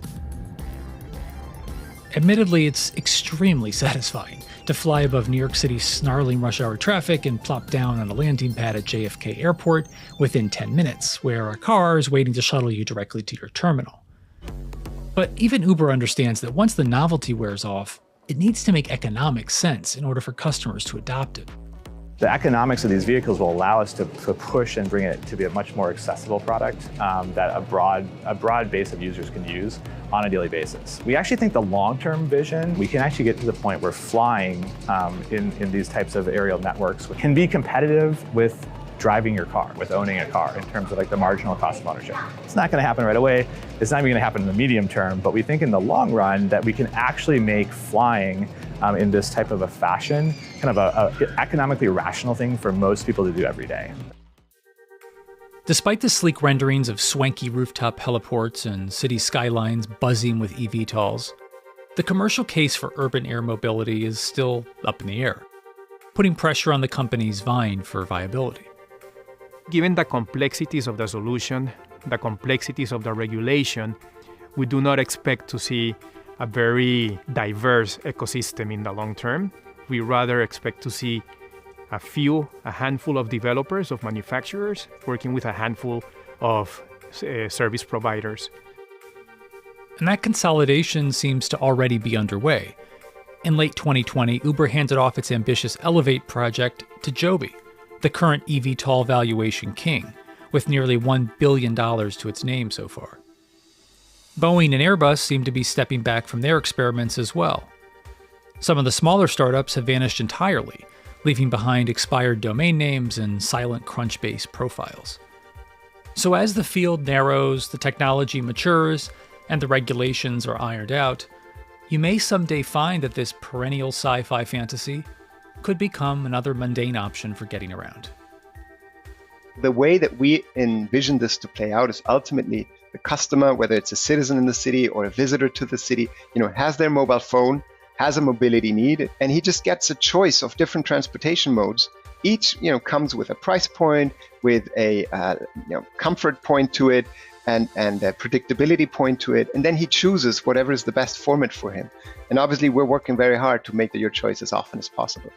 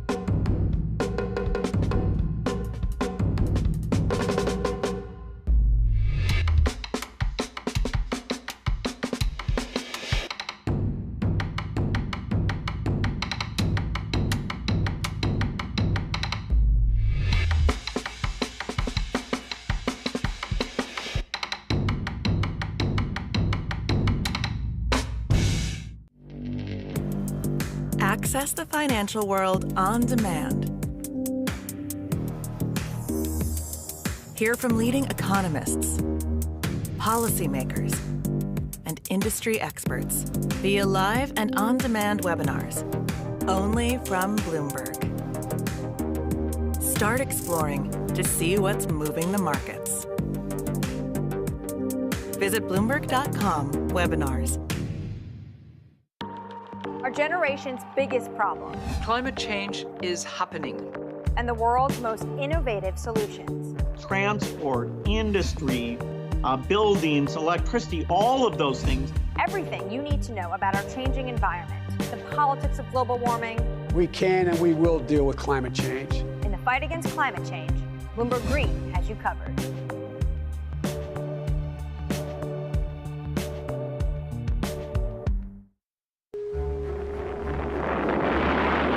When it comes to getting into space, well, we've been pretty much doing it one way. Each year, nearly 300 smaller rockets are used in scientific studies of near space. Rockets have taken animals into space to prepare for the day when man himself will make the trip. But this woman thinks the way we should be getting there is balloons. If you're going to do something really different, you cannot have the word impossible in your vernacular. And some people might have thought it's impossible for a balloon to safely transport things into space and back. Things like research tools, chicken burgers, and a Google executive. But they were all made possible here in Tucson, Arizona, at the Worldview headquarters. So what's really kind of awesome about ballooning technology, it is so completely different to the way people have thought about accessing space before. There's no noise, it's completely silent, and you're using gravity. So what we've done is created this vehicle that can stay continuously over a location. How we do that is the magic. The magic starts with a stratolite, a giant balloon filled with a gas like helium which helps it float upwards. Below that are smaller balloons filled with air which act as a ballast. If there's more air inside them, they get heavier and the stratolite sinks down. If there's less air, the craft is lighter and moves up. All of this allows the stratolite to sail the winds of the stratosphere and, unlike traditional satellites, hold its position for days or even months at a time. We have launch, all the instruments, the landing, all in the same vehicle. That's completely revolutionary. And we can fly just about any instrument on it, whether it's communications, weather instrumentation, cameras, any kind of device you can imagine. So in the years to come, we're imagining that we can help millions, let's think big, billions of people get online who currently can't be online. We envision being able to transform the way we work with hurricanes and other severe storms so that we can actually get much better warnings of what's happening with these storms than we currently have now so that people can get out of the way. And then we can even help the first responders with communications and eyes in the sky and do this all around the world. Pointer's space ambitions began with an earthbound adventure, Biosphere 2. Living for 2 years and 20 minutes with 7 other people inside a sealed-off dome designed to simulate life in a space colony.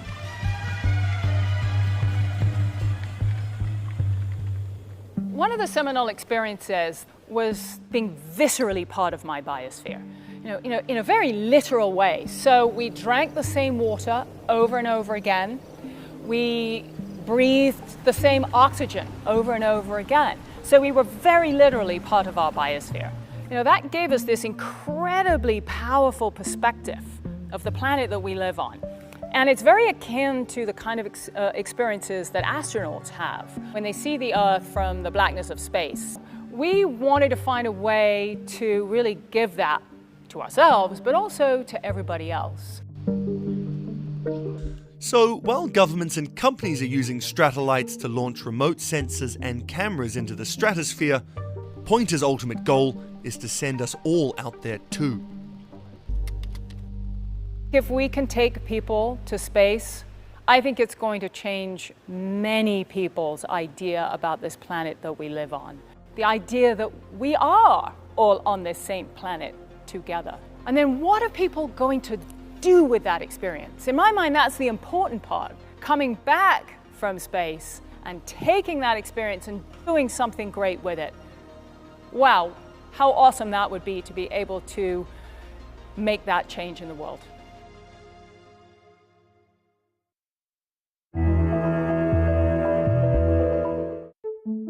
This is Atlanta, Georgia. It's my hometown. It's also where I became a sports fan.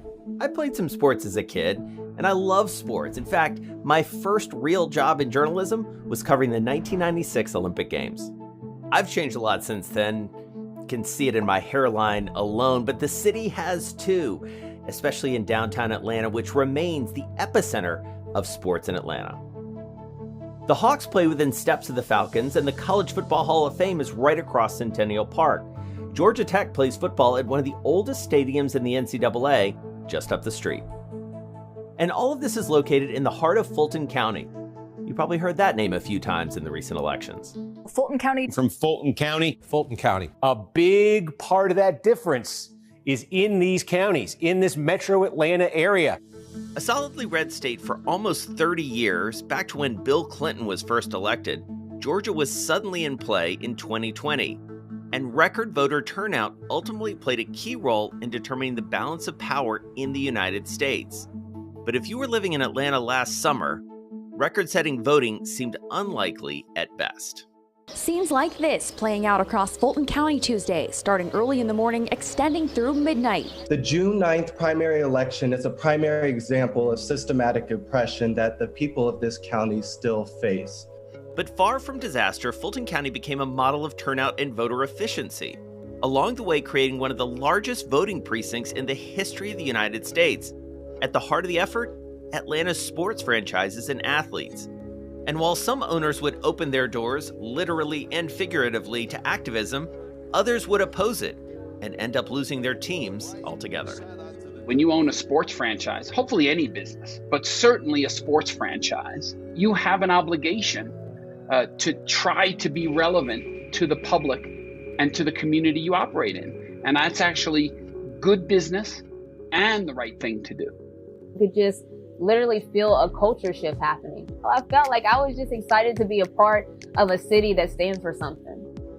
By now, we all know the results of those key elections, but behind the scenes were a series of crucial moves. I wanted to hear from the people who made those decisions and who once again turned Atlanta into a microcosm of race, politics, and sports.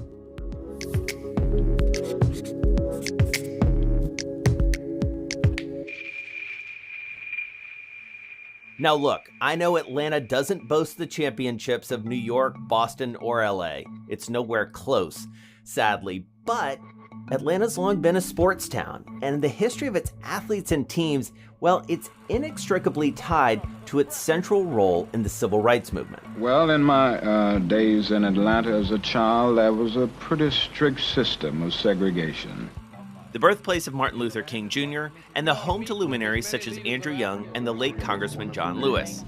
Atlanta, which once billed itself the city too busy to hate, has also been home to some of the most exciting, legendary, and controversial sports figures, franchises, and events of the past 50 years. In 2020, with sports largely sidelined by the global pandemic, those downtown Atlanta teams didn't fare so well, even if there was no one there to see it. The Hawks missed the playoffs again, and the Falcons, well, they found new ways to lose. But on those same courts and fields, both athletes and owners made generation-defining decisions. Now, I wish I could take you back to Atlanta, show you all of this myself, but the global pandemic won't allow for that either. So I'm going to do the best that I can from here in my daughter's bedroom in New York. Okay, so let's look at the players here. Here's downtown Atlanta. This is State Farm Arena. It's where the Hawks play. They're owned by a group led by investor Tony Ressler and his family. The CEO is a native Atlantan and longtime Coca-Cola and Turner broadcasting executive named Steve Koonin. And up until recently, the head coach of the Hawks was Lloyd Pierce. He's part of a new generation of young activist NBA leaders. All three of these men played a huge role in turning the stadium into a voting center. Nearby is the giant, newly constructed Mercedes-Benz Stadium. This is where the Atlanta Falcons, along with Major League Soccer's Atlanta United, both owned by Home Depot co-founder Arthur Blank, play their games. It too would become an early voting center in the Senate runoff elections. Of course, where to vote was critical, but so too was getting people motivated.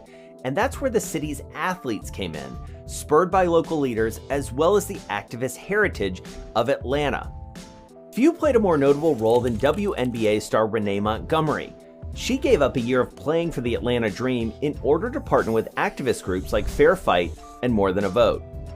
We'll get into all of that, but where this story really starts is late May of 2020 with the killing of George Floyd. If ain't no justice, no peace. Black Lives Matter.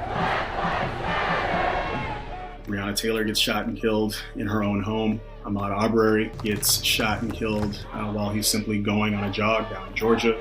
George Floyd is choked out and lynched on camera in front of all of us to witness live and in person. And you have, millions of Black people, young Black people in particular, all around this country who are upset, they're angry, they're frustrated. This is Michael Tyler. He also grew up in Atlanta, and now he's the executive vice president of More Than a Vote. That's a group started by LeBron James in 2020 to mobilize voters by tapping athletes and entertainers to spread the word, city by city and state by state.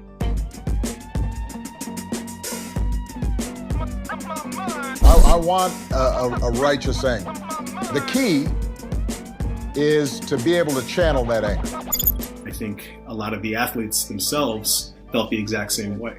I think what it did was crystallize for all of us the need to form an organization like this, realizing that the best way to fight back in this moment and to create a more just society for our communities is through the electoral process. When I think back to the summer of 2020, I just think back to all the passion in the city.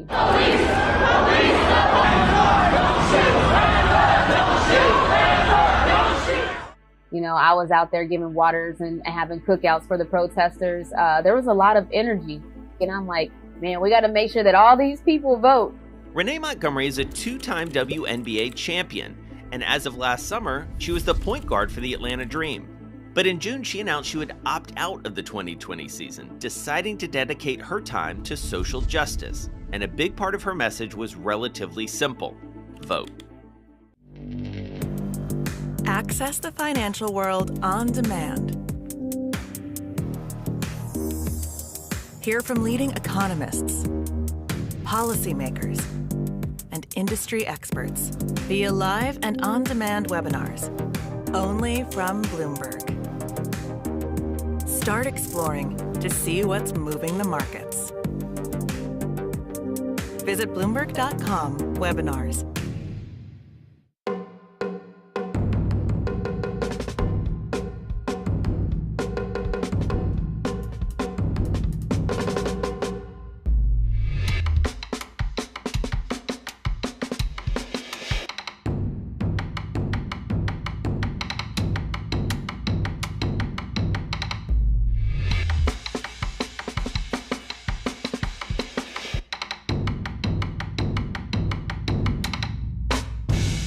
Big news this week when Atlanta Dream guard Renee Montgomery announced she was going to skip the upcoming 2020 WNBA season. I started to realize when people are asking me, are you excited about this upcoming season? And I was like, I hadn't even been thinking about it. That started to trigger my mind that maybe I need to follow, where my mind is and where my heart is. I mean, it is not a light decision at all. I mean, and listen, I'm not a professional athlete, you are, but I can only imagine that, you've got your routine, you know what you've got to do. You literally know the steps you have to take to get there, to get the brass ring. This path is not so clear in terms of how do you get people out to vote? What do they do? How did you go about saying, all right, this is how I spend my time. These are the projects that I want to do. For me, I want to help, but I want to make sure that I'm helping in the right way. So I don't want to just be out there doing anything. I wanted to make sure that, the messaging was what it should be and that it was correct, it was factual. And I had to lean on people that know what they're doing. So that's more than a vote. I remember Renee reaches out. She reached out to me personally via email and said, hey, Michael, I don't know if you've heard. I had heard, but I chose to step away from basketball full time to focus exactly on these sorts of efforts. So, whatever it is that you need me to do, I'm all in. Wow. Since that day, she has become one of our top advocates for all of our work, particularly down in Georgia and Atlanta, which was ground zero for many of our efforts in the general election. But with the pandemic in full force all around her, boots on the ground was largely virtual, and Montgomery set about mobilizing and motivating from her home. I know there's difference in opinions on how to handle it and what to do. Whatever you do, just be safe. Protect you, protect your neighbor. We don't want to hurt anybody. Keep the energy going. Make it peaceful, but keep it going. Let's not stop. A room in her house would get fully converted, equipped with cameras, lighting, even space for photo shoots and music recording. I have major studio envy. If you could see where I am, I'm actually in my daughter's bedroom, and I have Anna and Elsa over here. It's just... Oh, you trying to build a snowman over there? Okay. You clearly have it down. Listen, this is welcome to the new normal, right? This is the office, right? My home has become the studio. That means for video, this is where I film TMZ Sports at every day, right here in our studio. So it's kind of crazy to think about. My podcast is called Remotely Renee because I had to figure out how to do everything remotely. Montgomery would also create initiatives around increasing involvement in local politics. She raised money to improve education at HBCUs and spoke to a lot of people about voting. What do you tell young people, and how are you encouraging them to get out there, register, and vote? One of the things they're going to tackle is voter suppression. As you spoke about earlier, I'm here in Georgia, so that's my connection, my strong tie with them. And I'm excited to get things going with More Than a Vote campaign. I've heard people tell me I'm not into politics, but I want to remind them you may not be into politics, but politics is into you. Hello, thank you. It decides whether you make a minimum wage. It decides whether you get a stimulus check. It decides whether you get charged with a misdemeanor or a felony. For Renee and for these athletes writ large, it speaks to their understanding of the power of their own voice. Right. And they know that, no matter how individually they choose to leverage it, they know that there's power. It's synonymous with the way that LeBron thinks about things too. When she stepped away, she knew what she cared about. She knew what she wanted to do, but she wanted to make sure that she had a specific plan of action for how she was actually going to execute her activism. Athletes speaking out on issues off the field or court hasn't always been well received. Look no further than the way fans, national politicians, and the media treated Colin Kaepernick. After he spoke out against racial injustice, he couldn't get a job, despite being considered one of the top players at his position. LeBron, of course, was famously told to, quote, shut up and dribble back in 2018, but his refusal to back down, along with a growing chorus of black athletes, especially in the WNBA and the NBA, ensured that activism would be an integral part of their professional lives. Athletes are able to communicate with other young Black people in a way that no politician can ever do. They're able to lay out the stakes and lay out their personal motivations in a way that is going to resonate with other young Black voters that is simply unique. And so when you have an entire coalition of athletes doing that, it becomes, a force multiplier within our community, and just speaks to the importance of voting in a way that simply nobody else can. But while Montgomery was working to get out the vote, those newly inspired folks had to have somewhere to show up and vote, and safely, given the global pandemic. Today, voters in Georgia were met with long lines and confusion at polling places as they tried to cast ballots in the state's primary elections. From the air, you could see long lines of Georgia voters, socially distanced, stretching through parking lots. They hold the line, the machines don't work, and we're just stuck here. Thousands waited hours to cast ballots, and frustration was evident. Please, God, help us! Fulton County being the largest county in the state of Georgia, therefore we're the focal point for anything that goes right or wrong. This is Rob Pitts. He's the chairman of Fulton County's Board of Commissioners. A lot did go wrong in those early June primaries, and in a state with a long history of voter suppression, long wait lines disproportionately affected Black citizens. For Chairman Pitts, the pandemic was creating both a health and a political crisis. Many of the precincts that we had historically used and traditionally used because of the coronavirus, they said, well, you can no longer use our facility because we're afraid. Many of the workers who were going to work on election day, in fact, 6 out of 7 at the last minute decided that they were not going to work because they were afraid. A primary vote is one thing, but on deck was a critical series of elections, a runoff, a generationally important presidential election, and not one, but 2 U.S. Senate races.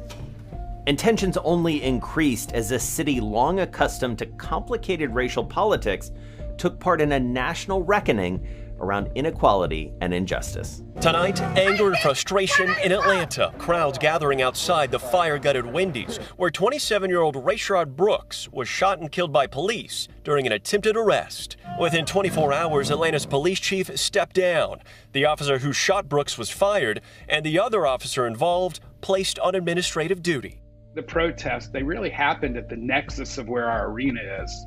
Marietta Street and Centennial Olympic Park, right on the park, next to CNN is our building. This is Steve Koonin. He's the CEO of the Atlanta Hawks and State Farm Arena. And in watching these protests, I was just struck with the passion. I was struck with the peaceful way that these young people were out protesting. And to me, the only action, the only change that ever comes is with voting. The most powerful thing you can do is vote. And at the time, we were sitting on an empty arena. No basketball, no concerts, no shows. But we had something in our arena that is rare. You can find it in very few places, and that space, 700,000 square feet. Our generation's biggest problem. Climate change is happening. And the world's most innovative solutions. Transport, industry, buildings, electricity, all of those things. Everything you need to know about our changing environment, the politics of global warming. We can and we will deal with climate change. In the fight against climate change, Bloomberg Green has you covered.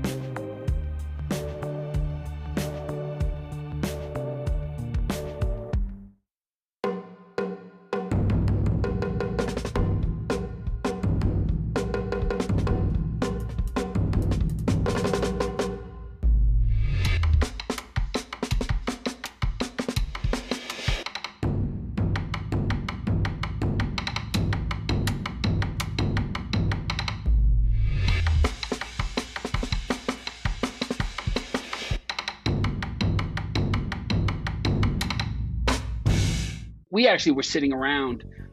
Again, there were others involved, and I guess as the owner, you get to take credit for things that you really didn't do or think of. So I'd be on that category. But we were trying to figure out how can we help the community. This is the owner of the Hawks, Tony Ressler. He made his fortune through Ares Capital, an investing firm he created in the 1990s. He put together a group to buy the Hawks back in 2015, and while his main residence is in Los Angeles, he and his wife, the actress Jamie Gertz, have become hands-on team owners. Why not use the arena as a voting location, as a polling location. We weren't sure we could do it, and frankly, we weren't sure Fulton County would permit us to do it. Well, I absolutely remember getting a call, a phone rang. I actually have a flip phone, I have it, so it rang. And on the other end was my good friend, Steve Coonan. So he said, well, look, we're dark, there's no games planned here. We'd like to being a good corporate citizen, we would like to find out and to know if there is a role that we at the Atlanta Hawks and State Farm Arena can play. And I said, Steve, let me get back to you. So in less than 5 minutes, I got back to him and I said, okay, we got a deal. Today, officials from Fulton County and the Atlanta Hawks announced the opening of Georgia's largest early voting precinct at State Farm Arena. The plan is to use it starting July 20th in the primary runoff, as well as for the fall general election. I think we caught everybody off guard. And I think as soon as you hear the idea, you kind of go, well, that makes sense. I mean, it's so simple. This is not rocket science of an idea. It's simple. So the plan was, the then empty State Farm Arena would be turned into what was known as a super polling location, meaning anyone in Fulton County would be able to come to the arena to vote. The court of the arena would be dedicated to socially distanced voting machines, 100 machines for the July runoff election, and then tripling to 300 for the general election in November. Conference rooms would be converted for poll workers to process votes, including mail-in voting. The Hawks Foundation would also provide 1,500 free parking spots in the surrounding area to accommodate voters. And in addition to the site, the Hawks added a critical piece, some 350 full-time staffers, 200 of whom would be deputized as poll workers. When you see election problems, most of the time it's because it's a volunteer staff of people who don't have the capability or the experience. We're in the customer service business. We know how to resolve issues. We're in the hospitality business. We're in the security business. So everybody felt highly comfortable quickly that we had the capability to do this. You need employee buy-in to make this work. And the one thing that none of us want to acknowledge is the fear factor. You know, you commit your building and you become a worse polling location. You become a mess. You become a 4-hour wait and a disaster. Let's not kid ourselves. That hurts your franchise. That hurts your business. That hurts your employee morale. But while the owners of the Hawks were busy creating a super polling location, another basketball owner in Atlanta was making their own headlines. In WNBA news, Atlanta Dream co-owner Kelly Loeffler is not in favor of the WNBA social justice plans, and Loeffler has sent a letter to Commissioner Kathy Engelbert objecting to the league's initiatives to honor the Black Lives Matter movement. And Kelly Loeffler, of course, wasn't just the co-owner of the Atlanta Dream. She was running to keep her seat as a U.S. Senator from Georgia. Loeffler was objecting to a league decision to allow players to wear black warm-up jerseys with the words Black Lives Matter and say her name on them. In a letter to the league's commissioner, Loeffler argued that instead, they should place an American flag on every jersey. And she stated that there needs to be less, not more, politics in sports. For the Atlanta Dream, for myself, you know, we saw where we wanted to take a stand and we did it. Last night, Elizabeth Williams, along with several teammates and players from other WNBA teams, wore a Vote Warnock shirt. It was a very carefully crafted message in support of U.S. Senate candidate Reverend Raphael Warnock. Players from every team in the WNBA would go on to wear shirts saying Vote Warnock. So here we've got to pause to marvel at a hard-to-make-up element of this story. The owner of a team named to evoke the work of the late Dr. Martin Luther King Jr. effectively turned the team against herself to the point where that team endorsed her opponent. That opponent had the same job, pastor of the famed Ebenezer Baptist Church, that the late Dr. King and his father once held. But the Reverend Raphael Warnock was part of what they call a nonpartisan blanket primary, part of a crowded field looking to challenge Loeffler. And according to research by the Washington Post, the exposure helped boost Warnock's campaign at a critical time. 48 hours after the WNBA players started to wear his name, the campaign raised $183,000 and attracted 3,500 new grassroots donors. And by the time the election in November rolled around, Warnock was the only real challenger left for Loeffler. We did our homework and we used our platforms. And those are the same platforms that a lot of people, they tried to overlook, but we all band together and we used our platforms for something that we believed in. And it was only a few weeks after the WNBA players endorsed Warnock that NBA athletes would grab the sports world's attention. The Milwaukee Bucks have reportedly decided to boycott Game 5 against the Orlando Magic in protest of the police shooting of Jacob Blake. The Bucks would boycott the game after police shot and paralyzed Jacob Blake in Kenosha, Wisconsin. The other teams in the bubble in Orlando followed suit, and NBA playoff games came to a halt, along with most of the rest of the sports world, from Major League Baseball to pro tennis. All eyes turned to the NBA for the next move. The Milwaukee Bucks were the team that decided they weren't going to play, but it also took the rest of our league and the rest of the teams that were playing that day to make that same decision. This is Lloyd Pierce. During the 2020 season, he was the head coach for the Atlanta Hawks. This was, in essence, the moment that we were preparing for. We had our meetings as coaches and trying to strategize on what we could do best to support our players when the time was right. Well, that was the time. That was the moment. The Hawks, of course, weren't in the NBA bubble at the time, having missed the playoffs for the third year in a row. Have I mentioned that it's a little tough to be an Atlanta sports fan? But the Hawks, from afar, ended up playing a critical role in the negotiations between the owners, the league, and the players.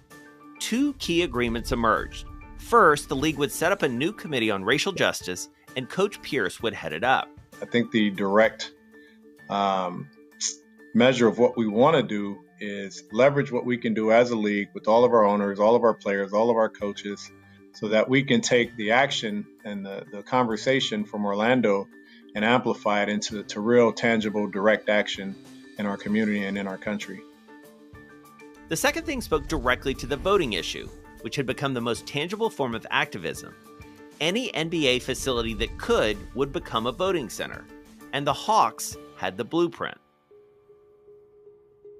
We had a lot of NBA teams, whether it was from the strike. There were a lot of teams that had been working on it prior to the strike. It was really encouraging to see a lot of the organizations and the teams that represent this country stand up and provide that same opportunity across the country. There were several teams who had wanted to do something in their community and really hadn't decided what to do.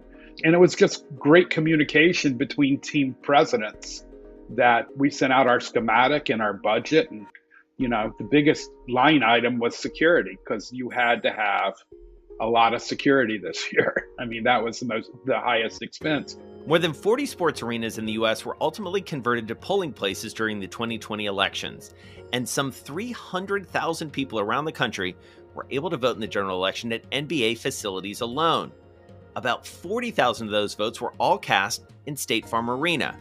Now keep in mind, the presidential election in the state of Georgia was decided by less than 15,000 votes. I think we really did create sort of the largest, safest, most efficient polling location this country had ever seen. I think the responsibility, from my perspective, is really to be a good community asset, to be hopefully a great business, a great franchise, win basketball games, and be a really positive member of the community. And when both U.S. Senate races would require a runoff, which would determine control of the U.S. Senate, this time the Hawks would be joined by the Falcons and their home, Mercedes-Benz Stadium. When I walked the stadium floor, and I've walked our stadium thousands of times as part of my job description. This is Steve Cannon. He's the CEO of AMB Sports and Entertainment, the parent company of the Falcons and Atlanta United. He oversaw the election process at Mercedes-Benz, which would split duty with State Farm Arena as a super polling location. But to come in on that early voting exercise, right, where our stadium was transformed for a special purpose in an important moment, and to see it, how beautifully it ran. It was laid out well. There was a buzz and conversations around our business among our associates. Hey, have you early voted yet? And how was your wait time? It was amazing that we were buzzing about this election moment, because I feel like we've all recognized the stakes of voting. And tell me a little bit about the fans in this regard, who I dare say, reflect the changing demographics of Atlanta. And I mean, there is an element, I would imagine, to this that is enlightened self-interest. You want to keep your fan base happy and reflect their values and their wants and needs. Tell me about that. Well, at the end, people do business with entities that they like, that they care about, and that they feel reflect and share their values. And businesses that do that will enjoy increasing success with the mindset of this younger consumer that, frankly, right now is coming of age and are the most powerful consuming cohort out there. The shift on the part of the owners to not just embracing but encouraging activism can't be overstated. It has spread to the college and even the high school level. It's also a reminder to those owners that this isn't just any old asset. So Tony, as an owner, it feels like you've witnessed a really important moment, a shift of sorts when it comes to player empowerment, in terms of activism, in terms of having a voice. It's not just tolerated anymore, it's really expected. Listen, people live in the community that they play in, that they work in, that they contribute to. 80% of NBA players are African American. These are our business partners. So to me, we should try to help support our business partners in any way possible and our communities. The idea of having a voice and the idea of being good business partners and the idea of standing up for what you think is right. I think that's all part of what the NBA is trying to achieve. In the runoff, Kelly Loeffler, of course, lost that Senate seat. She ultimately decided as well to sell her stake in the Atlanta Dream, and Renee Montgomery would go from player to part owner. It felt good to be, again, a part of the right side of history. We're Black women. There's a lot of Black women in the WNBA. Majority of the league is minority. We understand the struggle. I think the days of kind of shut up and play, you're here for our entertainment, those days are over. And that genie's never going back in the bottle, and that's okay, and let's accept and celebrate it. The opportunity here and the exciting part is that Black voters in Georgia got a taste of what that feels like when you are able to flex your muscle and decide who your leaders are going to be. 2020, as we like to say, More Than a Vote, was just the tip-off of our work. In fact, just a few months later, as LeBron and the rest of the NBA were headed to Atlanta for the All-Star Game, the GOP-controlled legislature in Georgia was aiming to roll back some of the efforts that made it easier to vote in the state. One of the key activists, former senator and former Dream owner, Kelly Loeffler. We don't know what's going to happen from here, but we understand things that need to be fixed. We're part of a system that probably needs to be fixed, so we get it. We get the idea of, we have these platforms and we're going to use them. Well, by now my bias toward Atlanta is clear, but there is a massive story here. It's undeniable that something new and important happened in the past year. The fact that it happened in Atlanta shouldn't be a surprise to anyone who knows its history, its economics, its demographics, and its politics. But few could have predicted that sports would play such a key role. Former Senator Loeffler, remember, she said there should be less politics in sports. Having looked into this, I think it's fair to say there's going to be more. What happened in Atlanta says something bigger, something about sports and business and culture and how they're inextricably intertwined in a new and different way. It's a complicated world to be sure, but it sure is fascinating.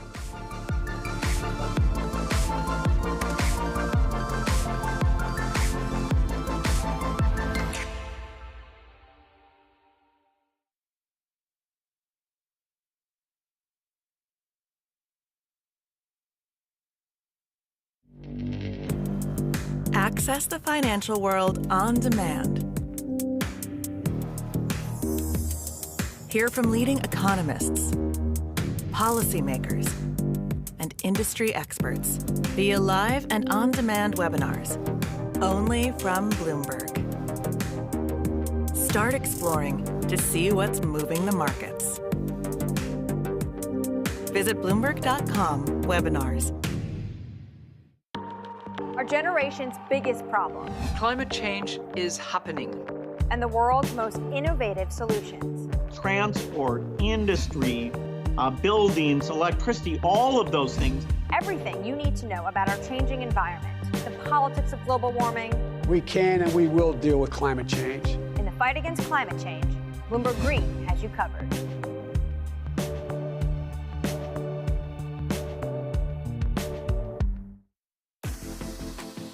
I'm here at what once felt like the center of the modern fitness boom. Every workout seemed to be within steps of here. In fact, I worked out right here. Down the street, F45, Barry's Boot Camp, a few blocks away, Soul Cycle, Equinox, and so many more. It all spoke to what we wanted to do in terms of working out, but even more than that, how we wanted to live our lives, what to eat, what to wear. It felt like the future. The boutique fitness industry grew so fast, it was almost becoming a bubble. By the end of 2019, it was estimated to have been worth more than $100 billion. Then the global pandemic hit, and it felt like almost overnight, the bubble had burst. And when we closed our studios, we thought maybe we'll be reopened in 3-4 weeks. We never could have imagined how hard this was going to be. By fall 2020, an estimated 15% of gyms across the U.S. had permanently closed, amounting to roughly 480,000 job losses. But at home, the relatively new fitness company Peloton would not only see astronomical growth, but it became one of the best performing stocks in 2020. We saw the sales spike, almost right away. Not just that people were finding out about Peloton and interested in the bike or the tread, but that they had no choice. Peloton went from a Kickstarter project to a company worth more than $30 billion in just a few years. But as the world starts to slowly return to normal, what happens next for at-home fitness? In this episode of Business of Sports, we're going to sit down with Peloton CEO John Foley to understand how this year turned them into the new dominant brand in fitness, and how they'll compete with those boutique studios now starting to reopen, and the competition from industry veterans looking to grow in the space. I can't imagine a year or a scenario where more people realized that fitness and good nutrition transcends vanity. We'll also look at how the technology that has made at-home fitness successful is also bringing in both new voices and giving life to some veteran ones. If I can make the camera be my student, then that means I will be talking to the people behind me. And the people that I would have in front of me, and I think the trainers who don't get into this technology will lose it. This is the future of fitness.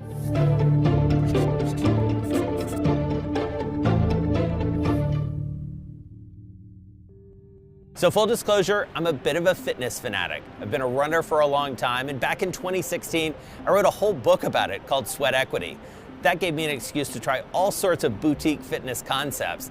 And yep, I own a Peloton. So during the pandemic, I've been using that 4 to 5 times a week. Now with many things, nothing's really new under the sun.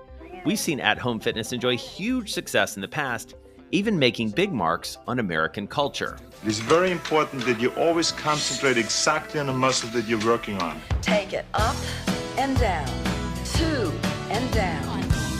Keep that energy up, watch your posture. While it may not be as technologically shiny as some things we know now, the Thigh Master revolutionized the way women approach fitness at home, netting more than $200 million in sales since launching 3 decades ago, cementing its status and its iconic spokeswoman as a household name. I think it's the titillating aspect of you just put it between your knees and squeeze. We gave a little booklet with it that said, do these exercises and you'll get, thighs so tight you can crack walnuts. And although there was a plethora of at-home workout machines for every kind of exercise you can imagine, it was the personalities like Suzanne and Billy Blanks that kept people coming back. So when I came out with Tybo, the goal was to be able to speak to people and tell them the truth about fitness. I was not going to lie to them. I was going to say, listen, if you want to get in shape, it's tough. If you're willing to step out and use your will and use your mind, I'll be the person that'll help you out. Billy's Tybo classes would become a pop culture phenomenon back in the 1990s. His programs, delivered via VHS tapes, remember those, they mixed Taekwondo with boxing and reached millions of at-home fitness enthusiasts with a tough but approachable personality. Still, he even says it was no comparison to one-on-one coaching. With the videotape, I did my best to do that, but I did it blindside. But I knew inside of my heart, because I wanted people to talk to me. You know how you want somebody to tell you how to make yourself be better? So I would just look at the camera and say, hey, I see you over there. I know you're tired right now, but come on, get up. You can push through this. After I started doing Zoom, it changed. It really changed, because now I can interact with people. That desire for two-way personalized interactions paved the way for boutique studios to flourish, and soon it would be the missing link that Peloton married with content and community. Peloton started like most technology companies in its era, pitching countless of potential investors who initially and roundly rejected the idea. How many no's did you get before you gave it a yes? I pitched over 400 institutions, which included venture capital, late-stage growth, and private equity, and I got 400 no's. Peloton ultimately turned to Kickstarter to fundraise what would become undisputedly a revolution of sorts, marrying form, function, and zeitgeist. The combination of interactivity, gamification, and high-quality content made getting that boutique fitness experience easier than ever inside your own home, and many were instantly addicted. It also managed to incorporate the fitness celebrities craze and got members hooked on the instructors. So Peloton clearly was already on the way up, and the pandemic only boosted demand, to the point where even now, people are waiting months just to take delivery of their bikes and treads. When you have a product that's $49 a month, and then you divide that by 2 roughly, because you and your spouse or your live-in partner both ride, you're looking at $24 a month. The location is the best, the instructors are the best, the community is the broadest, the software is the best, and you start to do the value calculation in your mind, and I think more and more people are piecing that together. This is John Foley. He's the CEO of Peloton, and we're here for an exclusive look at the new Peloton studios in New York. They were just days away from opening to the public last March. Then the city and the world shut down. Almost exactly a year ago, like give or take a couple weeks, I was supposed to be here in my capacity as a journalist, sort of checking this all out, this great unveiling that was then going to lead to the public opening of these studios. That visit didn't happen. As you think back to that, tell me about those initial moments, those initial decisions that you had to make very quickly. When the crisis was hitting New York City, we had an event planned for months and months, and so it was really disappointing. But we were, triaging how to move forward like every other company. And within 2 weeks, we had 7 or 8 instructors streaming live from their homes or their basement or their bedroom. Welcome, Peloton family. What's up, Peloton? Yes, welcome to my house. I am coming to you live from my parents' home.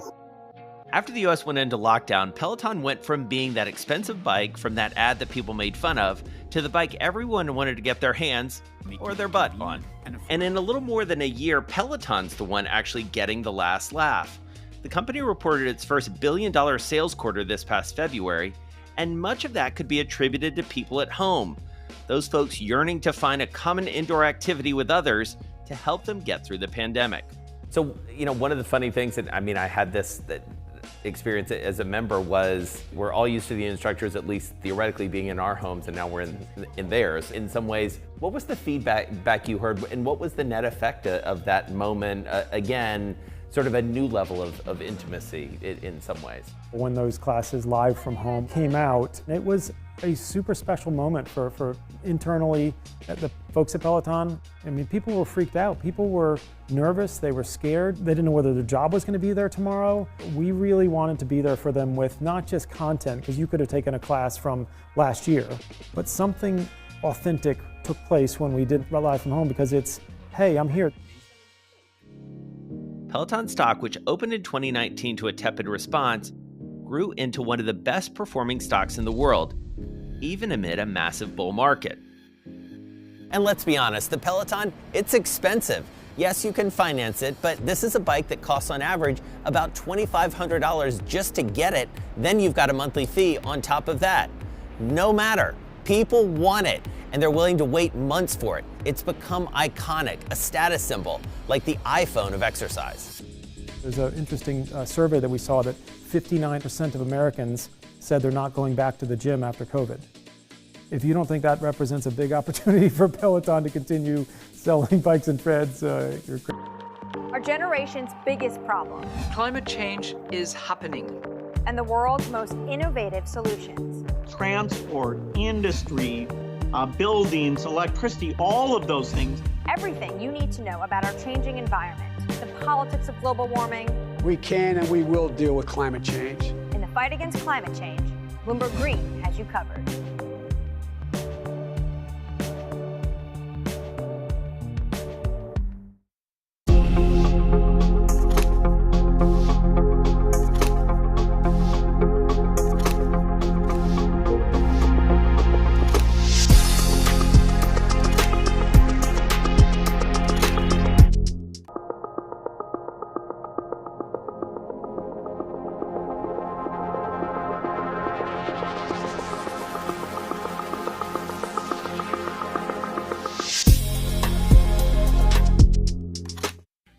And while owning an exercise machine may now be considered cool, it's still a giant piece of equipment that can pose potential safety risks.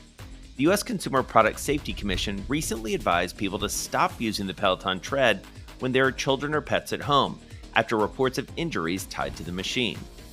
In a statement, Peloton says it's working to better inform tread owners of safeguards to prevent these incidents at home. Still, the market is saturated with next-gen fitness equipment. Peloton first launched its bike back in 2014. Equinox and SoulCycle have now made their own at-home bike. Other startups have adopted the Peloton model for various types of exercise, like boxing, weight training, rowing, even kettlebell training. There's even been one that received design treatments by the likes of Yves Behar, whose work you probably recognize through the Jambox, Herman Miller chairs, and SodaStream machines. Investors in public and private markets sought out companies to back and bolster, companies who could join Peloton in helping people work out at home, including some whose brand recognition dates back decades. I could say, as an entrepreneur in the space, I do have some anger issues that I didn't see that coming and that I didn't get ahead of it. And it's our job to pay attention to phenomenons and see, can we improve on it in some ways for ours? This is Carl Deichler.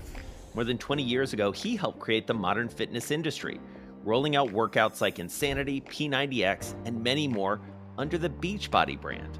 Funding the company from profits ultimately left him looking at other companies, like Peloton, grabbing big chunks of the accelerating fitness market.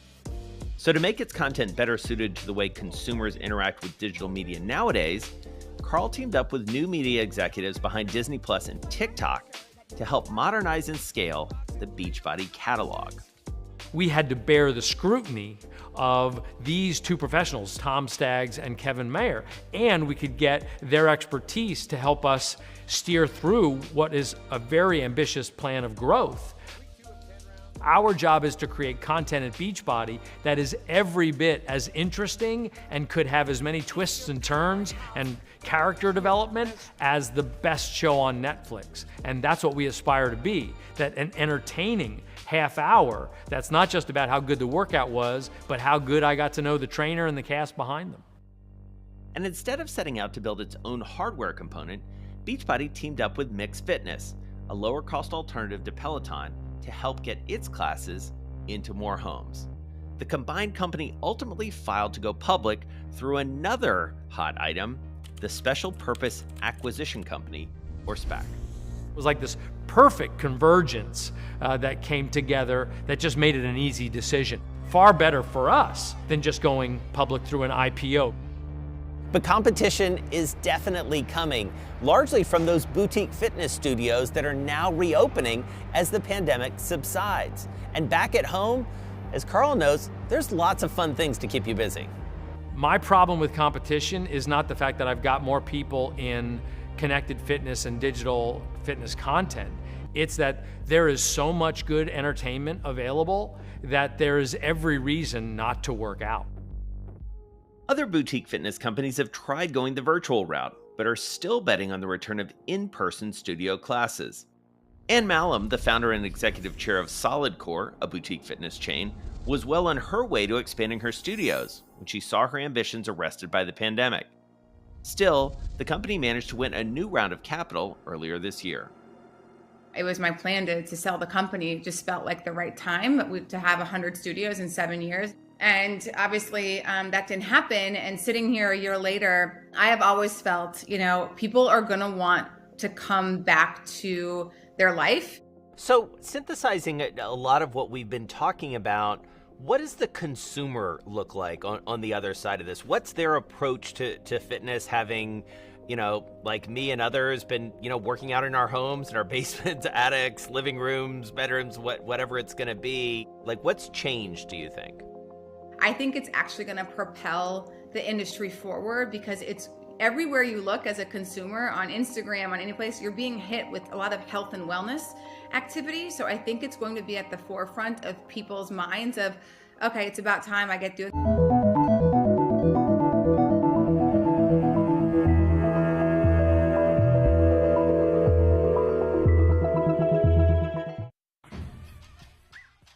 Engaging personalities are a perennial presence in the fitness world, whether on a VHS tape, a DVD, a Peloton bike, or in a studio. The pandemic technology combo also boosted another category of at-home fitness: influencers who don't need a physical gym or a studio. A lot of different muscles firing up. 10.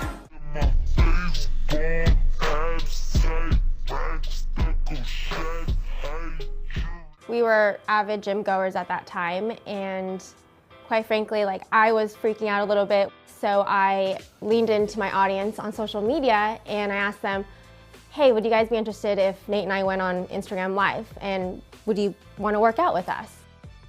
LA-based Rami Ishizuka and Nate Pontius are wellness bloggers.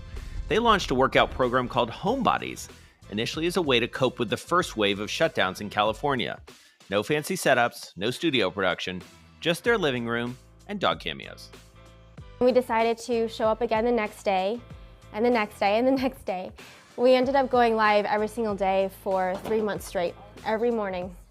And we wanted to make it as minimal and accessible as possible for anyone around the world who wanted to tune in and work out. All you needed was your body weight and your mat, and you just had to show up. There are so many different things that we do at home that you would not feel comfortable doing in a live yoga class. So whether that's farting or wearing a sports bra, it might be just altering the practice in ways that the teacher is not saying. Like maybe we're doing 108 sun salutations and you would rather practice corpse pose. In a live class, you might not feel as comfortable doing that as you do at home.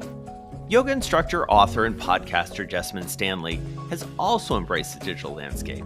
She's reaching audiences that never felt comfortable with the boutique fitness experience. She's advocated for a body-positive approach to wellness for years, but launched a yoga app in 2019. It's called The Underbelly, to help people practice from the comfort of their own homes.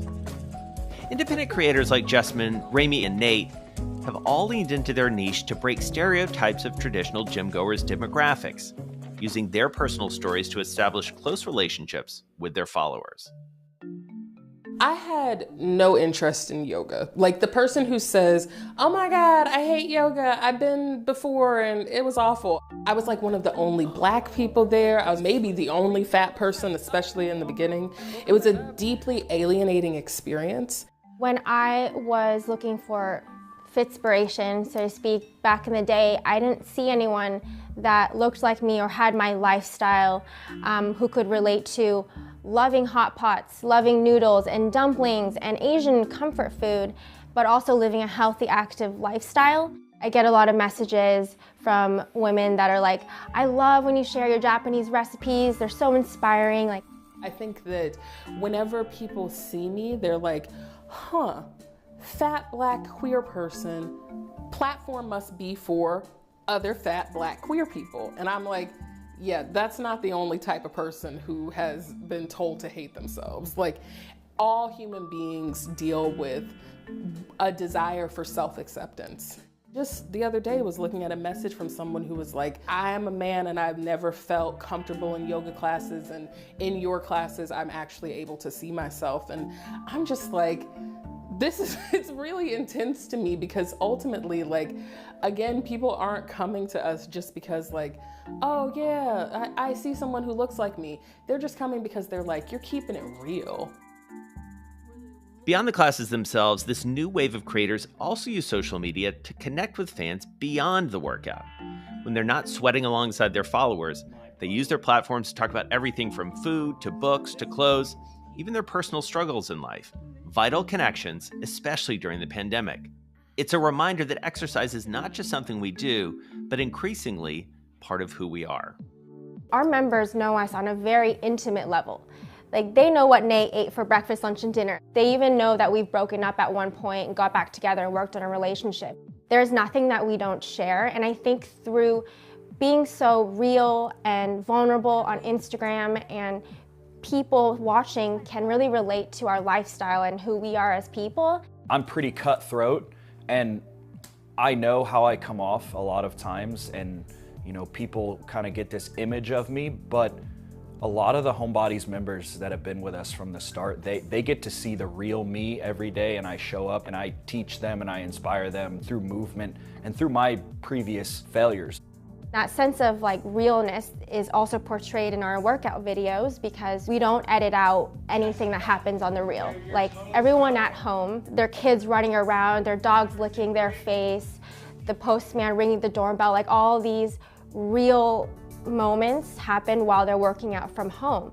I think that sense of like relatability and like, I feel like I'm in your living room working out with you is what people love.